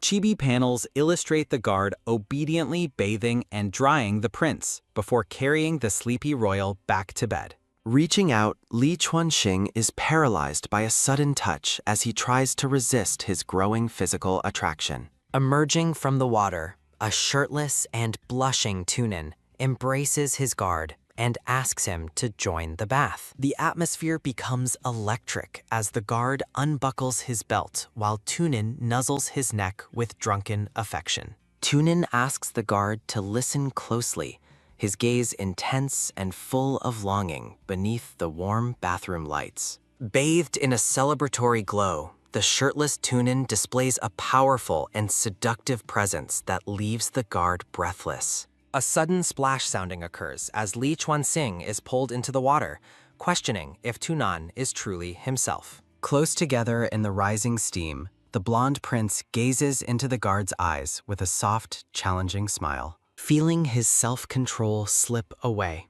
the guard realizes he can no longer suppress the deep feelings he holds. A chibi Tunin playfully attacks the guard, while in reality, the prince leans in with a mischievous, drunken expression. Tunin leans down to bite the guard's neck, playfully claiming he wants to eat something sweet, like cotton candy. With a sudden turn of events, the guard pins Tunin against the side of the tub, unable to wait. Surrounded by a brilliant light, the two share a moment of intense physical and emotional connection in the water. Tunin whispers that the guard is sweet as they share a passionate kiss amidst the steam and glowing flowers. Breathless and flushed, the prince closes his eyes in surrender as the guard continues to hold him with desperation. Li Chuanxing grows concerned that Tunan might be suffering from the heat, realizing the intensity of their encounter was excessive. Carrying the prince to the bedroom, the guard decides that the bed will be a more comfortable place to rest. Tunin relaxes onto the bed with a sigh of comfort as the guard gently strokes his golden, damp hair.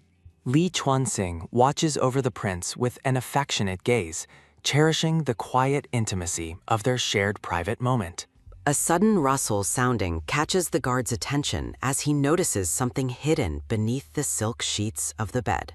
Pulling out a document, Li Chuanxing is surprised to find a real estate certificate hidden away in the prince's room. Tunin stirs awake, and the guard decides to wait for the prince to explain the significance of the hidden paper. Reaching out with a dazed expression, the blonde prince pulls his guard closer and asks to be touched more. Tunin explains that he just wants to give the certificate to the guard, leading to a confusing but tender exchange. Li Chuanxing realizes the certificate is for his old secret base, a place Tunin bought specifically to protect for him. The prince admits he purchased the land to ensure his guard always has a place to go when feeling down. Deeply moved, the guard embraces Tunin and declares that the prince himself is the only home he truly needs. A chibi Tunin shakes with exaggerated emotion, reflecting the intensity of the sentimental moment they are currently sharing. Crying chibi Tunin explains he wants to hide his guard away in a secret home to protect their precious relationship. Tunan vows to create a safe haven where no one can hurt them, while Li Chuanxing offers his sincere thanks. The prince tells the guard not to thank him, but to simply love him more as they lean in. Under a canopy of glowing flowers, the two share another passionate kiss, fully embracing the depth of their mutual love. A sudden click sounding from the doorway interrupts their private moment as someone enters the royal suite without warning. Li Chuanxing turns around in a panic, coming face to face with a maid who has arrived with a tray of food.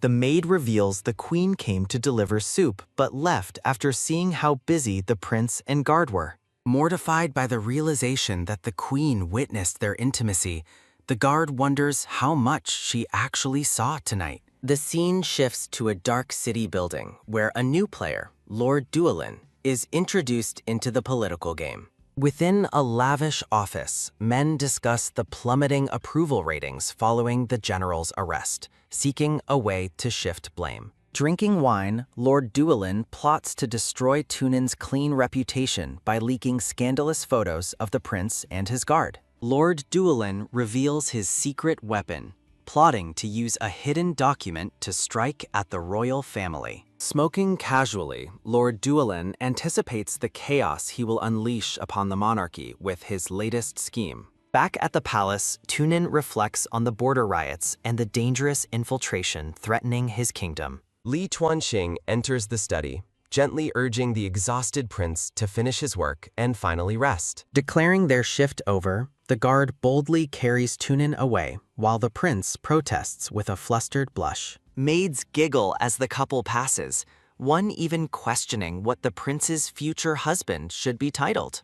Mortified by the maid's teasing, a bewildered Tunin wonders why everyone is suddenly so focused on his relationship. Li Chuansheng asserts his status as a legal partner, promising to take his love home for a private dinner. Standing by the river under the moonlight, the guard reflects on the peaceful home they share together. Watching the prince sleep soundly, Li Chuansheng cherishes the rare moment of stability and peace in their lives. The guard recalls his secret agreement with the queen, deciding to hide it until Tunin takes the throne.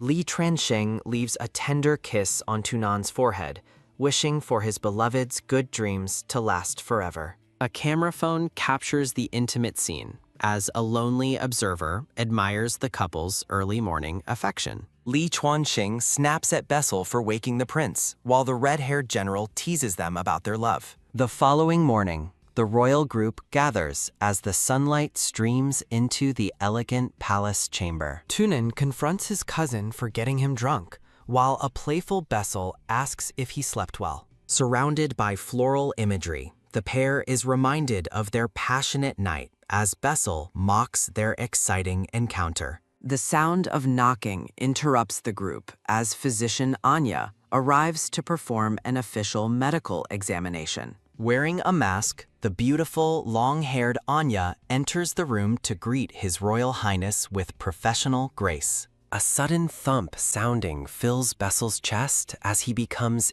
instantly enamored with the physician's striking beauty. Anya notes Tunin's unique charm, while Li Chuansheng watches the interaction with a hint of silent skepticism. Tunin explains Anya is the queen's physician, tasked with accompanying them to Kangjia province for flood relief. Before they depart, Anya announces that both the general and the guard must undergo a routine physical check. Eager to show off, Bessel strips first, much to the annoyance of a grumbling Li Chuansheng. Chibi panels show Anya efficiently drawing blood and examining the general, who seems quite pleased with the attention. Physician Anya turns to Li Chuanxing next, professionally requesting that the guard remove his shirt for the exam. Li Chuanxing panics, realizing his chest is covered in bite marks and hickeys left by the prince last night.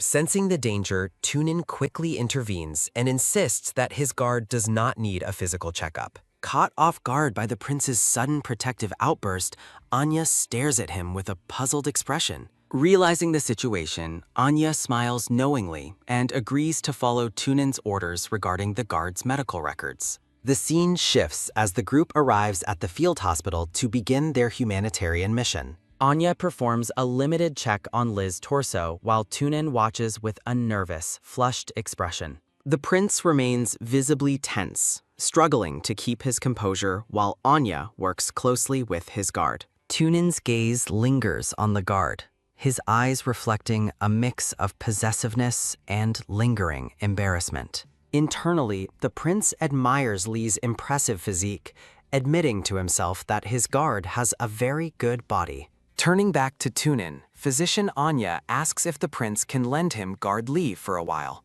Both the prince and the guard are stunned by the request, their faces filled with utter confusion and shock. While Bessel finds the awkwardness amusing, Tunin demands to know what the doctor means by lending his guard. Anya explains that he needs Li's help to combat malaria and assist local medical institutions in the province. Praising the guard's physical strength, Anya insists that he is the perfect assistant for the dangerous task ahead. A chibi Li Chuanxing tries to sneak away from the extra work while Tunan looks on in bewilderment. Li Chuanxing firmly refuses the assignment, declaring his sole intention is to stay by Tunan's side at all times. Tunin falls silent as he weighs the importance of the relief mission against his desire to keep Li near. Ultimately, the prince grants permission, telling a surprised Li Chuanxing to go ahead with the doctor's request. Tunin confesses his deep worry for the victims, regretting that his schedule prevents him from helping them personally. Placing a hand on his guard, Tunan asks Li to wear the royal uniform and represent him among the people. Clad in the regal uniform, Li Chuanxing arrives at the rescue station. instantly inspiring hope among the desperate citizens. The guard realizes that his presence as a royal representative is the greatest support these victims can receive. Amidst the chaotic triage center, Anya prepares to treat patients while a child cries out in the background. Anya gently treats a sobbing boy, providing the medicine and comfort needed to ease the child's pain. Physician Anya comforts a weeping child with a blue bracelet, impressing Li Chuanxing with such unexpected gentleness. Taking command of the triage center, Anya's medical expertise and methodical approach leave the guard deeply admiring his skill. Li Chuanxing watches Anya perform life-saving CPR, realizing the doctor will be an invaluable ally for Tunan's future. After the shift, Anya approaches the guard with a weary expression, asking Li Chuanxing for a personal favor. Having finished moving the heavy medical crates, Li Chuanxing looks for the doctor to offer further assistance. Entering the quiet office, the guard finds an exhausted Anya resting and checking if anyone is still busy outside. Startled from sleep, the physician trips and falls directly into Li Chuanxing's arms while searching for new patients. The dark-haired guard reacts with wide-eyed shock as Anya clings to his chest, stammering the doctor's name. Anya stays close to the guard to ask for help, just as Tunin arrives looking for his partner. Standing in the doorway, the blonde prince in civilian clothes stares at the intimate scene with silent, visible tension. A playful, cat-eared chibi version of Li appears as Tunan enters, asking if the doctor is finished with work. Tunin explains he wore a beanie and civilian clothes to avoid a scene, though his gaze remains fixed on Anya. Anya offers a tired smile, teasingly claiming he only borrowed guard Li's shoulder to recharge his energy. The doctor continues to praise the guard's energy while Tunin watches them with a mounting sense of jealousy. Feeling like a third wheel, Tunan turns to leave, but Li Chuanxing quickly reaches out to stop him. Anya watches the couple depart with a chilling, dark expression, whispering that the prince has found a dead end. Running through the camp, the guard calls out for Tunin to wait as rain begins to fall. A sudden grab sounding occurs as Li Chuanxing finally catches the prince's hand under the gray, overcast sky. Breathlessly, the guard pins Tunin against a wall, their intense gaze cutting through the cold mist of the storm. Tunin asks what his guard is doing, looking around nervously in case someone sees their private confrontation. Li Chuanxing looks directly into the prince's eyes, asking if he is jealous, only to receive a flat denial. Mocked by a bunny-eared chibi version of himself, Tunin tries to hide his blush while Li finds him adorable. The guard clarifies that he was only helping Anya, insisting there were no romantic sparks between them. Embracing his prince, Li declares himself Tunan's exclusive charger, while the blonde man admits he couldn't control his heart. Under the heavy rain, Tunan holds his guard close, confessing how much he missed him during their day apart. Tunin smiles warmly at his partner, proud to see that Li Chuanxing is now standing on his own. Surrounded by white blossoms, Li tells the prince to shut up before leaning in for a long-awaited kiss. The two share a tender, floral-framed moment of passion, finally finding peace amidst the chaos of the province. A sudden splashing sounding fills the tent as a torrential rainburst awakens Li Chuanxing from his sleep. Bolting upright in a cold sweat, the guard hears a frantic warning that the flood is finally coming. Li and Anya realize the severity of the situation and urgently discuss the need for an immediate evacuation. Anya rushes to save vital herbs while Li urges him to leave, their hands parting as the storm intensifies. At the Disaster Relief Command, Tunin and Bessel monitor the river levels as the banks begin to fail. A terrified soldier arrives to report that the rescue station has been flooded and the eastern front has burst. Tunin's blood runs cold as he learns Li Chuanxing stayed behind to rescue medicine and is now missing. Distraught, the prince demands a helicopter, but Bessel holds him back, urging him to stay and lead. Tunin struggles against the general's grip, desperate to save his guard who is out there all alone. Bessel forces Tunin to face his duty, reminding him that he is the crown prince and must prioritize the country. Trembling with suppressed emotion, Tunin stares at the tactical maps, his heart breaking for the man he left behind. The one-eyed general watches as the prince begins coordinating the flood defense, his leadership emerging through his grief. Tunin orders the royal guards to find Li while he focuses on filling the gaps in the Kwomu River. Haunted by a vision of Li drowning, Tunin pushes through his fear to issue critical orders for the embankment. Bessel comforts the prince, reminding him of Li's mountain upbringing and his incredibly strong will to survive. After 2 days and a night of nonstop work, the rain finally lightens as the dikes are secured. Exhausted but resolute, Tunin receives the final reports that the victims have been successfully transferred to safety. Bessel watches the prince closely, concerned by his physical state as Tunin prepares to head out. Vowing to find his guard, Tunin walks toward the light, his thoughts entirely focused on Li Chuanxing. A sudden thump sounding echoes as the prince collapses from exhaustion, the voices of his staff fading away. Shards of memories and butterflies swirl through Tunin's mind as he drifts into a deep, dreamlike unconsciousness. Waking on a desolate shore, the blonde prince cries out Li Chuanxing's name into the cold morning air. Tunin lies unconscious on a desolate shore while waves crash against the jagged cliffs above. Waking up, the blonde prince looks around in a panic, desperately searching for any sign of his guard. Tunin runs across the rocky terrain, his voice hoarse as he screams Li Chuanxing's name into the wind. Stumbling over the uneven ground, the prince reaches out as if trying to grab onto a fading hope.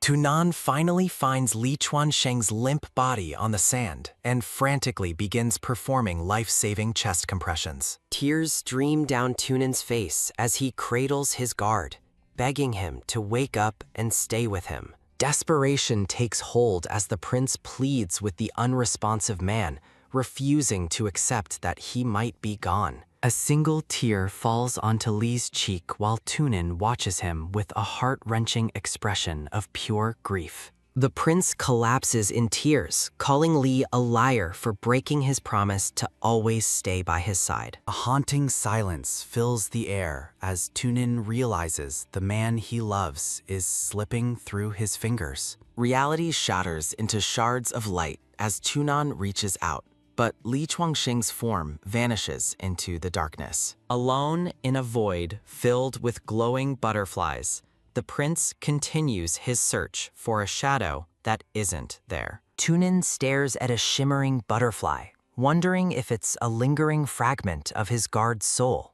A sudden clatter sounding echoes as Tunin is jolted toward consciousness, hearing voices calling out for help nearby. As a woman's voice calls his name, Tunin watches a glowing butterfly drift away from his trembling hands. A heavy boot crushes the delicate butterfly, accompanied by a cold declaration of hatred for the winged creatures. Screaming his guard's name, Tunin bolts upright in a hospital bed, his face drenched in sweat and tears. Breathing heavily, the blonde prince looks around the sterile room, realizing the nightmare was only a dream. Tunin buries his face in his hand, overwhelmed by the lingering terror and the crushing weight of Li's absence. Anya tearfully blames himself for the tragedy, while General Bessel offers steady support in the hospital. The general instructs Anya to care for the prince while he prepares to personally search for the guard.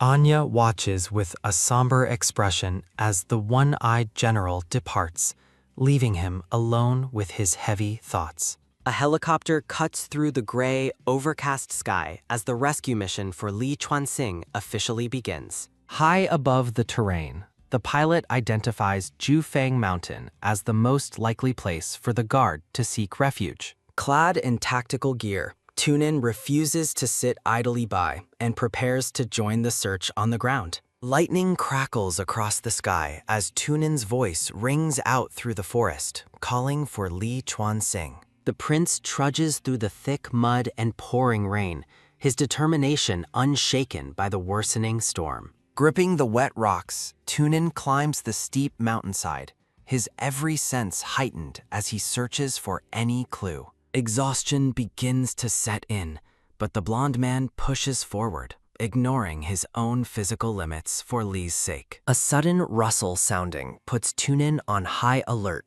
as he senses a presence lurking in the shadows. Drawing his blade, the prince turns sharply to face the unknown threat hiding among the trees. Masked men in camouflage uniforms leap from the brush, launching a coordinated ambush against the unsuspecting prince. Tunin expertly evades their initial strike, realizing that these attackers are far more organized than simple mountain bandits. Engaging in a fierce struggle, the prince wonders how his secret mission was compromised by such dangerous enemies. Tunin fights to retain control of his gear as he grapples with one of the relentless masked assailants. The prince flashes his knife, preparing to defend his life against the group that has surrounded him. A sharp pain erupts as a metal pipe strikes Tunin's back, sending him stumbling forward with a pained cry. Fueled by adrenaline, Tunin delivers a powerful kick to repel his attacker,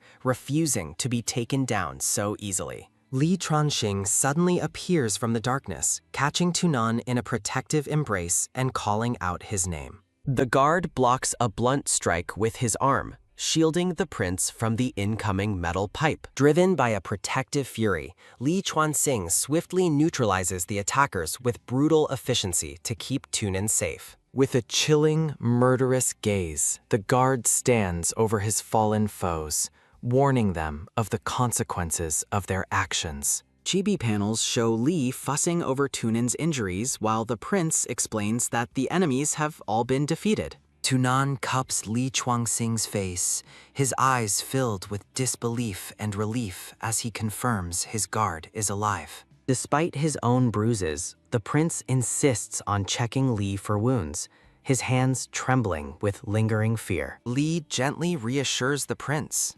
confessing that the only thing that truly hurts is the thought of losing him. The two share a tender, desperate embrace amidst the storm, finally reunited after the terrifying ordeal on the mountain. A soft rustling sounding fills the quiet air as the scene transitions to the warmth of a nearby campfire. Li Chuanxing carefully applies healing medicine to Tunin's bruised back, relieved to find that no bones were broken. A chibi version of the prince realizes the attackers likely intended to make his death look like a tragic accident. Resting against his guard, Tunin realizes Anya used him as bait, suspecting only General Bessel remains trustworthy. Li Chuanxing holds the prince close, questioning how Anya could have predicted their survival amidst the mountain floods. The dark-haired guard explains that Anya's betrayal relied on Tunin's unwavering desperation to find him at any cost.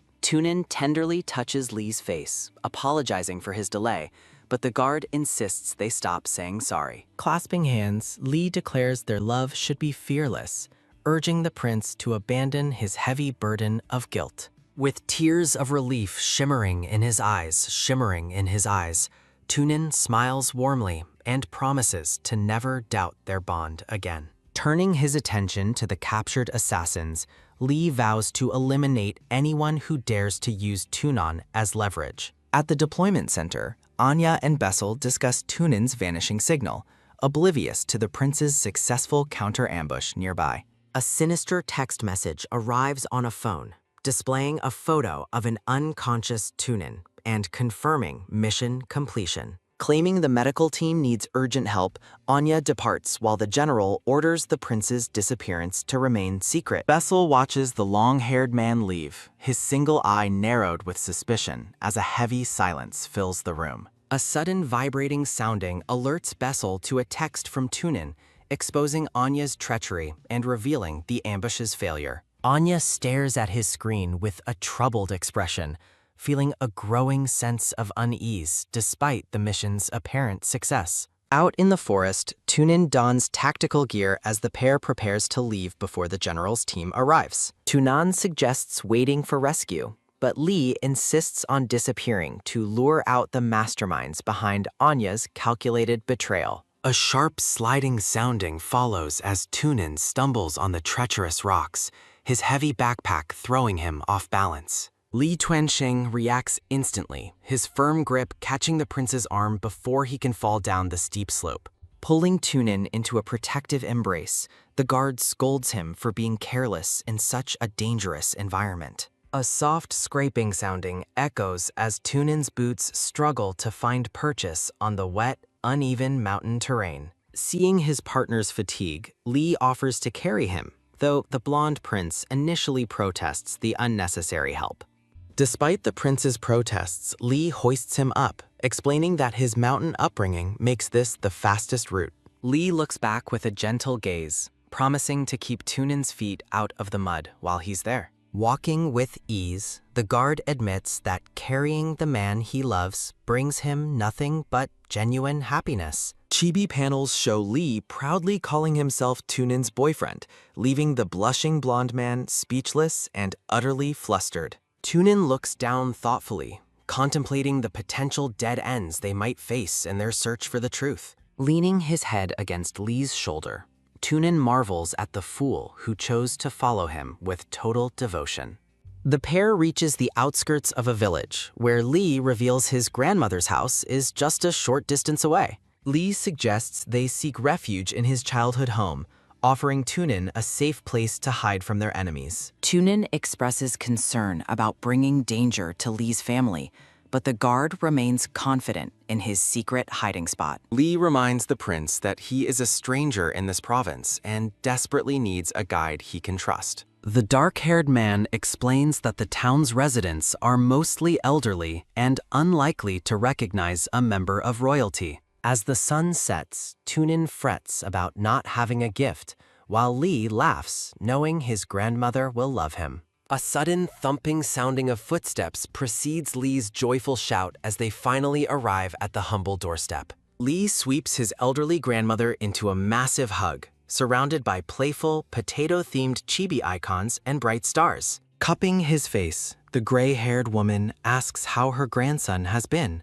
her eyes filled with maternal affection. Tunin steps forward with a polite greeting, prompting the grandmother to comment on how incredibly handsome the guest is. Li begins to introduce Tunin, but hesitates, his cheeks flushing as he struggles to find the right words. A soft rustling sounding occurs as Tunin adjusts his collar, feeling the grandmother's curious gaze as she awaits an answer. To avoid suspicion, Tunin introduces himself simply as Li's former classmate, offering a humble smile to the elderly woman. The blonde prince apologizes for his lack of a proper gift, but the grandmother dismisses his concerns with warmth. Welcoming them both inside, she urges the exhausted men to rest and eat after their long, difficult journey.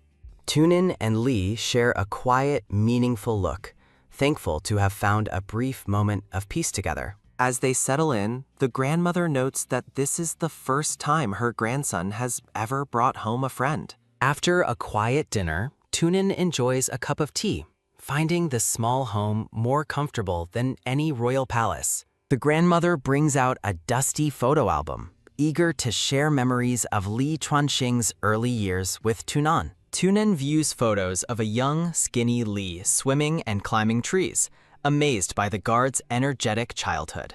Laughing together, Tunin admits he wishes he could have known the younger, adventurous version of his devoted partner. Noticing a scar in a photo, Tunin learns that a young Li once fell and badly hurt his jaw while fishing. The prince looks at the album with a somber expression, feeling a twinge of phantom pain for Li's past injuries. The grandmother recalls Li's letters about someone he liked, revealing the guard worked tirelessly to stand proudly beside Tunin. Looking away from his guest, the brown-haired grandmother speaks into her phone about Li Chuanxing's mysterious romantic interest. Adjusting her glasses, the elderly woman smiles as she realizes the truth about her grandson's hidden feelings. Li Chuanxing frantically finishes washing up as he calls out to Tunan, whose hand reaches for a forbidden album. Li Chuanxing panics as Tunan teases him,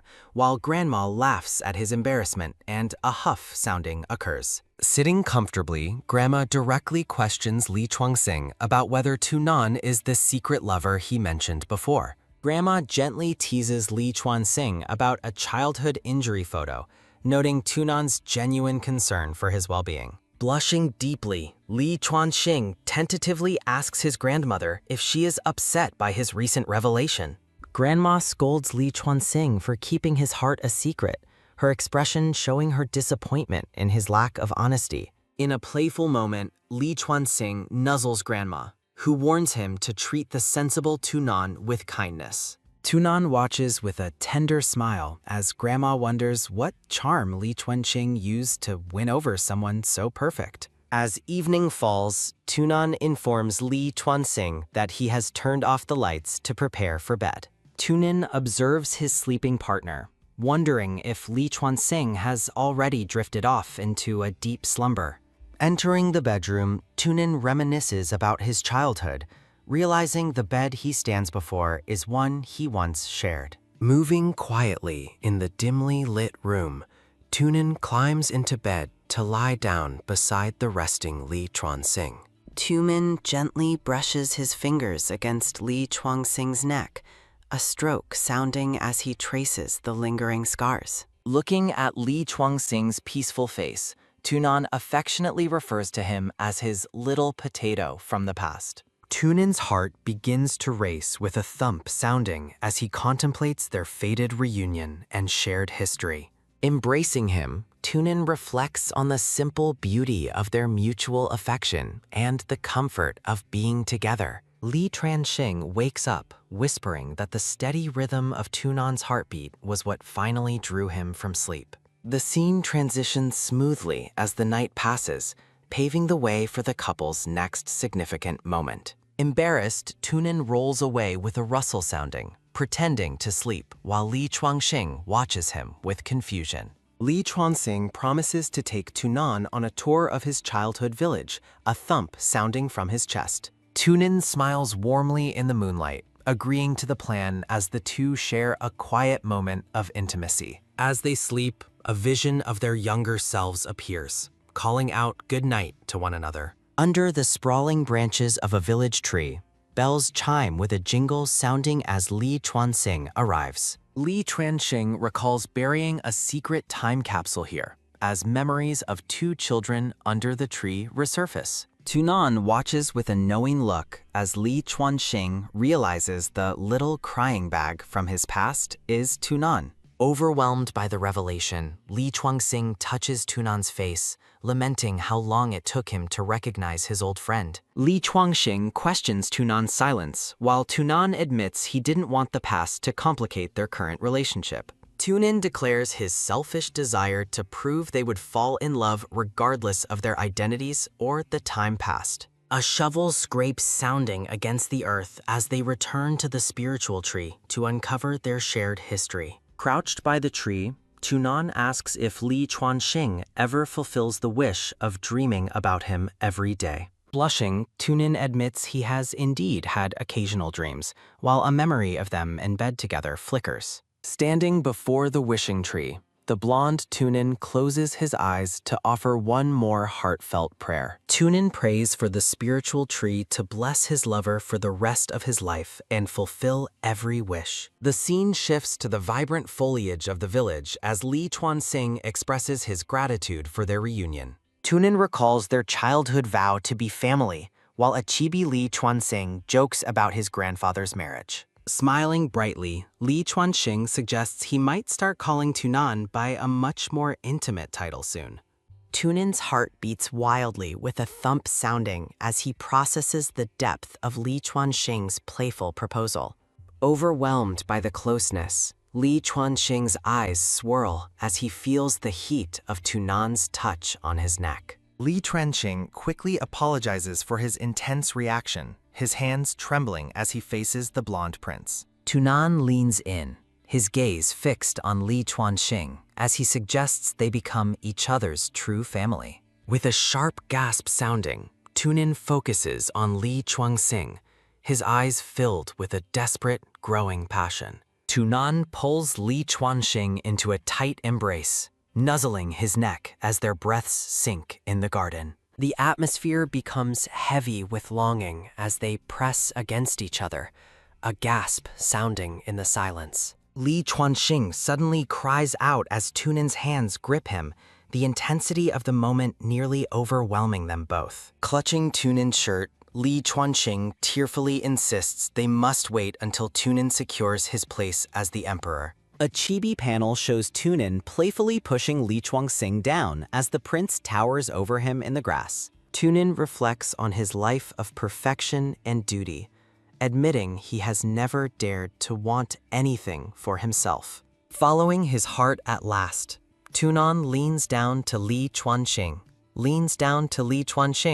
ready to prioritize their love above all else. Blonde Prince Tunin trembles with emotion, his face flushed and glistening with sweat as he breathes heavily. Wrapped in a passionate embrace, Li Chuanxing pulls the blonde prince close for a deep, lingering kiss. Relaxing together under a lush tree, Tunin asks his partner for help retrieving an item from his pocket. Flashes of memory reveal Tunin's various expressions before he bites down on cloth with a desperate, heated gaze. Tension rises as Li Chuanxing's bare chest is shown, his heart racing during their intense and intimate moment. Overwhelmed by desire, Tunin gasps as an "ah" sounding escapes his lips, his body feeling like it might melt. The dark-haired guard teases the prince about his cuteness, prompting a playful and defiant challenge from Tunin. Gasping out Li Chuanxing's name, the blonde prince is consumed by the raw intensity of their shared connection.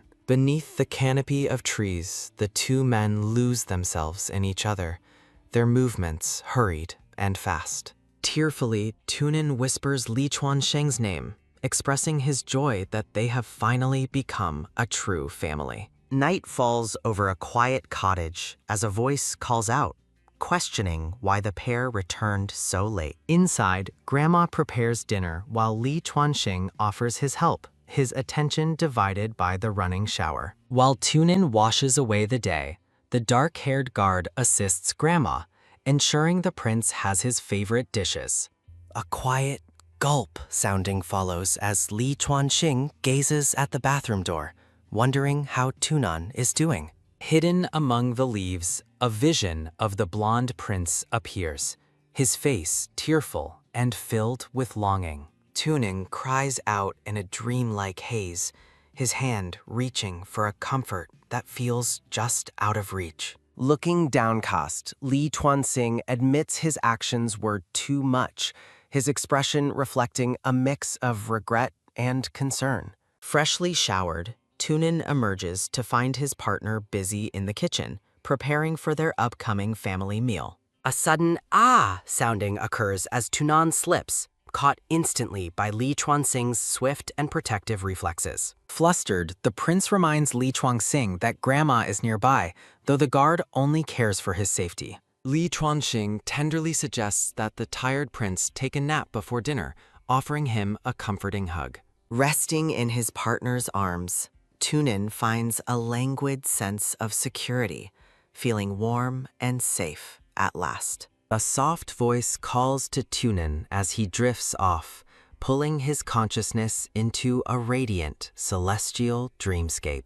Opening his eyes, the prince is greeted by a familiar presence that brings a sudden spark of recognition. Tunan is stunned to see his late imperial father standing before him in his full, regal military uniform. Looking around his secret childhood base, the prince finds his father waiting under the glowing, pink-blossomed tree. The late emperor admits he was worried Tunan had forgotten their special place, offering a gentle, loving smile. Realizing this is his father's soul, Tunan kneels before him, overwhelmed by the impossible reunion. His father explains he has always watched over Tunin during his saddest moments at the old tree hole. Holding his father's hands, Tunin confesses the deep pain of his loss and his reluctance to let go. With a final hug, the emperor worries about who will guard his son once his soul finally departs.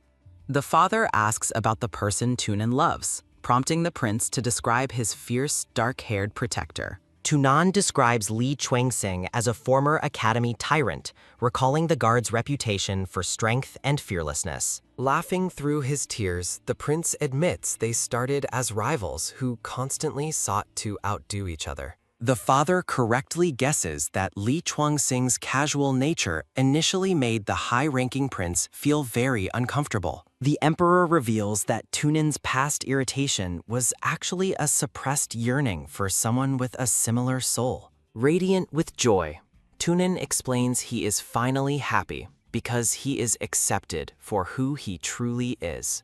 Assured of his son's happiness, the late father offers one last touch of comfort before his time ends. As he fades into light, the emperor urges Tunin not to work too hard and remain his pride. Tunin awakens in bed with tears in his eyes, feeling the lingering warmth of his father's final blessing. Wiping away the remnants of his dream, the prince settles back into the reality of his quiet room. Li Chuanxing watches over him with concern, asking if the blonde prince suffered through a sad and difficult dream. Leaning in close, the dark-haired guard kisses Tunin's forehead and wishes him a peaceful, restorative night's rest. Outside the cottage, the orange glow of twilight fades as a soft, rhythmic pew sounding marks the evening.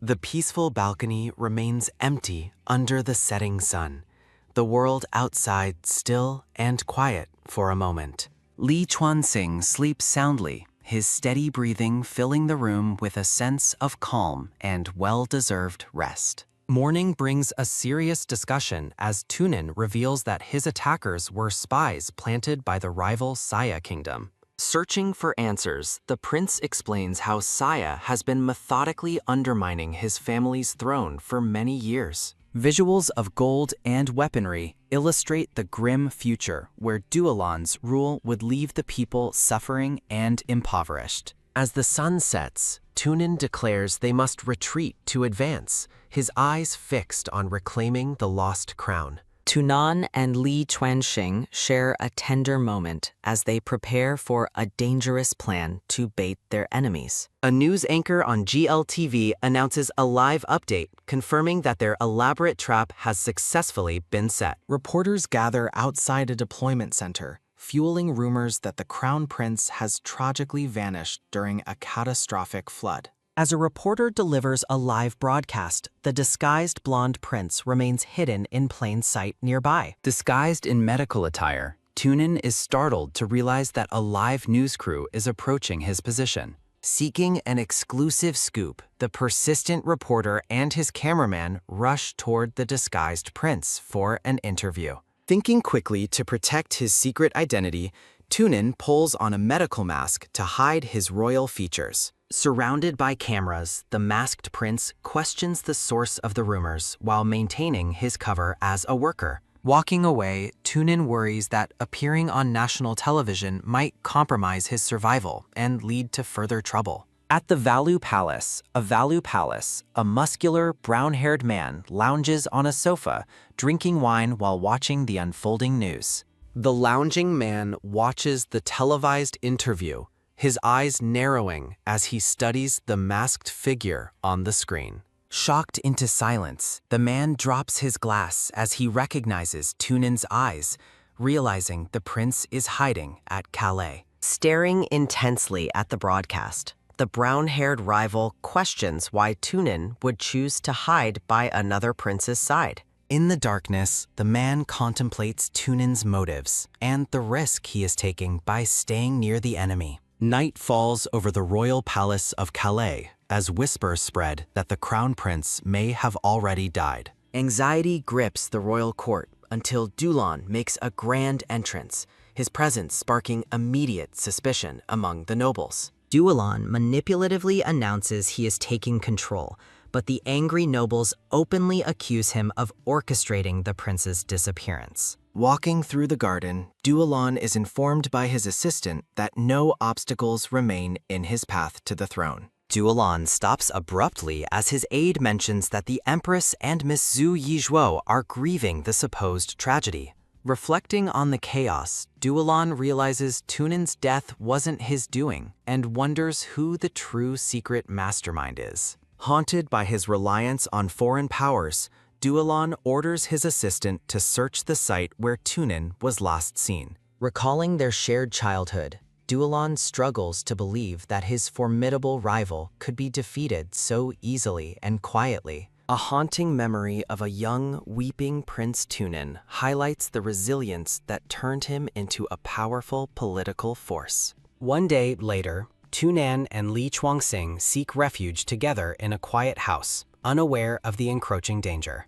A sudden crash sounding echoes through the room as armed men shatter the window, startling a sleeping Li Chuanxing. Royal guards burst through the door, shouting orders and catching the residents of the house completely off guard. Sitting up in bed, Li Chuanxing stares in confusion as the guard captain with glasses demands to know his identity. The guard captain expresses frustration after failing to find the crown prince, realizing they missed their primary royal target. A sharp whoosh sounding follows as guards swarm the room, following strict orders to search every corner for Tunin. Li Chuanxing attempts to calm his terrified grandmother as she questions the intrusion into Boss Shu's private territory. Recognizing the dark-haired man, the captain identifies Li Chuanxing as the prince's former bodyguard who disappeared from service. A metallic clink sounding marks the moment Li Chuanxing is handcuffed and formally accused of deserting the royal guard. As he is led away,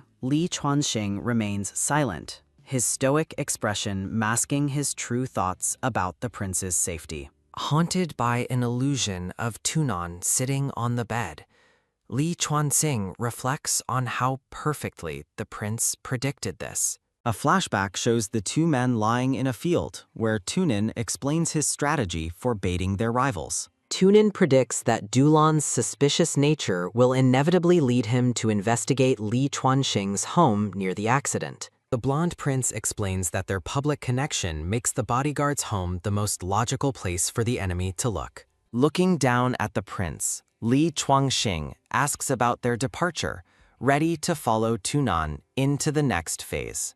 Tunin shocks his companion by declaring that he must return to the capital alone to confront the Empress's isolation. A soft chime sounding comes from a wind chime as the pair debates the next steps of their dangerous plan. Li Chuanxing refuses to be separated, fearing for the prince's safety while Tunan tries to arrange a safe escape. Tunan argues that they must return to Minland separately to avoid suspicion and ensure they can react to Duolon's moves. Staring at Tunin's collar, Li Chuanxing realizes that their simultaneous disappearance would look like a deliberate, guilty act. Clinging to his lover's hands, Li Chuanxing insists on staying behind to draw attention away from the prince's movements. Embracing Tunin tightly, the dark-haired guard vows to protect himself and his grandmother while acting as the ultimate bait. Looking into Tunin's eyes, Li Chuanxing declares his unwavering desire to advance and retreat by the prince's side forever. A rustle sounding occurs as Li Chuanxing holds Tunan close, terrified of the dangers he cannot see or prevent. Sharing an intimate, emotional moment, the guard confesses that even a minor injury to Tunin would break his heart. Gripping Tunan's neck, Li Chuanxing demands a promise that the prince will not take any unnecessary risks while alone. Holding each other one last time, they both silently wish for their long, painful struggle to finally come to an end. A beautiful, sun-dappled canopy of leaves frames a hopeful message about reuniting with loved ones sooner rather than later. In a peaceful memory, Tunan and Li Chuanxing share a deeply emotional embrace amidst a field of tall grass. A splash sounding echoes through the dark prison as guards throw water on a bound and exhausted Li Chuanxing. Panting and wet, the dark-haired bodyguard is interrogated by the blonde rival, Duolon, who demands the crown prince's location. Li Chuanxing weakly explains his escape during the flood, claiming he has had no contact with Tunan since the disaster. From his comfortable chair, Duolon decides the bodyguard is useless, ordering his assistant to prepare a bucket of thick slurry. Guards roughly seize the prisoner until the Empress suddenly intervenes, commanding them to stop the unauthorized interrogation immediately. The Empress takes custody of the battered Li Chuanxing as he collapses into unconsciousness, leaving the frustrated rival behind. In a quiet, sunlit room, Li Chuanxing begins to wake as a gentle voice calls out to him. The Empress weeps at the bedside, expressing her deep grief and surprise at the bodyguard's miraculous survival after the disaster. A blonde attendant watches as the Empress laments, noting that Tunin was her last hope for survival in the palace. Li Chuanxing watches the grieving empress, his expression reflecting the weight of the secrets he must protect for the prince. Back at the palace, Duolon's assistant observes that Tunan cleverly used the Empress's grief to secure Li Chuanxing's safe relocation.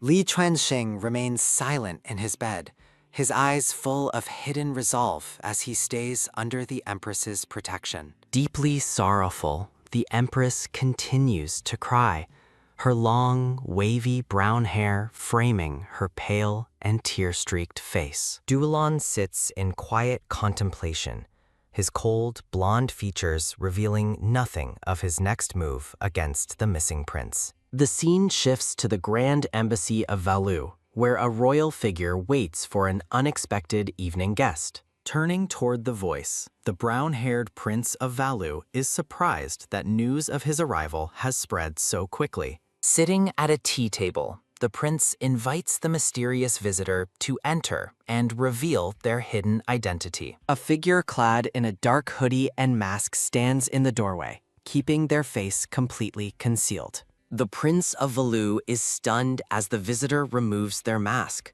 revealing a familiar golden blonde face. Tunin lowers his hood, exposing his full appearance as he greets the Prince of Valu with a knowing look. The next day at the royal parlor, formal preparations are underway for a significant meeting between political powers. Meeting with the Empress, the Prince of Valu warns that Duolon's ambitions pose a grave threat during this crisis. Wiping her eyes, the Empress admits that public suspicion currently prevents Duolon from making a direct move against her. A dark-haired man in a vest serves tea, his presence a quiet constant in the tense royal room. A sudden clatter sounding occurs as tea spills, prompting the Empress to send the clumsy guard away to clean.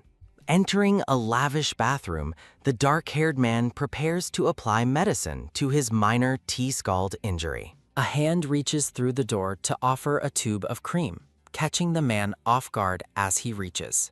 A heavy thud sounding echoes as the Prince of Valu pins the dark-haired man against the door, leaning in. Looking up, the dark-haired man stares in disbelief at the blonde figure before him, whispering Tunin's name. Tunin embraces him tightly, expressing his deep relief and guilt over the injuries the dark-haired man endured. Tunin explains that his mother's acting skills are superior to his, as she recognized him instantly through his disguise. A playful chibi panel shows Tunin teasing the dark-haired man about his jealousy while explaining his intelligence network. Tunin details Duolon's desperate plan to sign an unequal treaty with Saya to secure his grip on power.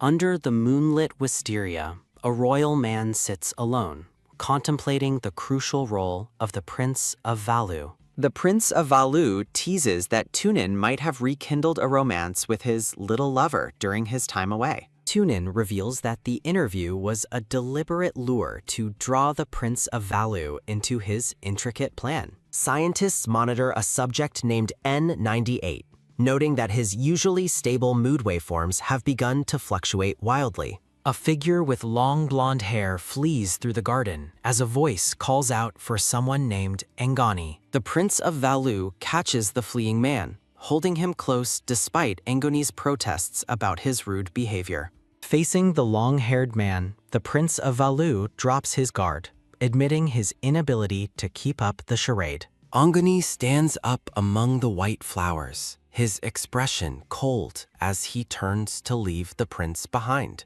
As he walks away, the prince reminds Angoni of the wisteria tattoo he personally engraved on the man's chest. A haunting memory shows the Prince of Valu tattooing a purple wisteria flower onto Angoni's chest during a bath. In the present, the prince questions if Angoni still carries that mark of their past shared intimacy. A sharp step sounding occurs as the prince blocks Angoni's path, demanding he tell the truth about his feelings. With a sudden rip sounding, the prince tears open Angoni's shirt, revealing the purple wisteria tattoo beneath. The prince asks if the tattoo means Angoni once loved him, his gaze searching the blonde man's silent eyes. A rhythmic thump sounding accompanies a desperate embrace as the prince begs Angoni to abandon his mission and choose him. A uniformed guard explains that monitoring chips have been implanted in the students as a mandatory security measure. Horrified, blonde Prince Tunin watches as a fellow student is lethally shocked for attempting to betray the kingdom. Memories reveal Anya being offered retirement by Duolon in exchange for support,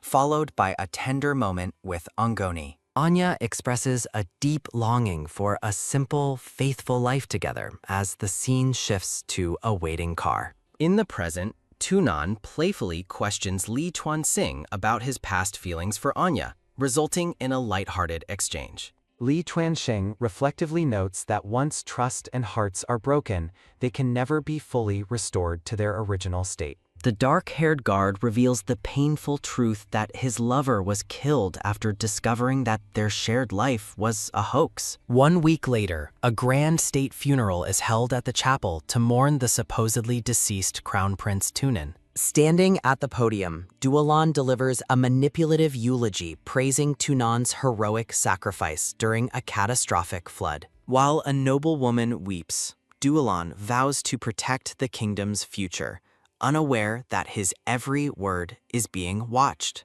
The crowd is thrown into a state of confusion as a video reveals Duolon's secret meeting with the expansionist General Hein. Tunin watches from the shadows as the funeral guests gossip about Duolon's scandalous negotiations with the enemy from Saya.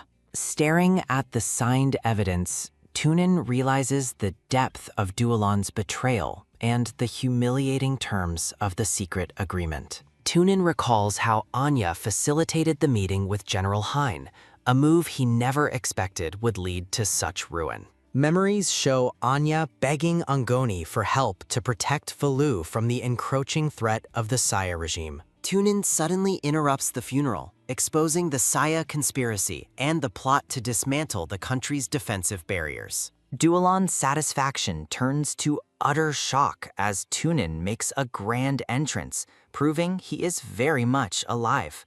The chapel erupts in disbelief as the blonde prince appears in full regalia, his presence a direct challenge to the traitors. Confronting his rival at the altar, Tunin demands honesty from Duolon as the gathered officials watch the tense standoff. Backed by General Bethel, Tunin presents captured Saya agents and mercenaries as proof of Duolon's treasonous communications. Tunin accuses Duolon of sacrificing national interests for power, while a desperate Duolon questions the prince's use of mercenaries. Declaring the throne unsettled and all treaties void, Tunin watches as his mercenaries force the disgraced Duolon to his knees. Duolon warns that Saya forces have infiltrated the palace, but Tunan reveals that the true enemies are hidden among the guests. Terrified, Duolon cries out for General Hein, only for the disguised general to be intercepted and held at gunpoint. Purple-haired Li Keosheng reveals he survived to avenge his brothers,